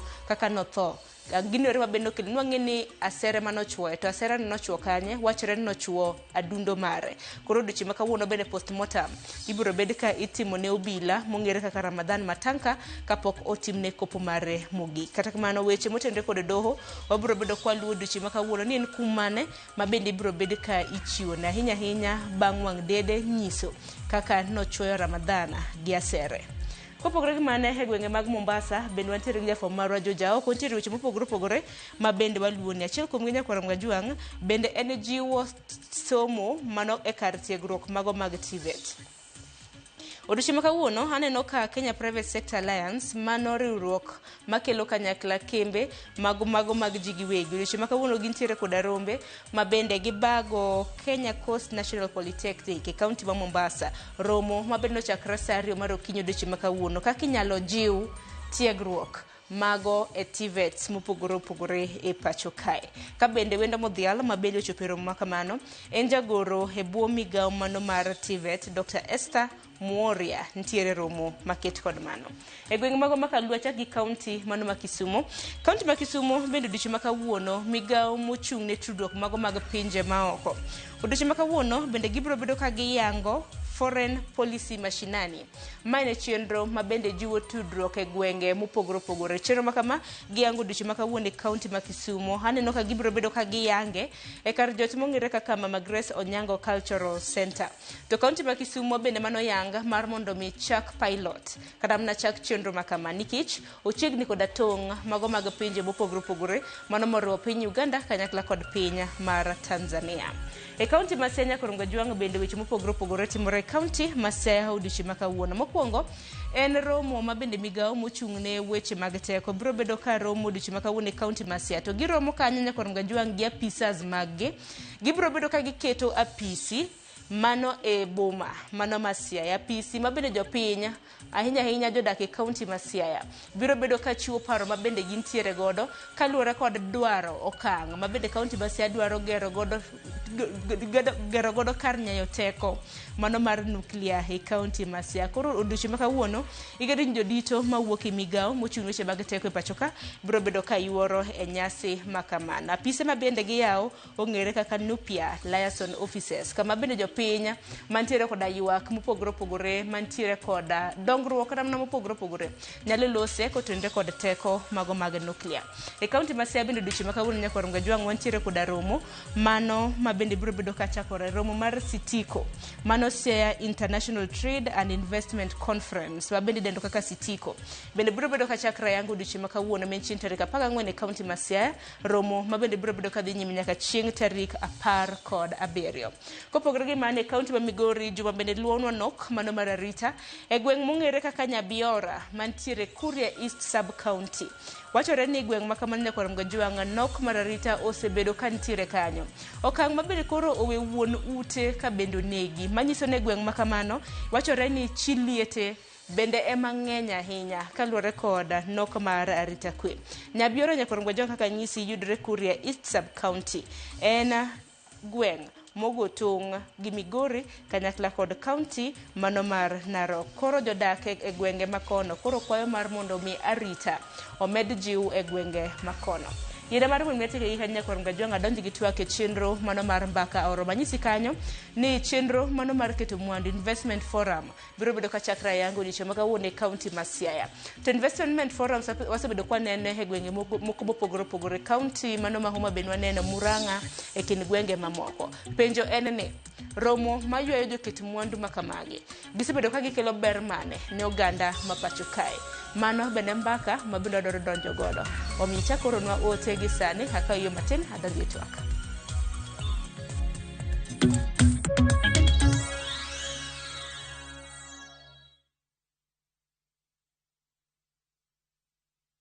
Na to kori winjo kika winj kucha koluonga ni mbabas nikech koro uneno kama ni pesa moro matin. View sasa ndio nyumbani kwa the best local dramas. Nataka ripoti ya Hansi pamoja na mkewe. Comedy za kuvunja mbavu.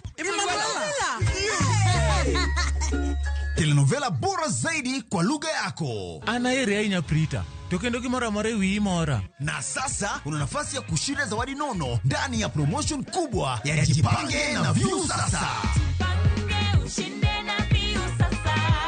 Shinda 50,000 kila siku, $500,000 kila wiki na grand prize ya 2 million shillings. Wow. Ingia kwa View sasa hivi kwa kupitia paybill 724177 au tembelea viewsasa.com. Weka nambari yako ya simu kama akaunti yako. Kisha weka 50 bob tu na upate content na point na uende kama mshindi. Ingia mara nyingi uwezavyo. Kila ukiingia kwa View sasa unaongeza nafasi yako ya kushinda. Imeidhinishwa na BCLB number.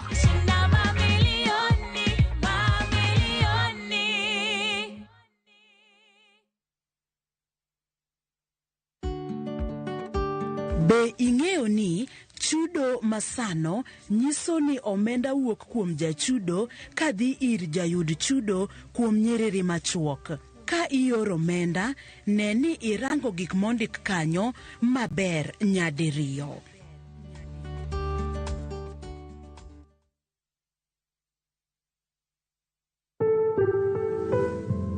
Nyarungrung mokuota e buo yuothi kata machiegni kod ng'uti nyalo bedo ranyisi ni nitiere gimoro maracha e thundi kata kansa mar thuno. Kapo nono ni ineno lokruok e pien dendi mantiere thundi machalo kaka pot machunga kata kineno ka dho thundi nitiere kod lit kata ogolo kido mopogore opogore, tema tek mondo mi ine laktar. Ote ni kelonwa kod Royal Media Services, we care.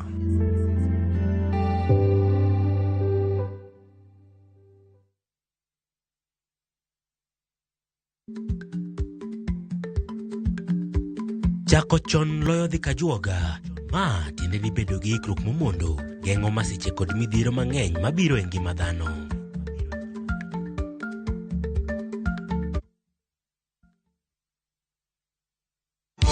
Seche mokagongo na teri endala imos babana Batimaya kailionge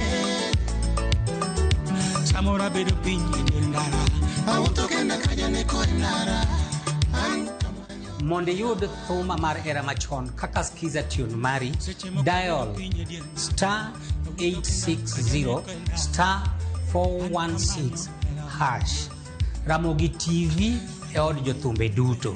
Eruru kamano.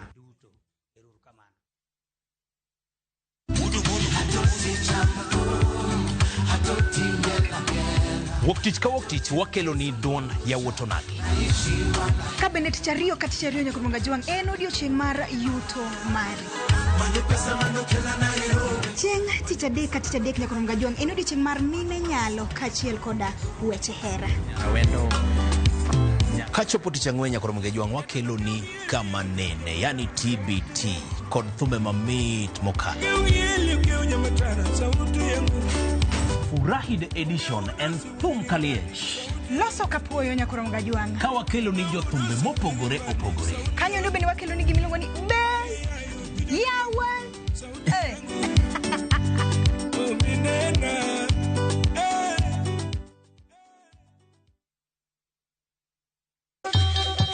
Ang'o mosetimore ne joma ne ochweyo Ugandawa?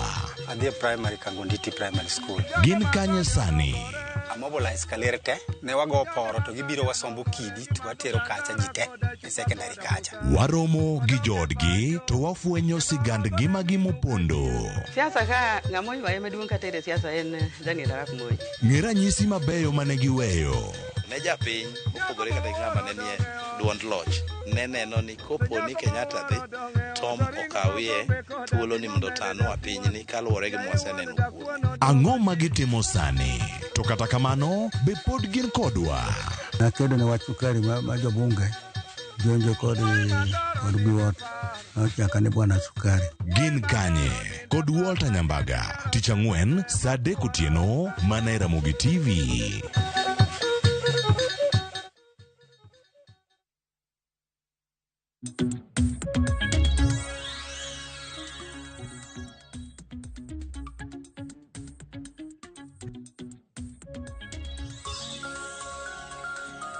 Ne korongo jonka moro mintiera no kanyo dakika oskadho 24 tok saa 3 mar okinyi. Machiegni tok mar okinyi makawuone chino mar mbaka romo kama bendo jawacho kaka pile sud machiegni mondo wago mbaka magoyo pile ka pile chieng' wuok tich nyaka chieng' tich abich opogore.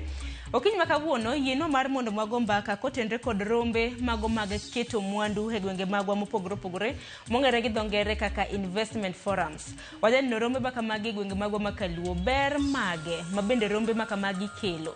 To counties magwa nyakoro Mgajwang' nek benigi ikore e yo maket kod mane mar mondo mi giywa joket mwandu mopogore. Nwano kanyo romo mano mar joket mwandu mabende nidendo kaka Hobik mano ma Homa Bay mabende norumo nyakoro Mgajwang'. Koro e county ma Siaya bende chakre odiochieng' makawuono chieng' tarik 14 nyaka rom kanyo chieng' tarik 17. Gin bende gibiro bedo kod romo mayo joket mwandu mong'ere kaka Siaya International Trade and Investment Conference kata Sitiko. Kaka japiny romo makama konyi nade mane thor wach mabedo dwaro bedo kwa twaki okinyi makawuono yiena mar mondo miarwa kwelo mabende wantiere goda ntiere gi welo ariyo mosechopo katika mano achiel kuomgi mong'ere kaka Michael Agwanda wabiro bedo kwa tudre godo kwa dhi nyime kod twak marwa. Yiena mar mondo mi arwa Kevin Osido mabende ang'eni kinja hera mar Ramogi TV oken wenda hinya kuomi. Osido henja lony e weche mag telo. Osido arwa kini machiegni gino mara ni chiyo makare. Erokamano kuom gwelowa mar mondo wago mbaka e chenro mar mbaka oromo kendo agone Nyasaye erokamano maduong' nikech ng'uono mare mar odiochieng' makawuono. Erokamano ahinya kendo machiegni twak. Kopogore gi Osido nyakoro Mgajwang' bende wantiere gi Oscar Omondi. Oscar Omondi bende ok en wenda ahinya kuom nyakoro Mgajwang', en jalony e weche mag siasa. Omondi imbe daro kendo machiegni ka thuolo mar moso jopiny. Erokamano Sharon kod jopiny mang'iyowa kuonde opogore gi jowinjo mag Ramogi TV. Erokamano kendo wabiro kae gi Osido ni sipa wagogo mbaka oromo. Pok aromo kode Ramogi kata aromo kode kuonde moko pok ago kode mbaka gi bundu Osido. Ang'e kumwegoge mbaka gi doliech. Erokamano aroko ni machiegni. En senator marwa. Orocha en youth leader but senator mochung' to en senator ma Siaya. Gima ber ni wenda okinyi makawuono iwacho ni Osido kanyakla koda Omondi ng'ini wuok e kaunti ma Siaya duto te. To Agwanda ma wane bedo ni riwore kod wuok e kaunti ma Homa Bay duto te mabende koro investment forums wacho ni dwa wasebedo kwa bago. Kachako kodi Omondi. Ikruok mane ma kata mana kapok keto inyruok kata mana kaka japiny. Iwa neno ni ber mane ma bende rombe gi osebedo ka konyo godo jopiny nikech rombe ma kama ng'ine gin ma iwacho ni sero joket mwandu investors mar mondo joket mwandu e counties mopogore. Penjo ma bende nitiere ni japiny to koro iwe kanye. Gima timore en ni mokwongo kapok kata wacho penjo mipenyano adwa kawo nafasi ni kaka Oscar Omondi kaka Osido wacho senator ma ji dwaro mondo a welcome ji tete gi welo tete mabiro Siaya County. Siaya ka baba thurgo Osido. Wago erokamano mondo ji obi to jo Siaya mantiere kamoro amora ma gintiere wendo kubiro imiye chai moro madho to Siaya gin very happy people wa joma mor jo Siaya kapo nitie moro bro develop miluongo ni gweng' Vedich chande bende kapo ndalo moko wendo biro tinyalo migi gino to wamor kendo wabobir Siaya kata bende mondo wane mbaka mwagoyo Siaya kaka jo Siaya. Devolution en gima ber makoro chopo nyaka makoro Siaya nyalo timo conference bilani. Magi gimomiyo ne wakelo serikal mar gwenge. Serikal mar gwenge miyo nafas magi mano kunya timro chon moro kaka Siaya. But sani kech devolution wanyalo timo events bilagi at that level. Mae ber mar devolution gi serikal mar gwenge. Koro wagoyo kamano wakwayo ji duto tete no bi Siaya. Siaya en kama lich. Jok mowuok Siaya ok gin ji ajia. Jo Siaya joma lich kabisa. Anyalo kwano ni kama ae kata kachake sports. The first ever female rally driver Oriero Gumanduli nene nyasi nyage. Apart from mano, the first ever best boxer ma females Luon Conjestina Chieng en nyage mbende. Apart from mano, the first ever nga mokwongo win coach mokwongo win kaka captain kendo coach international world sevens rugby Benjamin Aiba the late bende mano wuda lego kiwe mano kidonje siasa the first ever vice president ma Kenya ka Jaramogi Odinga mano wud Siaya to dono kabuno koro mana mitulo mar lichore dono politics mo Siaya ata mana the best economist chemwachako Kenya ka Barack Obama senior mano Siaya ene mobodugo nyuolo the first ever black American president Barack Obama Jr. mano wud Siaya to kiwe mago wan gi professors Bethel Ogot Atieno Odhiambo and everything jogo cha kingiyo development ma Siaya tinga miluongo ne yes Atieno Odhiambo ondiko buk maber miluongo the Siaya landscape to yes wache buge chande ni some of the things ma wan go problem wan go Siaya in cage we've not managed 60 years bang independence mondo watieg miluongo ni food insecurity to gumokelo kech Siaya according to Atieno Odhiambo en ni biro mar oduma ok ber Siaya wapure kendo warundo koro miyo ne wakopo gir wasungu to kaka no biro Siaya no kelo shida nikeche ok okelno mazao maber it is too expensive kata jok mapuro ong'en puro nikech jopiny kikinyera lakini gima dhi yudo gima nyalo timo maber e county wa Siaya ne gin our indigenous foods miogo bel ne ber njugu mane wapidho chon kande gik mane wapidho kod olayo kod gik mane wapidho chon kande monego bed ni wadoke rabuon bende timo maber kod gosido yo makocha ntiere kaka timo maber kabisa kendo kuma Bethel kendo ang'anene yes ne wache bugno kendo ni wan kod gumiluongo ni Nam Lolwe kacha ni ntiere at independence before the beginning of the century ne wan kod 500 species of fish ne ntiere rech aina 500 mane ntiere Nam Lolwe chande to machane ne miwa yudo chiemo to Sharon no gima timorega kidhi kaka kidhi Europe kidonjo kamiluongo na Amsterdam ticheko bagni kikibigi gimoro mangima nikech giluor ni nyalo donjo gi mangima bikawo biso e pigi kande baketh nigi mwandu magin go mar chiemo e pige magin go kande gima notimore Siaya ne gima rach kabisa ni ng'ato nobiro ja British bokelo gumiluongo ni Nile perch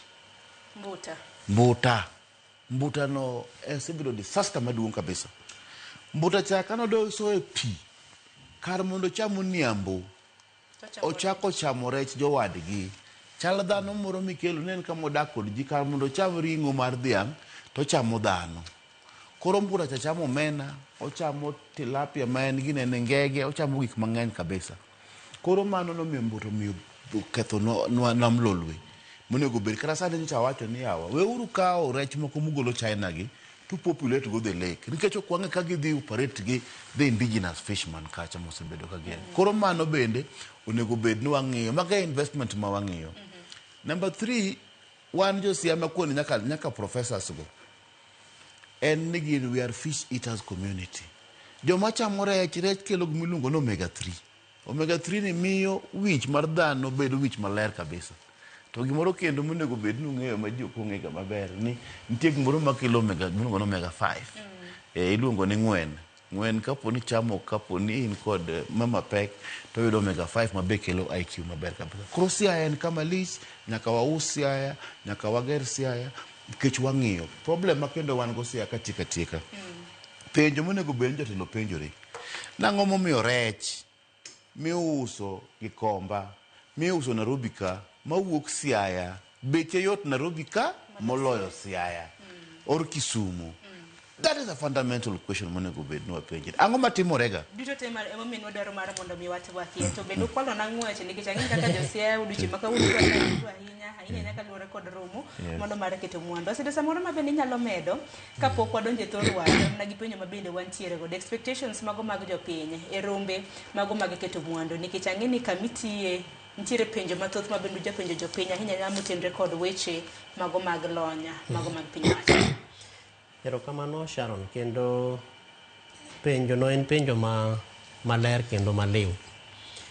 To en penjo ma samoro wabende at County Governance Watch wasebedo ka wapenjo kata mana counties nikech sama walose ni more than about 40 counties ewi counties 47 osebedo gi gik miluongo ni investments conferences. Moko osenyaka timo conferences madhi mana 2 kata 3 kaka koro Homa Bay. King'iyo conferences gi most of the times jogo ma sirikal mar county target gin a majority of them gin ga outsiders manyiso ni gin welo mabiro kendo neno ka sechego iloso videos mabeyo mag governors kata jotelo madongo mag county ka girwako welo mar mondo gibi e county. To gima japiny nyaka ng'e en ni conference kaka koro madhi timre Siaya ok en mana mar welo kende. Within the county kacha nitiere investors madongo.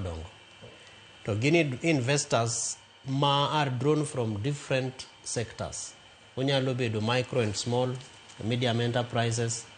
Ginyalo bedo kata mana jo boda. Sani kaka koro ma wabire Siaya ni kane wadhi e stakeholders meeting wige madhi 2 mokalo Nairobi kae mane governor orwako wae to ne wan nyaka gi investors mane wacho ni gin gi solar bikes nyaka mtokni maringo gi teko mar chieng' ma ok ochuno ni nyaka igoe mafuta. To koro kae ni investor machalo kamano onyalo bedo gi mtokni kata motorbikes ainago. To koro penjo maduong' manyalo bet en ni ng'ano gini madhi riembogi. Omiyo investment conferences machalo kamagi ok gin mana mag wazunge midwa ni mondo bi e county kata welo moko madongo joma nigi pesa madongo mabire county. Within the county kacha nitiere nyaka mine mauso alot mopidho alot hectares of pieces of land madongo to mago gin investors.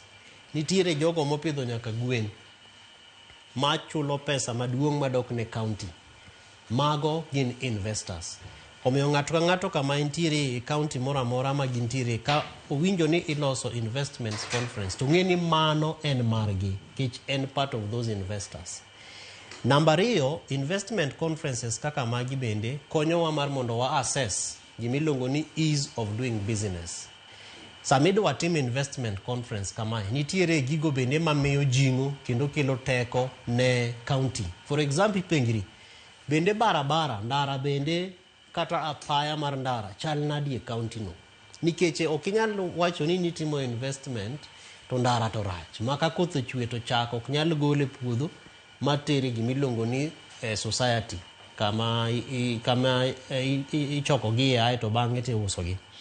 Namba 2 gimiluongo ni security, arita mar kwe nyaka bed gima ber kabisa.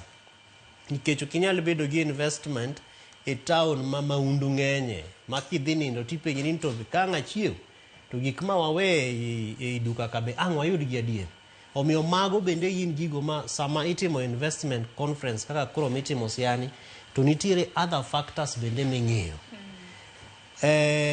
Policy miluongo ni tax policy mar county kata budget mar county revenues mopogore opogore ma kuonde ma county yude pesa nyaka ng'i, nikech onge ni nyalo invite investors Sharon to bang'e to koro taxation policy mar county go investor ni obiro muse nyaka bet kode useketo sahihi kata go sei e MOU to koro bang'e kan conference orumo to gik moko koro buoge, ichako nyise ni nyaka ichul pesa marom kama, ing'e ni piece of land mikao ni bende land rates ne chal kama, gik ma oko wachne before investment process ochako. Omiyo mago gin gigo ma conferences kaka magi konyowa mar mondo wang'e ni to what is the state of the economy madongere samoro ka wapuonjo ji to wajawachoga ni political economy analysis. Nyaka ing'e ni to siasa mar county no gi gigo ma oriwore gi investments mag county te chal nadi. To mogik bende nyaka wang'e Sharon ni to MOUs mabedo signed e county samitimo investment conferences gi bende nitiere follow up, nikech at county governance watch be wasetemo luwo MOUs ma governors kata partners sign gi investors to we realize ni 75% of MOUs mosebedo signed kata mosego e kogno gi governors 40 out of these 47 counties, 75% of MOUs go gik mokariyo matimre. Mokwongo jopiny ok ong'eyo gi nikech sama koro conference dhi mbele to nitie session miluongo ni MOU signing, tiluongo gi kendo iketo mesa maler kaka ma wan godo kano, to gimigo e kogno to japiny to ok ong'eyo nikech ok olernegi. Samoro be kalure gi agreement mantiere kanyo gin gigo ma details gi pok osemi japiny. Then number 2, follow up mar MOUs gi bende kosego gi kogno to kwane ka iluwo gi e yo makare, nikech samoro samitimo conference to en gimitime e haraka nikech en activity, but beyond the activity nitiere gigo mang'eny kabisa ming'iyo, including kata opportunities mag loso ne rowere tije, opportunities for job creation, nikech sama investors bire county to ok ni ng'iyo mana ni to on source revenue mar county gimidhi tim gi dhi konyo county nade, nitiere nyaka opportunities bende ma wang'iyo godo ni to bende nitiere kaka rowere, mine gi jogo modak gi rongone mopogore opogore kata different persons with disabilities bende nitiere opportunities ma ginyalo yudo godo tije e investment opportunities mabiro e county kaka koro Masiaya dhi timo. Haneno ka Oscar ding'ia nitiere midwa medo kapok aka Wanda. Ng'e gik ma Mosido wacho ni. Apuonjo ga gimoro miluongo kenda jawache kaka ni idealism gi realism. Kako nego bedi kod kaka en. Kako Sido wacho gi kako nego bedi to ken kamano. Kapo ni luongo bed ni luongo wa kod ng'en problem en luongo wa kod Mike Agwanda gi Osido watimo analysis kae to watimo simultaneous analysis ma high standard nego bed luongo wa kama luongo kod jasia mini CC ma trade bo bed kae to bed luongo CC ma trade ka to ng'en samila so kata na thesis kata project mora mitimo. Number 1 en gag miluongo ni objectives. What are the objectives? Ni idwaro ni gimitimo ni ang'o ma wuogie gini. Koro okapar ni asetemo winjo Governor Orengo, asetemo nyaka sisi Masiago gi jok ma organize conferences gi kata Homa Bay ka to objectives onge. Idwaro ang'o ma wuogie gini. Nikiluongo jomwandu go ng'en kaka koro Sido wacho. Inaro kaka koro wachi wan kod ami example. Wan kod kamiluongo ni Silicon Valley. Silicon Valley en kamilose computer gi gachana ng'ango matimre milose nyaka simbe gi gik mang'eny America kucha. Silicon Valley ndika milon California state. Lakini Silicon Valley okubedo registered California and registered Washington. Nikech Washington state kucha nitie gimiluongo ni incentives. Nikiregister e kucha tiyudo gine tariffs moko mabeyo itimo yani yotimo hala ma kabilano nikech sheria mag state makacha chande. Koro onego bed ni kawuono investment conference ma Siaya nyiso wa ni Siaya kae sani kibiro gere hotel to county government ma Siaya mi beach plot nono.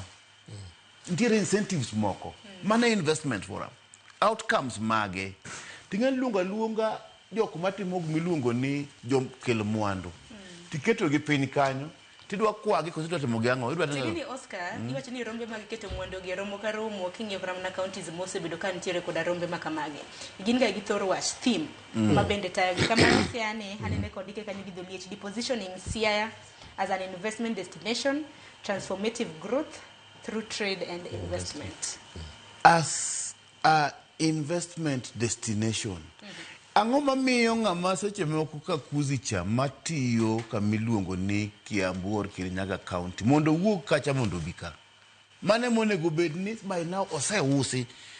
Koro investors maringo ni hawa. Siaya ntiere gimiluongo ni Kijandi. For example, I will tell you.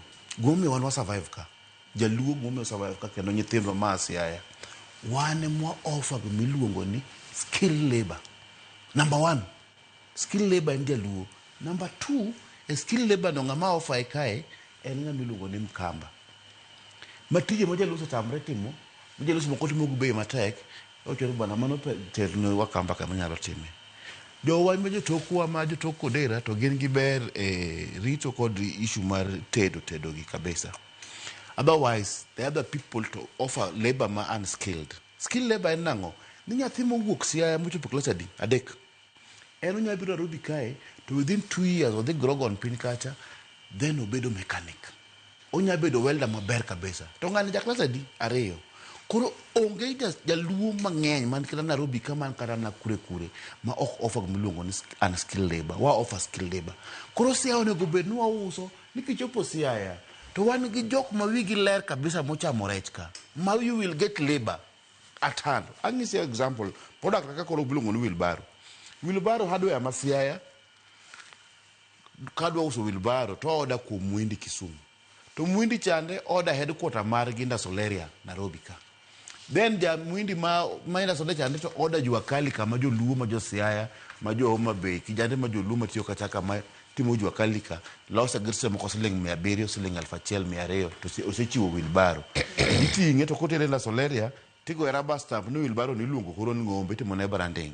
Kotere branding kotere Kisumu bende re Siaya siling 700. Koro monego bed no watimo investments wagol chain ni nyithindo ka nyalo loso wheelbarrow cha Siaya onego ben koro nyalo loso wheelbarrow bedo kene ka Siaya onge kambi onge gimwa loso to wheelbarrow pod loso kod jomage jo Siaya onego ben koro timo investment forum bilani to wa promise investor cha negi midhi yudo ok en kumwa dhi mi Ero kama na ina bende kele penjo ne koro ngajo kaka counties mopogore usore motelo ne rombe mago maga keto mwandu kaka ukiny maka uno dile beni wasebedo kwa no flyers mang'eny why invest in Siaya kin mamoko kata kama no yena mar mono mierwa koda Michael Agwanda njalo nyuchi mag tela gona roki di machiegni geno mara ni chio makare machiegni to ukiny maka uno ero kama adogo niero kamano kuom rwakaka maber rwaka gi ng'ama rach ni Oscar Siaya to go Siaya kabisa but also it's nice to see you agomo ahinya nikech nawuok Kisumu gi ndege to ndege leo matin okaero ga leo forums like nikech ang'e ni it's a very important forum Siaya nigi investment forum conference I mean kendo yini naneno nan Siaya tan Kisumu naneno Nyamasaria kaja taneno airport kumora midhie taneno posta posta maduong' kabisa mag Siaya. I think one of the things manyaka wa agree ni investment forum ni jok machame ahinya en jo posta ka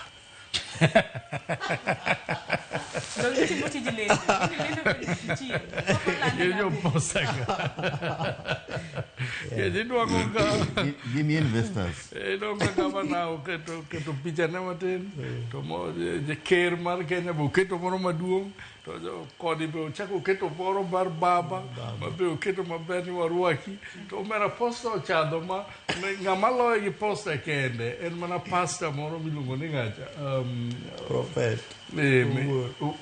Wuod keto posta ne pe. Mombasa. Ezekiel, mane ng'amolo Ezekiel. Ora taro ni chame gi jopo. Yani kapo conference ochakore, ji osechamo conference. Iwinja. Gimalo wacho ka, oserumo. Popo ochakore. Gimalo wacho ka en ni conference en gima very important. Nikech conference ni gimomiyo en important ni wagweloga wich maleo tiketo kacha. To giwacho no ni mae mowinjore watim.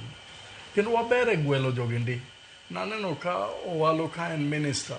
Nochakore gi Kisumu Investment Conference, Nyanza Investment Conference. It was a brilliant idea.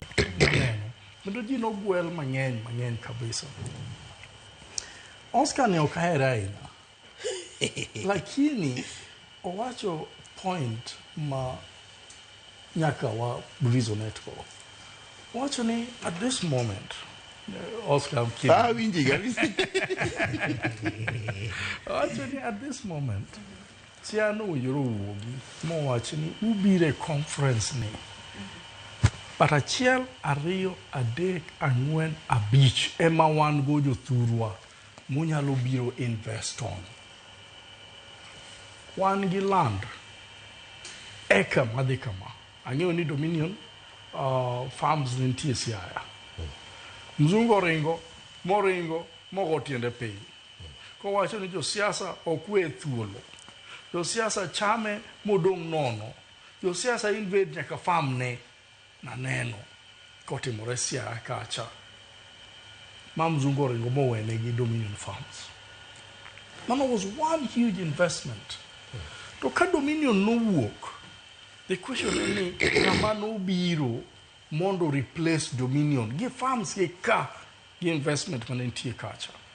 Dominion nobiro ni otimo farming mo export gigi kendo ne gen gi market somewhere else. Iso ni otime locally to export internationally. Nwagoyo Mzungu oringo matiende okay. Investment conference island en odwa benefit nga. O benefit governor nikech koro ji nitie biro gi mtokni madongo to showcase ni wan be wantie kanyo. 3-piece suit mano konen gi go Homa Bay nikech nyocha gi no Homa Bay koro gidwa biro go kanyo. New brand of vehicles manyiso konen gi Homa Bay koro gidwa biro kanyo. Ye ni governor kachiel ko biro kanyo to biro kanyo gi mtokni 7-8. Seche moko be onge gimo showcase naneno gi wi bende wil gi welo mokowe nikech governor puoth kende wi be wil gi welo mokowe naneno gimoro Homa Bay ka governor moro biro to stand gi mane gintie kende ne en mana kombe maduong' mo believe ni kom no nyaka move from one county to the other nikech ko bede kombe moko to nyalo sim iwinja mane gi mane nitie stand gi a sorry state. Ni watimo all these investment conferences to aonge result. Ase penjo jo Homa Bay. Deja wuok Homa Bay. Nyaka na investment conference kitimre. Adwa neno one investor mowacho ni I have come, I have signed an MOU like Oscar Osido was saying. Mae gima adwa timo ne jo Homa Bay and we are groundbreaking. To parni Homa Bay bendo system investment nyadiriyo. Pok aneno ng'amo biro mowacho ni we are groundbreaking. Wadwa kelo industry in this place. Nikech mago is the reason momiyo investment conferences owinjore otimre. Ni wa showcase ni results and magi. At this moment, ok owinjore wa celebrate ni there is an investment conference. A posters madongo gi Oscar. Owinjore wa celebrate ni from our last investment conference, one year an investor who has come and has pitched tent in our county.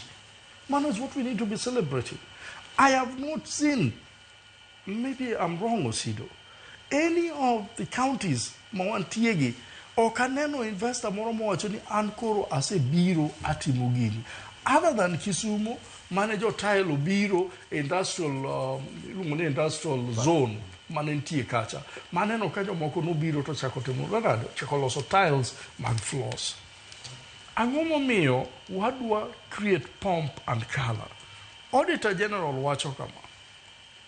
The most expensive and misused kitty in county government and travel, and national government and travel.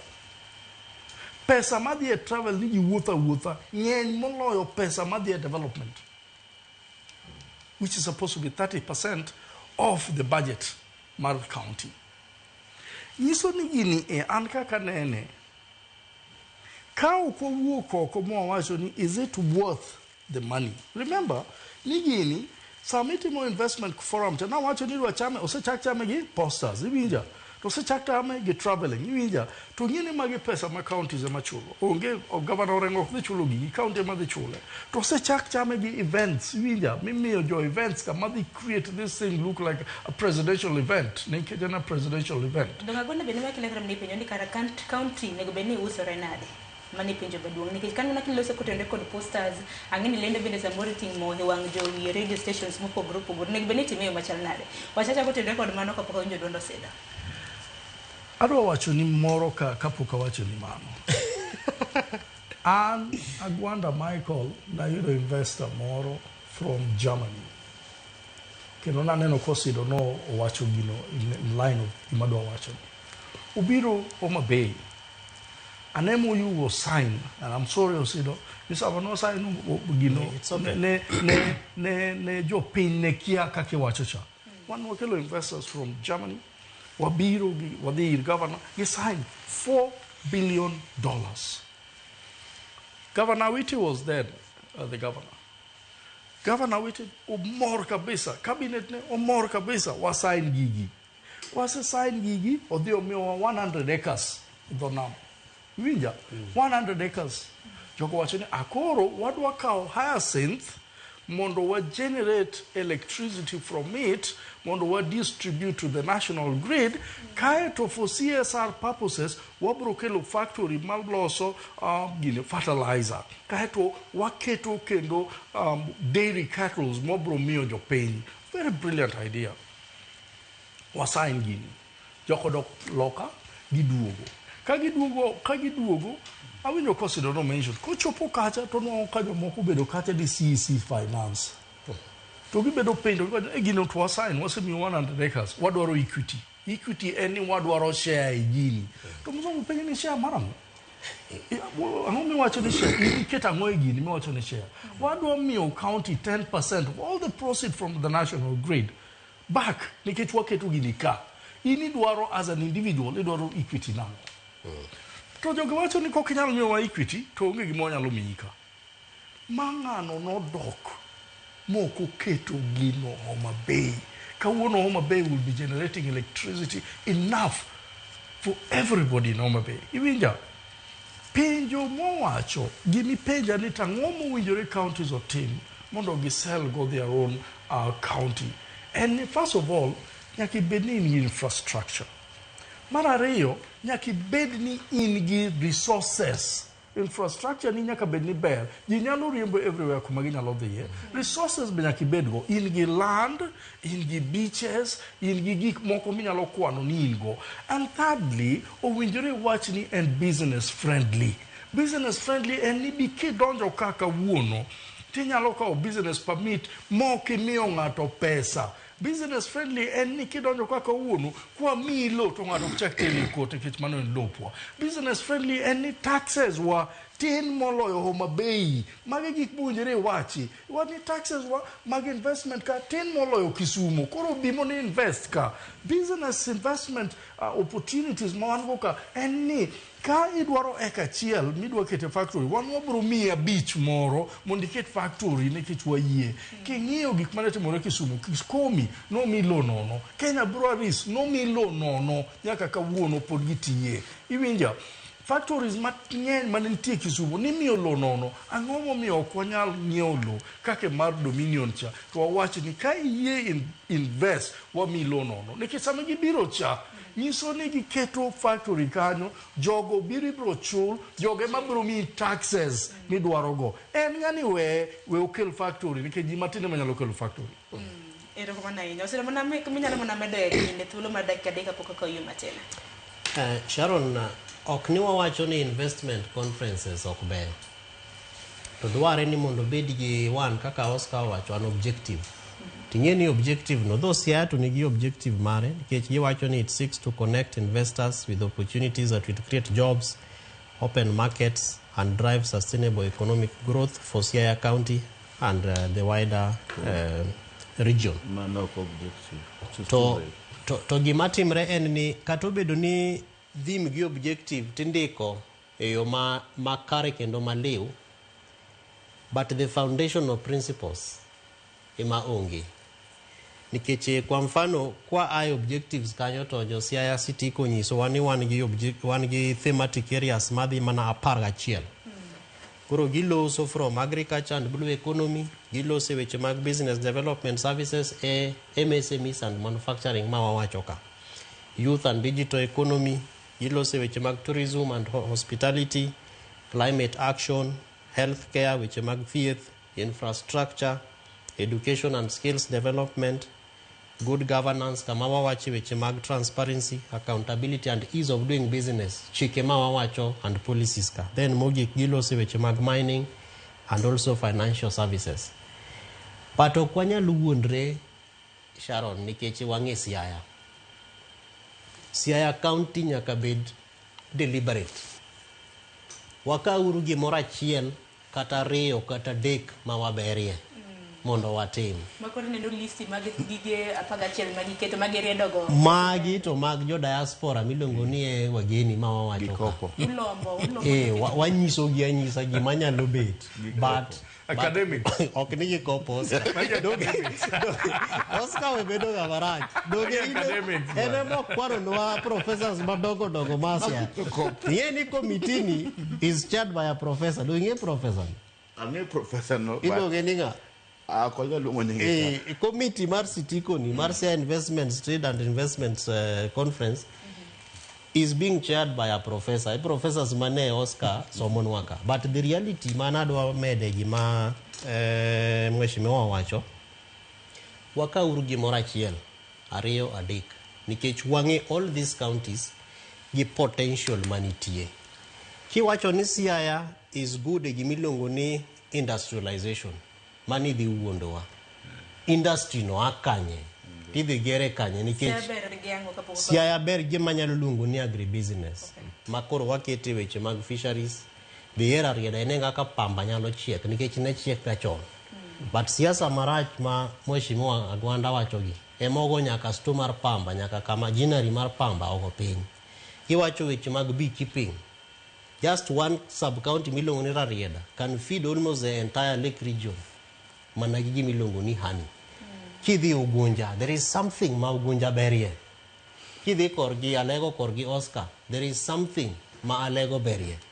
Kidhi Bondo kacha, there is something ma Bondo notimre nade berie. To nikech wacho ni wadwa dhi break, an nagombo mondo wa connect all these things to nyaka gik matimre national government. Kechi wacho na for example ni nitie gimilongo ni county aggregated industrial parks. Mose nyiswa ever since the first government mar Mheshimiwa Uhuru Kenyatta nyaka kawuono. But where is the value mar industrial parks ma walose mag counties gi? Then number day kanyo be Sharon one gi TVETs. Erego value chain ma TVETs ma wantiere godo Siaya moger madongo ka. Value mar gimi puonje TVET gikako dhi bedo connected conference ni. Gik matimre ma opportunities ma Siaya nyalo produce. That connection is missing. Which go duro, karana special economic zones. Yes, kaka mamuranga kai. Makwar.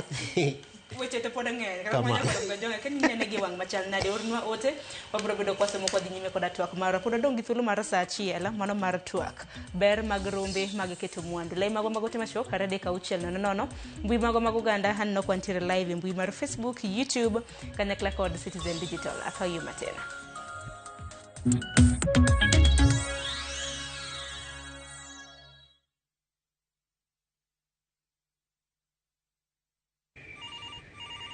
Baite bwana, baite murume. We wacha bwana. Unanipigia simu saa hii? Si utafanya ni nyongo bwana. Unataka mira yangu ikatike? Ai bwana murume ufai kunipeleka na hiyo ongea. Murume unanipeleka na ongea ya gari ni kama imeibiwa bwana. Dial *811 415 hash to get Vite as your skiza tune. The call of the wild, golden savannas stretching endlessly, and moments that feel like they were made just for you. This low season, the Masai Mara invites you to reconnect, to share laughter with friends on safari, to rediscover wonder with your partner under endless skies, or to find peace in the stillness of nature, all on your own. From only 24,500 shillings for 2 nights with van transport, or 27,700 shillings by land cruiser, View Travel makes your Mara adventure affordable and unforgettable. Book today and enjoy the ease of Lipa Pole Pole. Visit viewtravel.com or call 0703 254 254. View Travel. Dream, explore, discover. Ang'o mosetimore ne joma ne ochweyo Ugandawa? Adhi primary Kangonditi Primary School. Gin kanye sani? Mobilize kalerte ne wago poro to gibiro wasombo kidi to watero kacha jite e secondary kacha. Waromo gi jodgi to wafwenyo sigandgi magimopondo. Siasa ka ng'amoy waye maduong' katere siasa en Daniel Arap Moi. Ng'e ranyisi mabeyo mane giweyo. Ne japiny opogore kata ng'ama ne nie duond loch ne neno ni kopo ni Kenyatta dhi Tom okawie thuolo ni mondo tano pinyni kaluwore gi mwaseneno kuom. Ang'o magitimo sani? To kata kamano be pod gin kodwa. Nakedo ne wach sukari ma jobunge jonjo kod biwot nochaka ne bwana sukari. Gin kanye kod Walter Nyambaga tich ang'wen saa 3 otieno mana e Ramogi TV.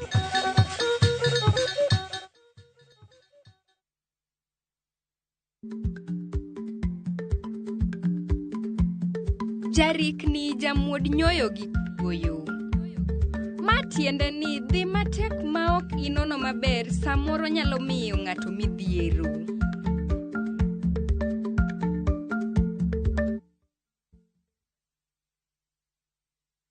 Teke na Wigo Boda. Chanua Jam, fika on time at the lowest charges in town. Va helmet and ride in style. Ni safi, ni safe, na ni easy kwa mfuko yako. Wigo, your trusted ride. Download the app now. Ama SMS Wigo to 20425. You'll fike right on time. Wigo, your trusted ride.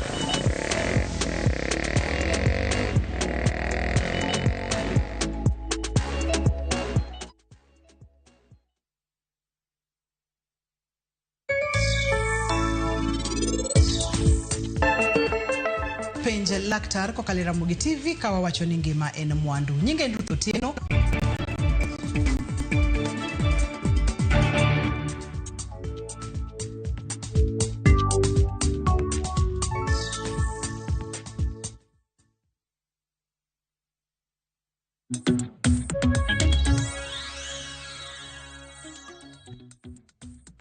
Nyakorongo John dakika na bich tok sangwen machigno kang marario poro dhi nyime gi twak marwa kotenre kod rombe mago maga joket mwandu mabedo sebedo ka dhi nyime e counties mopogore opogore. Jumani Nyakorongo John romo biro bedo ka chako dichu makawuono e county mano ma Siaya. Kapo kamere konga ntiere gimani wacho osido mabende na wacho ni akawie matin mar bondo mi hiduoga itiek wach mani ntiere goda. Erokamano. Gimana wacho be achiegni mana tieko. Tadwa ni mondo amed ni omiyo dware ni mondo wang'e ni to sama county government timo investment conference ng'ano gini my target nikech ye ka wan gi counties ma ji osenyaka complain magiseketo nyaka petitions kata mane tax policies magie chike miloso masiro gima waluongo ni the ease of doing business environment maber manende agwanda wacho ni.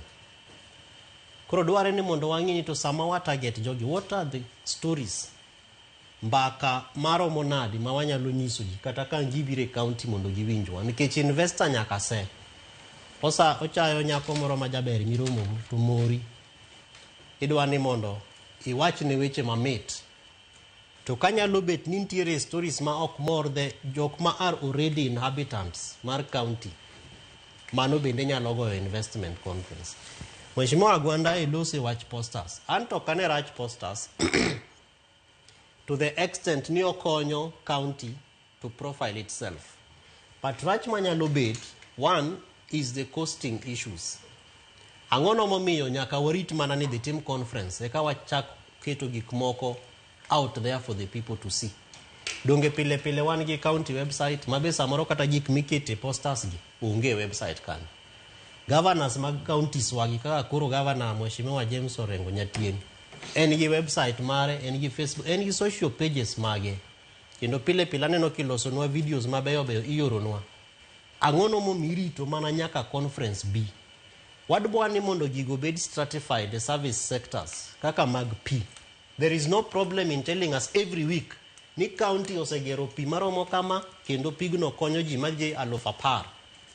Ni county oseloso ndache machal kama kendo ndarano value mare en gima chalo kama. Nikech mano bro konyo nyaka jogo maneno gik mabeyo ma county timo mondo konygi e advertising weche mag county. To bende ang'eyo katieko Sharon ni nitiere partners ma counties normally engage with. For example, tiere Council of Governors is a big partner of counties, though is a membership issue, but gibende gi konyo in terms of technical support, capacity issues, creation of networks, gik machalo kama. One gi national government agency milongo ni Kenya Investment Agency, Can Invest. Mabende, I'm sure ni kate watch siya ni bende they are very hugely involved. Hapa ni imani ilongo chon ni Brand Kenya, if I'm not wrong. Omiyo mago bende gin partners, maka county nyalo tudre godo yo makare.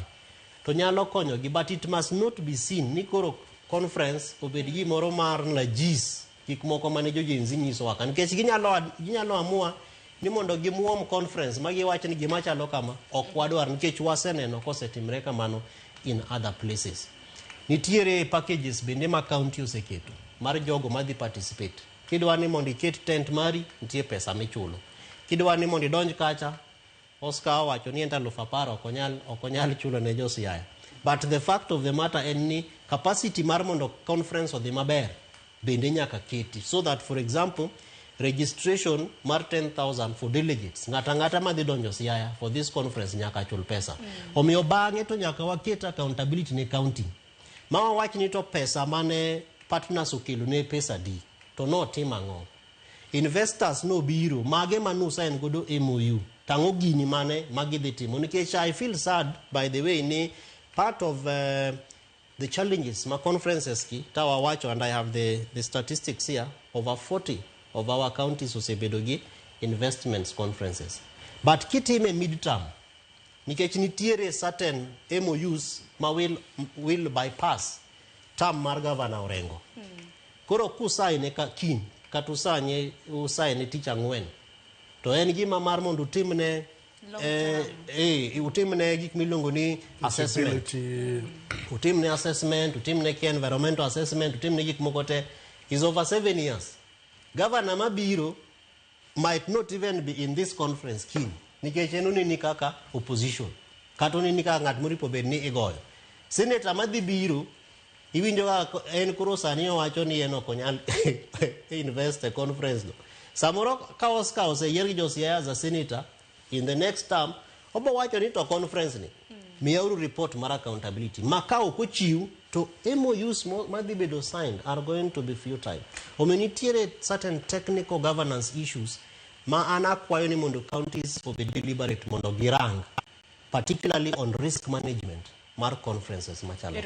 Oscar.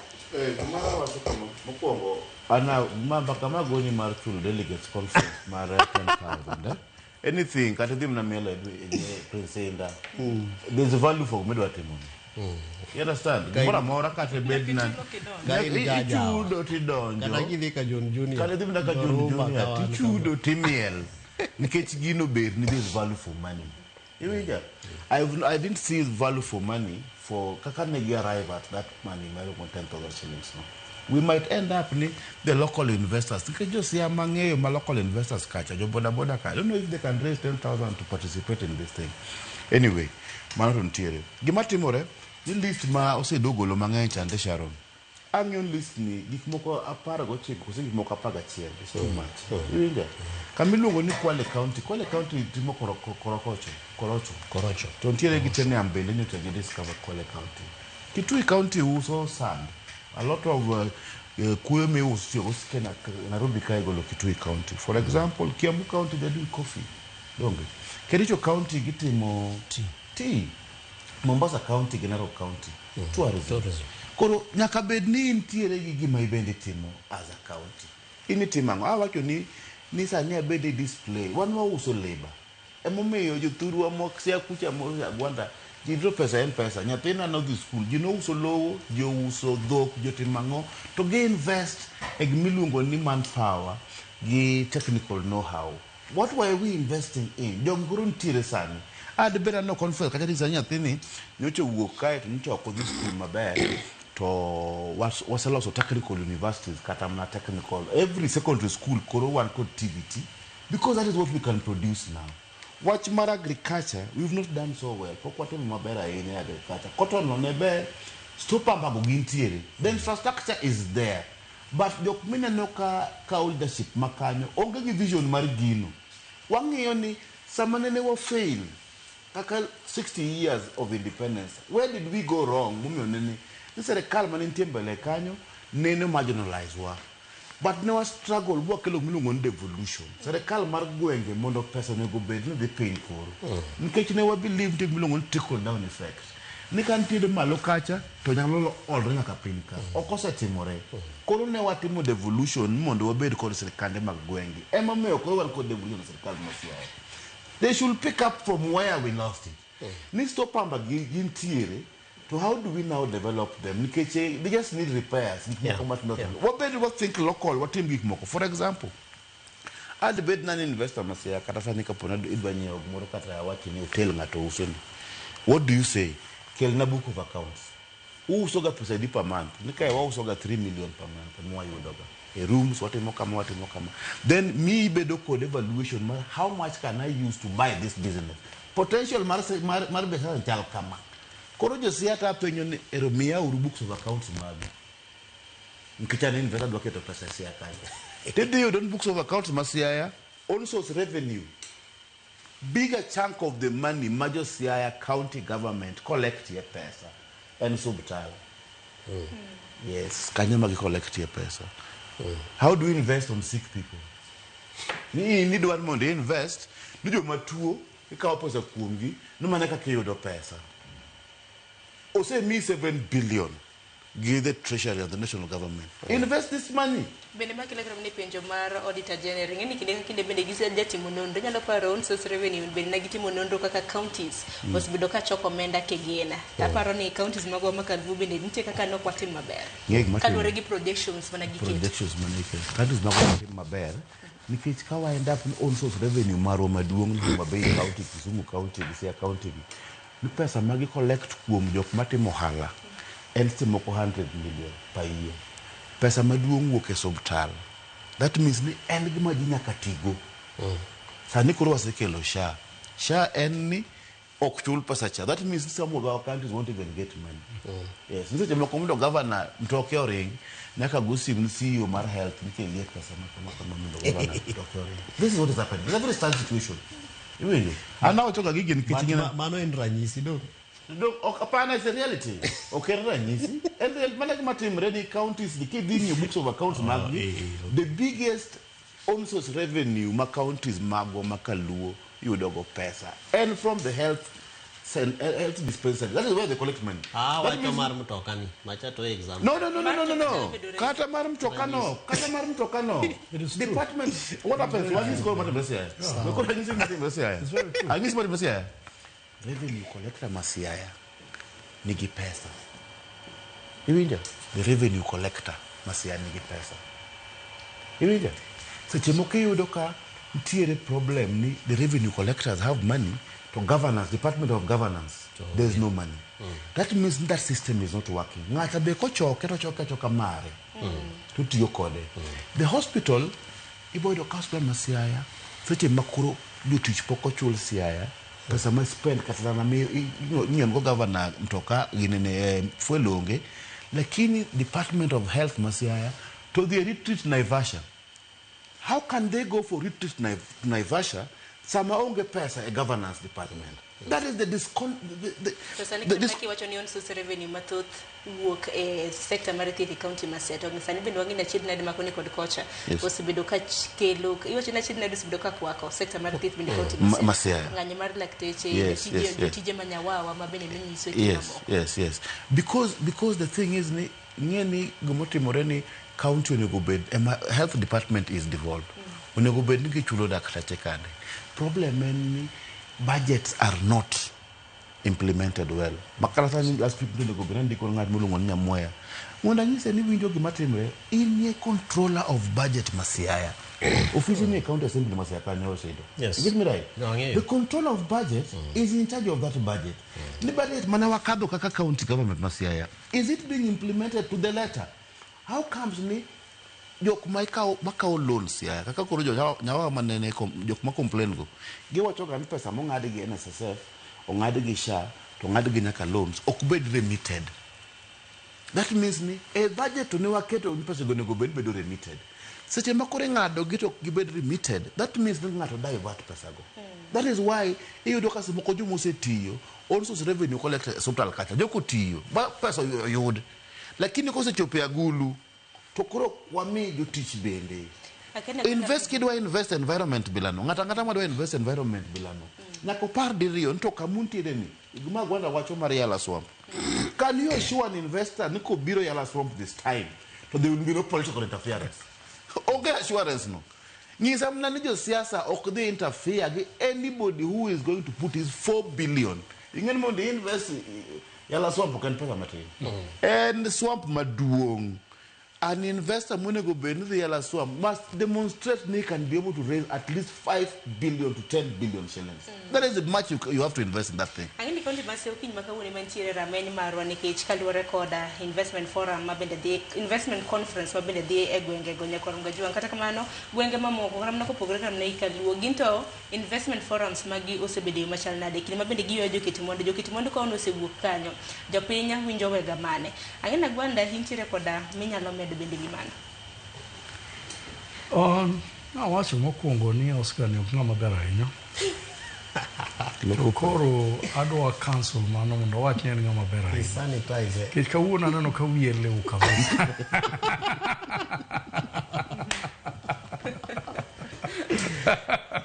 Taparo ni gimomiyo wiye lew ahinya ni ong'eyo Siaya. Gik manosido somo kate adiera gik ang'eny. Apar gachiel ng'eny ahinya. Siaya owinjore wi wach ni awa. Kudwaro mondo invest Siaya ka. To mokwongo wan gi Siaya Swamp. Mano is a valuable resource. Now actually resources Yala Swamp. Resources actually these are the available resources. And another thing Mabea yegi owadwa Oscar. You know watch the next time. Kelnwa CEC of trade no ka. Mondo bed. Mondo enumerate nwa. Niki biro Siaya. Mage ma emobru mi. Mondo invest karwa kacha. And mondo guarantee ni county assembly of be interfere kodi. The members of parliament of be interfere kodi. The senator of be interfere kodi. And the governor of be interfere kodi upon signing of the MOU. And one more meal, what working on the Wabedi conference, Mwaketo public, Kendo Wakete a poster Maduum Kabesa, Manaka light, digital, Bawaketo, to Kanga to Biro Milungoni investor, to Koro Wadwa sign Gini, Kumakoro public Unge. Nisoni okwa trust kata investors Mabiru Tio Kodwa. To kwanyal trust investors mabiru tiyo kodwa in our own community.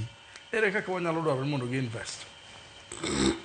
Mara riyo, it is not ni ng'ata mobire conference kachol Alpha Par. Wang'eyo maber ni to kichulo Alpha Par ni, mokwongo it should be very clear. Alpha Par michulo ni as an individual. Ichule ni odhi as on source revenue mar county koso en pesa madhi organize the conference. Ichule account mopogore.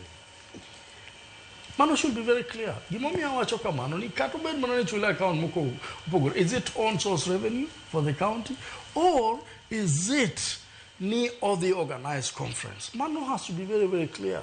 Gimomiyo awacho kama en ma. Ka idwa charge ng'at miluongo ni Oscar 10,000. En gimokelo kacha is ideas, is an academia. Idwa charge 10,000. To kidhi me a chance to talk. Kori charge now. Are you understanding what I'm saying? I charge now. Kidwa charge jok mabiro gi booth ka. I charge gi yes. But minimal charges is important. Nikech uloso kanyo. Iwinja. Samu charge jok kacha. Gima gibiro showcase no. Ka gidwa pitch tent koro siya kanyo. Magi wacho koro odwa kelika. Kare nu charge nango. Tudwaro investors. In my mind, ng'ato ma investor mung'eyo ni ng'ani serious investor, nowinjore usero mogo chon. Nowinjore en ng'ama nusero mogo chon, ma ka koro dhi e conference cha, to joka emiketo mbele kacha. Tiwacho ni Osido obiro gi company machalo kama kama, mae gima odwani mondo watim, to koro Osido miwa an information about your company. Ang'o momiyo odwa keto ni mondo josiasa ema bedo keynote speakers? To gain investors. Are you listening to what I'm saying? Maybe you know what. Ango mi odwa keto ni MPs or technocrats ma government ema odwa keto kanyo ni mondo wachnwa gima giparo gi agro city, gima giparo gi investment conference to gin investors. Ango ma mono wa change the whole thing mondo wa make sure ni jok ma waketo kanyo as investors possible investors. Iwinja. Ango mono waketo gi mondo front line gi kanyo mondo dhano negi ni magi are the most possible investors manyalo biro ka. To gipenjwa question in a forum like that. Giwacho ni an gi mabati company. Iwinja. Dire moko na winjo ni Dangote ne dwa biro Kisumo mondo olos cement kumoro ni Rata. Nikech Rata nitie gi a lot of lime in it. Angoma mono wawacho ni, for example, like in Omabe, kumoro ni kakdimu in South in Karachuonyo. Na antie kanyo. Anwango spring, I've never seen that. Spring magolo hot water, literally bubbling, to spring magolo hot water no ten mar chumbi, maloso mala. Iwinja. And kachung kacha, Sharon, mangio gicha, the first thing man came into my mind, ni ahumio pokungis investors gini. Niketwanya loloso chumbi o mabei kat di mukanyo by just doing desiltation, literally. Using an evaporation process. Iwinja. Wanya loloso factory ma chumbi, ma o mabei do winjoro se kao jo moko mi jo chumbi moko ka lungo nango no chumbi logo moko mag chumbi ma Mombasa ka. Can salt gini. No winjoro se kao jo can salt mo pitch gi kak di mukacha. Nikech machen land mar sirikal los no uru chumbi ka mondo luongo ni Omabei salt. Nikech nyalo timore ang'o momiyo pok watimo mano? Nikech we are not strategic. Wakelo conference, wakelo keynote speakers who are not investors, Sharon. Adwaro ni mondo ane ni magi e jok ma investors. Waketgi mbele kacha. Waseketo gi mbele kanyo, giwachnwa gik ma gitimo. Wan wabed chien. Investors, joketi monde menego bini loso, ok jo siasa. Ok jo siasa, ok keynote speakers, ok wadwar jogo, ok governor, ok chief officer, nikech jogo osebedo kanyo to pok gikelonwa investor. Iwinja. Koro ka gibedo kacha to wang'iyo gi question, gipenjo ni to taxes uchalo nade? Wang'iso ni taxes wan kama. To giwacho ni wan kuma wantie Uganda kucho, kata Tanzania kucha, taxes nyocha ong'adi. To wabedo piny to wawacho ni okay, kare ka nyocha ong'adi gi Osido, wambe wang'ad ne jogi. Uyienu nyalo kelo mondo wang'adnu taxes. To udwaro ekadi. Gik moko, I mean, an engagement that is strategic. Ok engagement mar keynote speakers. Many counties bende nitiere koda jogo kuma bende chiwo negi paro, advisors. Dibed ni advisors bende marem e tije mage. Ani na neno ka. Yeah, gimoro timore ka. Yo ginyiero nikech ging'e jogo. Ano pimbo ni gimoro. Mar gavana en mama mawere to gavana sama gavana chung to wacho weche maricho. to koro en makapun gavana okawo to bedo advisor mar gavana opamo ok en advisor Oni gavana moro miluongo ni Awete. Koro Awete no penji ni bwana wadwaro communication director ka. Nyaka ubed gini. Upenjo digri marango. Digri be tiyo tich ka. Nokawo kamulo ni Juma okedo communication director. Kamano kodhi school iwinjo. Gigi advisor miwacho no. Awete ne wacho pila advisor marango. En onge ang'ota ni gavana. Advisor miwacho gigi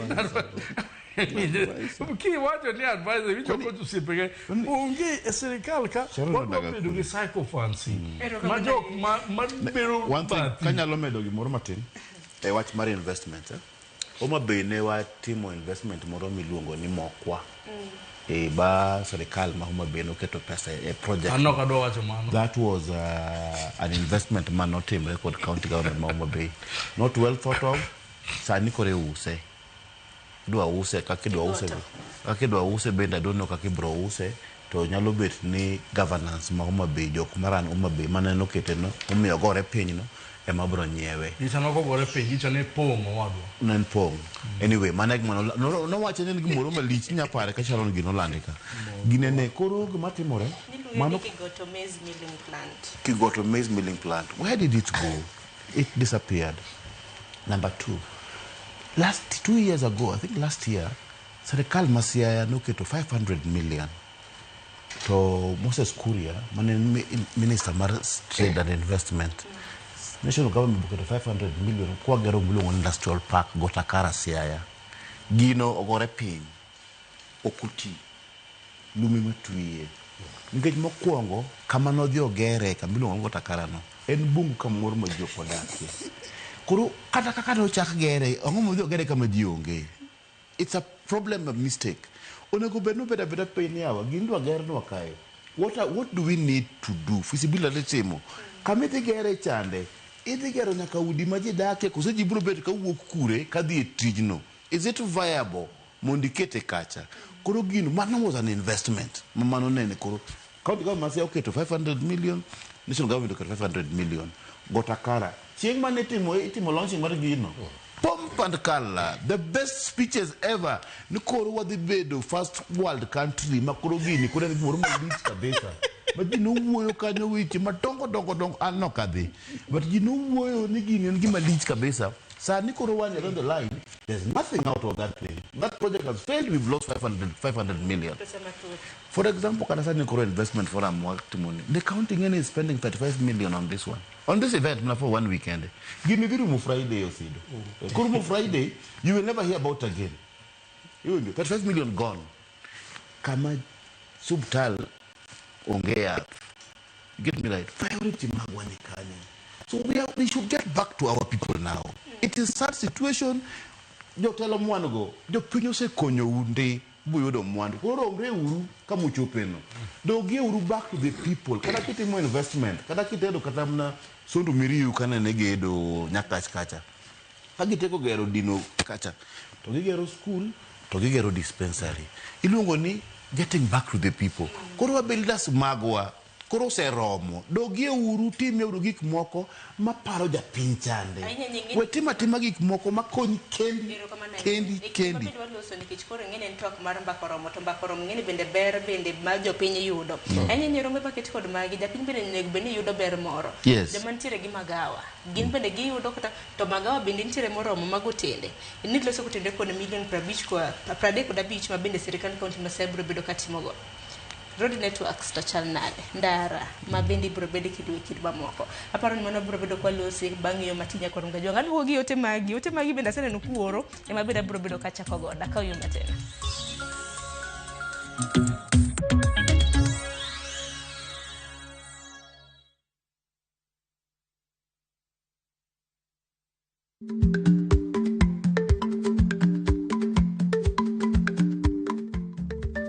Dhako muol kadonjo, matiende ni, bedo ni ng'ato ling' e kinde ma owendo, ok ofulo ni omuol. Samoro en kod kido mamoko.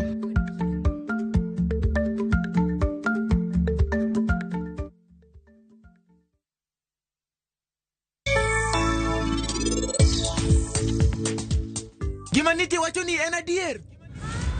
Nitie njaoda.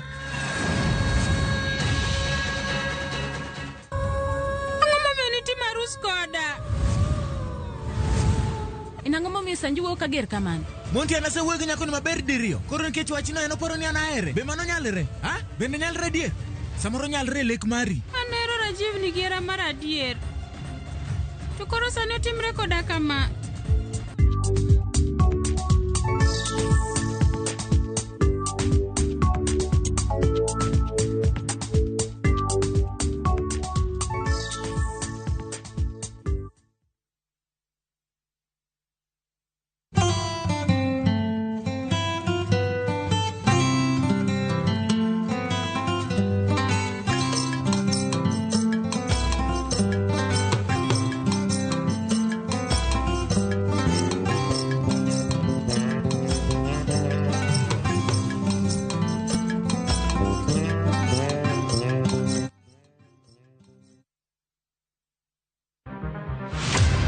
Chal mar pinywa en gima ichiko e mbaka ma obedo godo kanyachiel. Ok oripo bed ni warito Trevor nyaka issue obedie. Nikech leadership is not just felt in a crisis. Chakre wach yuto nyaka somo, wach telo nyaka ngima mapile. Jopiny dwaro ni omiye strategy kaka ng'ani dok dala. Owe ponde tok agwam. Penjo madongo dwaro duoko makare. Wachiwo duol maduong' ahinya.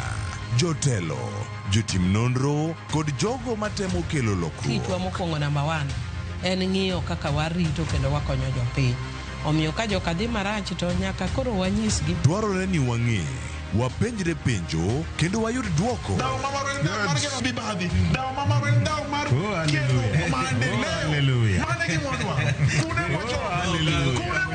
Riwri kod Trevor Ombija, Tich Adek, Saa 3 otieno mana e Ramogi TV.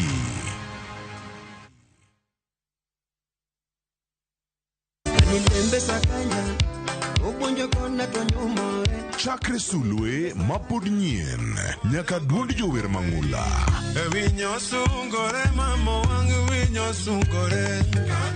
Wan gi thumbe manyien mowuok e dho nam nyaka e piny mangima.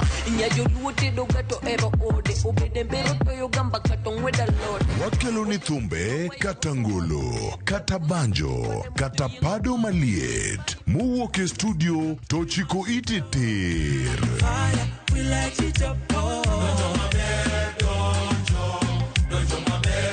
Mami thuolo mar winjo duol kod wach mopogore opogore.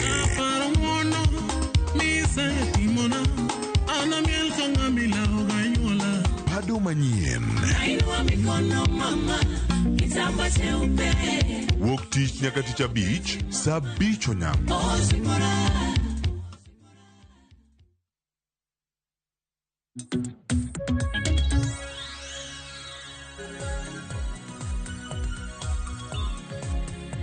Nyakorongo jong wachigni meyo kang mogik wadongi matin e dakika 20 mondo watiek twak marwa. Ote ni oronwa adwaro mar mondo miasomo kuom ote misebedo kioro. Hanno kanyo Malakai Horondo wacho ni kigolo pachiti wacho ni e watch conference ma Siaya to winjore oket gik masero investors mondo bi Siaya obed practical and affordable manyalo ywayo industries mondo ger Siaya. Imedo ni kik obed gima academic maneno matek ni joma dwa gero industries wadwaro ng'ama nyalo gero fish processing factory. Iwacho ni fish processing factory, fertilizer, airport bende winjore ger maber Siaya, bende wabed gi paro kata mana partnership kod Uganda kaka jirani machiegni kodwa. Janno iwacho ni Sharon Siaya joma osomo ni e town mang'eny to nikech nyiego lich dala. Penjo na wach yala swamp ang'o manotimore.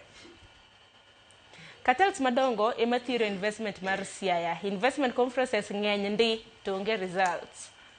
Greeting Sharon silo twak kendo mor rombe keto mwandu en wach maber kendo siro counties magwa makaluo onego sir wach ni kendo otigodo makare. Imedo kanyo ni chandruok mapek mantiere investment conferences en interests mag individuals kaka wendo osewacho studio kanyo. Investors dwaro good environment ma peacefully kendo mantiere kod moderated tax.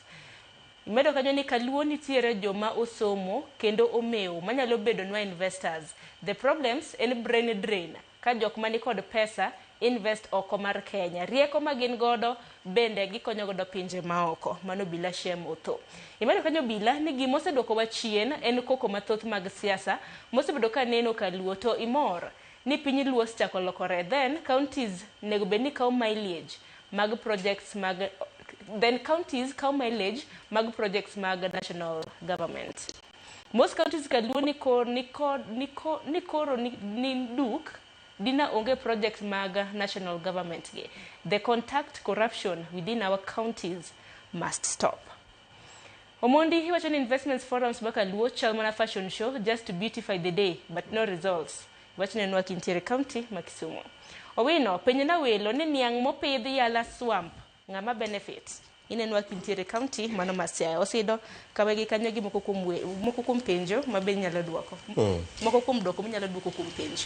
No aye gi duoko mag joneno magwa nikech gin gi agreement gi gik ma wawacho gi.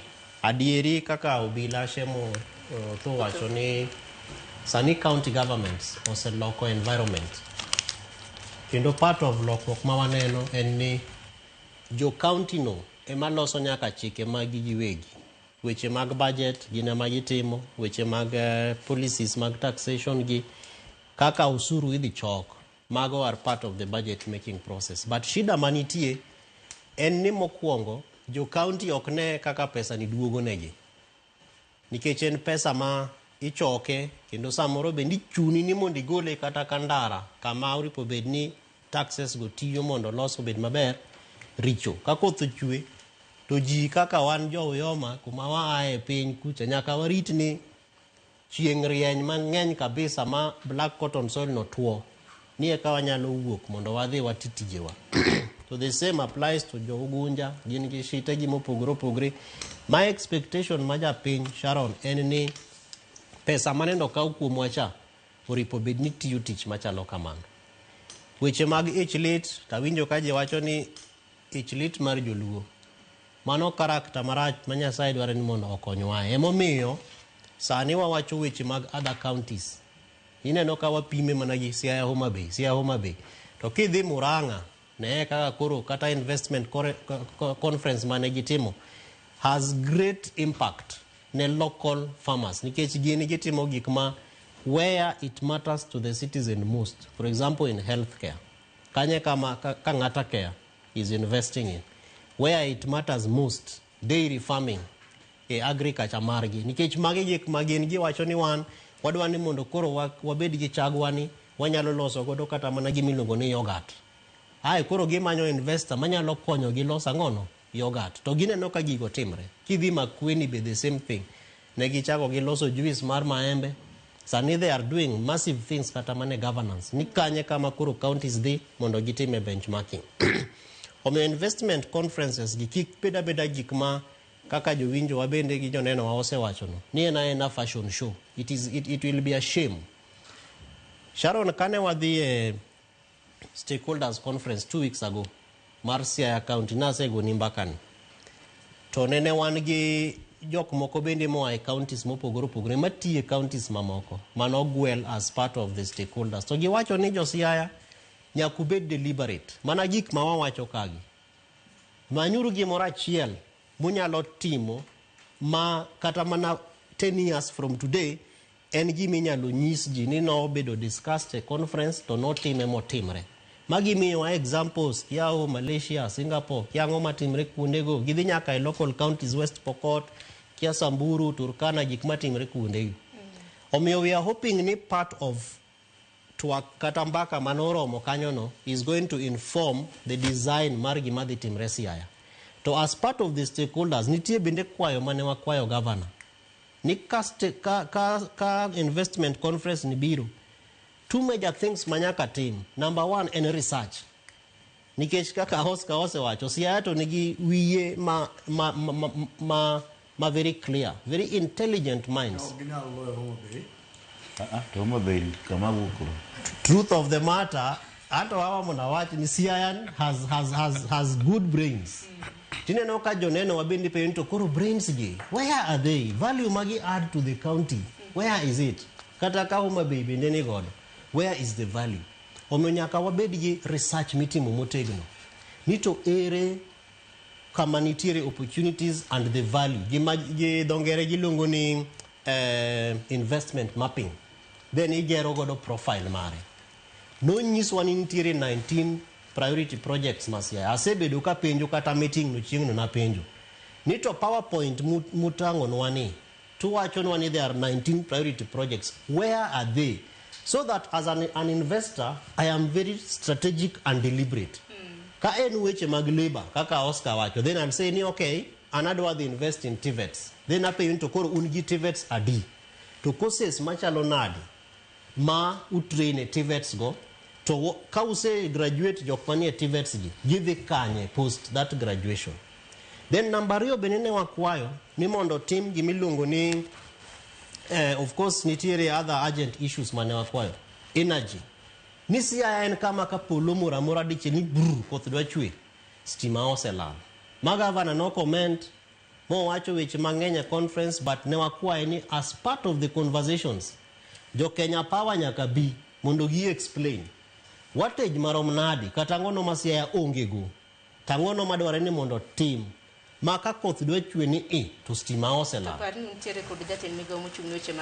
To wan gi jatend migawo mochung' e weche mag teko to kendo mana kuma aera riedo kucha ema be gisenyaka wacho ni gimiluongo ni energy nuclear energy plant bende biro mane tok dalawa kama iluongo ni Bath Nyabera school. Koro ineno ka gigi investments ginitie but emomiyo wawacho ni impact mar jok madhi dong post the conference enang'o nikech it would be a shame ka for example jo Kenya Power biro and every time nikech be ane WhatsApp group mar jo Power mar Arieda gi Mabondo gi Siaya County. People are complaining. To magi gin gik ma wan wadhi lose petition gi barupe to wan diko to wacho ni as part of investors Siaya. Wan magi e kwayo magwa. Roads infrastructure must be built properly.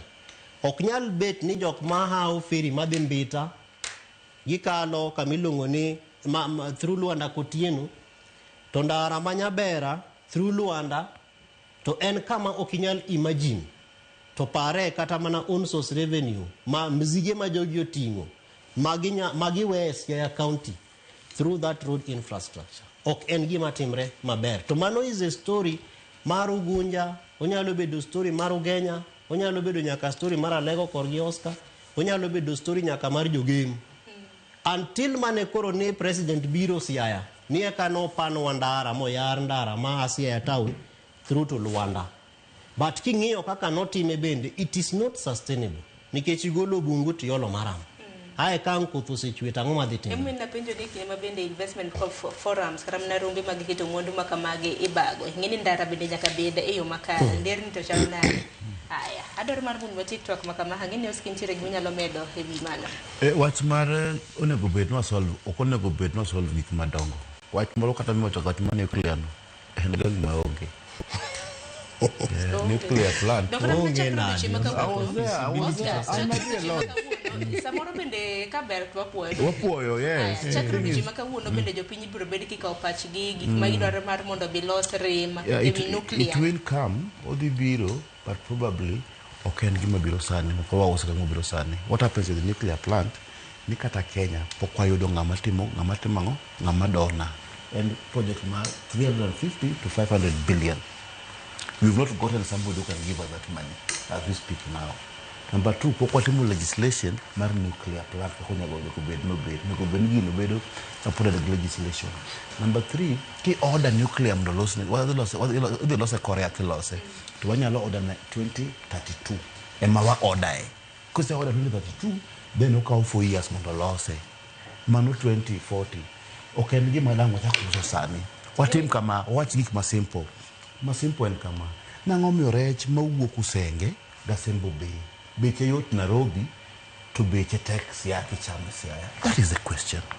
How do I answer that question? I answer kama nigi matimore eni ng'amu biro nyiewo rech Siaya County kaka investment marwa nyiewo rech at bei ene mubiro gi beche kwa mwan rech gado nyiewo siling 100 to kawo gite kuro the local occurred giman kechango waonge gimiluongo ni fish cooling plant ad bed no keto investment ne do wath kande ngato segolo rech to ok owinjore gi bei ng'ama biro nyiepo okano reje no to nyalo kano reje no to kiny ng'acha dhi gochone ni awa rech manyoro ni maya asebiro ka Nairobi kara wamedi siling 300 mondo imiyagi to ni sawa kara bi mondo ikawgi lakini kisegolo rech e pi en gima dhi kethre janyiepo chai seriously ni kara dong kodgi to gibiro kethre ni awa kara kawna gi akawa kata 50-50 mondo at least abed nang pesa molo ka kethre kama onego bed no one code system ma paro ni rech chande.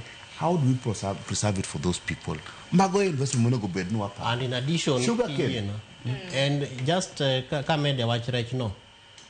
Ni remnants mag rech miloso godo gik moko kaka fertilizers, miloso godo nyaka chiemb gwen. Mitero Thika. Ni amisori korwa to ausenge. We kata man. Ang'o momiyo kwanyal loso manufacturing plant mar fertilizers gi feeds within Siaya County because we have what is called the lake basin. Yes. Even though Agwanda into yalo bedo kingi weche masera machando wagei. Yala swamp no nomi muindi moro. Muindi cha ogero kambi West Sugar Busia County kocha. Koro obiro to kawo raw material kuomwa. Siaya paro ni gmo Siaya loso nangiso nyaka jogo ketu we bridge gini muda at least ngano koro vectors lenga para ko ketho barabara ka giki niangi. They've not done that. Joka employment obiro created kocha e county moro. Ma ini wacho gik ma dhi Thika. One ng'at ogero kambi okay Siaya. Ogero kambi oko mar Siaya lakini opuro yala swamp ka to tingo gi donge apana donge lok genene ngacho kaw yala swamp koro kelo jotije ni mapuro kanyo to tingo ya niang'ni to kocha jopiny ok benefit no yala swamp was a place man no employ more than 2,000 people manene budgets nentiere sani it's a dead ngacha biro then gimiluongo niang'no mokwongo problem mar niang ga okena poor man's crop in a rich man's crop. What one project for timber kacha to implement outgrowers. Watching keep the mchele kata nyanya kata mana a lot kacha. Ti process kacha. Ki process kacha. To nyaka joku magela lot oko biro biro uso ni kanyo. Nyanya kipidho kanyo nyaka joka biro uso ni kacha. To give the pesa gin give outgrowers. Gimete mreke de kata mana mumia sugar. Mumia sugar ne depend on outgrowers. Jokuma onge company. To gikawo gi puothegi to gipidhe niang to gikele kambi nikech there's a ready market there. To ka koro wachi ni ng'ache matingo niang gitero oko kucha. The outgrowers ok nya benefit nikech the outgrowers koro nyaka ting niang kendi kitero company ma West Sugar kucha. Koro go ben condition kala ng'ato wapidho niang ka. In condition the factory midwa bedo ni rege niang ni must be here. Those things ok gin gik moko makoro ginid rocket science. Okay, an engineer mawiye la rainya. Lastly, watch mangana ne watch mar ginene. Watch mar makweni ginene, makweni juice. One of the most expensive Gwanda Giljomo said dakaloka. One of the most expensive juice and guava juice. One through Siaya mapera and gagma wild. Otue tuweka mona morato lowa to wenyema chami. Katandim. How can we think of international trade investment? Kapokwa make sure ni bechirech. Siaya majo Siaya chamo is cheaper than rech majo Siaya tero Nairobi because you're leaving the people poor, not even anything to eat. Ngacha biro gilo to tingo gikate to tingo siling 100. Emonya kwa mi chamo kende maonge. Siling alofa parcha. Yes. Iwinjo mundi siling alofa par mundi digo la ideologies. Yes. To kichopo timi ini microphone. Tilo sala. Why no mundo giena. Aramana wacha ne Oscar ni Siaya Martin. Niko Juana irrigation scheme was a part of the consultant. Okay. Manokele to what it is today. The people who designed it, the people who made sure that it was revived. Actually, my document is in Siaya. Okay. I discussed this with Governor Orengo. Nimundobedi implemented, and Ananoka national government is implementing it. I watch Manone Kidusido no actually. What are the key strategic investment areas? Siaya Majina law. Watching low-hanging fruit, like Anyeko joint irrigation scheme, Yala Swamp, and we're talking about Gige Mag fertilizers, we're talking about Gige Mag P, we're talking about Gige Mag Rech. You see that?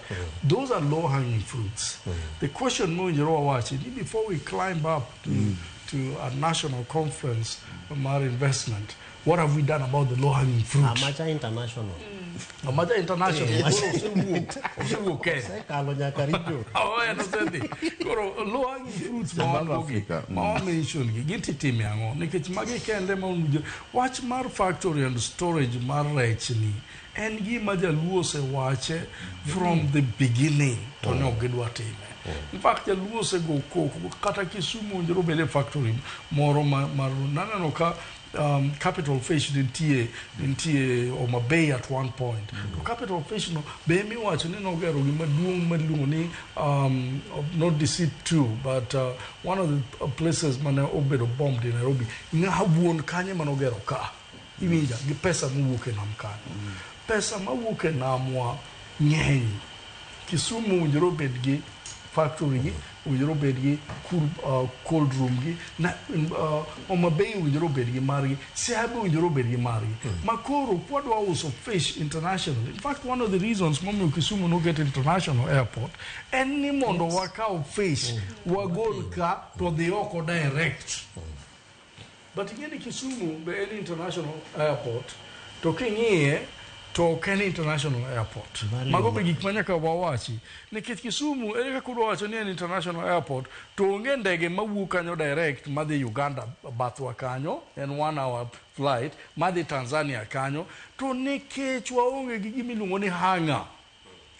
Hangar en kuma kandego land to ndege nyalo wacho ni okay gimoro fuse moro kethore walosuru fuse mondo ndege otimre nade owuogi kineno ka ndeke mang'eny mawuok oko biro Kenya ka gibedo diverted to either Dar es Salaam or Mombasa to one gi international airport Kisumu to onge hanga kori mima ima Siaya be wadwa ng'eyo to gik magimiyowa game magimiyo investments mane magimayowa mondo giket gi things in an open way mondo ji oneni wabiro invest koso kobi invest. Ero kama na nyosi de boda kikachieli imbende gi wachni mogik. Kamano maduong'. Tadwa kwayo ni mondo kawa akai e conference ni to nyaka wabed gi registry mar commitments ma have been made, timelines of implementation, and particularly kaka gigo dhi add value to japiny madhi dong ka conference ni oserumo. Ero kama na nyatule profiles machalo kamago nyaka bedie. Ero kama na nyatule mong'adwa mbaka to na ten mana geno marwa ni gibiro bedo ka gisomo paro mopogore opogore ma bende uchiwon bende akini wose apply go bed advisors bende county ma Siaya ngeni untiere koda paro maliw ma bende unyalo konyo godo mar mondo mi wadonga kaduo kata na Siaya kende bed county ma Kisumu, Migori kata mana county mano ma Homa Bay. Ingewa kanani ok gidwar weche maliw ahinya. Bang investment wabo wacho wachno koro biro bedo kwa bilo wach wawinjane na ni tang'o gini ma bende nowuok nyaka dakika na beach kapokoro wago ni mos chupa moko bentiere studio ka katika manya kwa mgajo dakika na beach kapokoro mosa beach mano maro nyange lo Joyce Oduor ma ben nwantiere godo chakro sa pagare maro kinyi bed kodo chieng makare nyinga Sharon Ng'ao.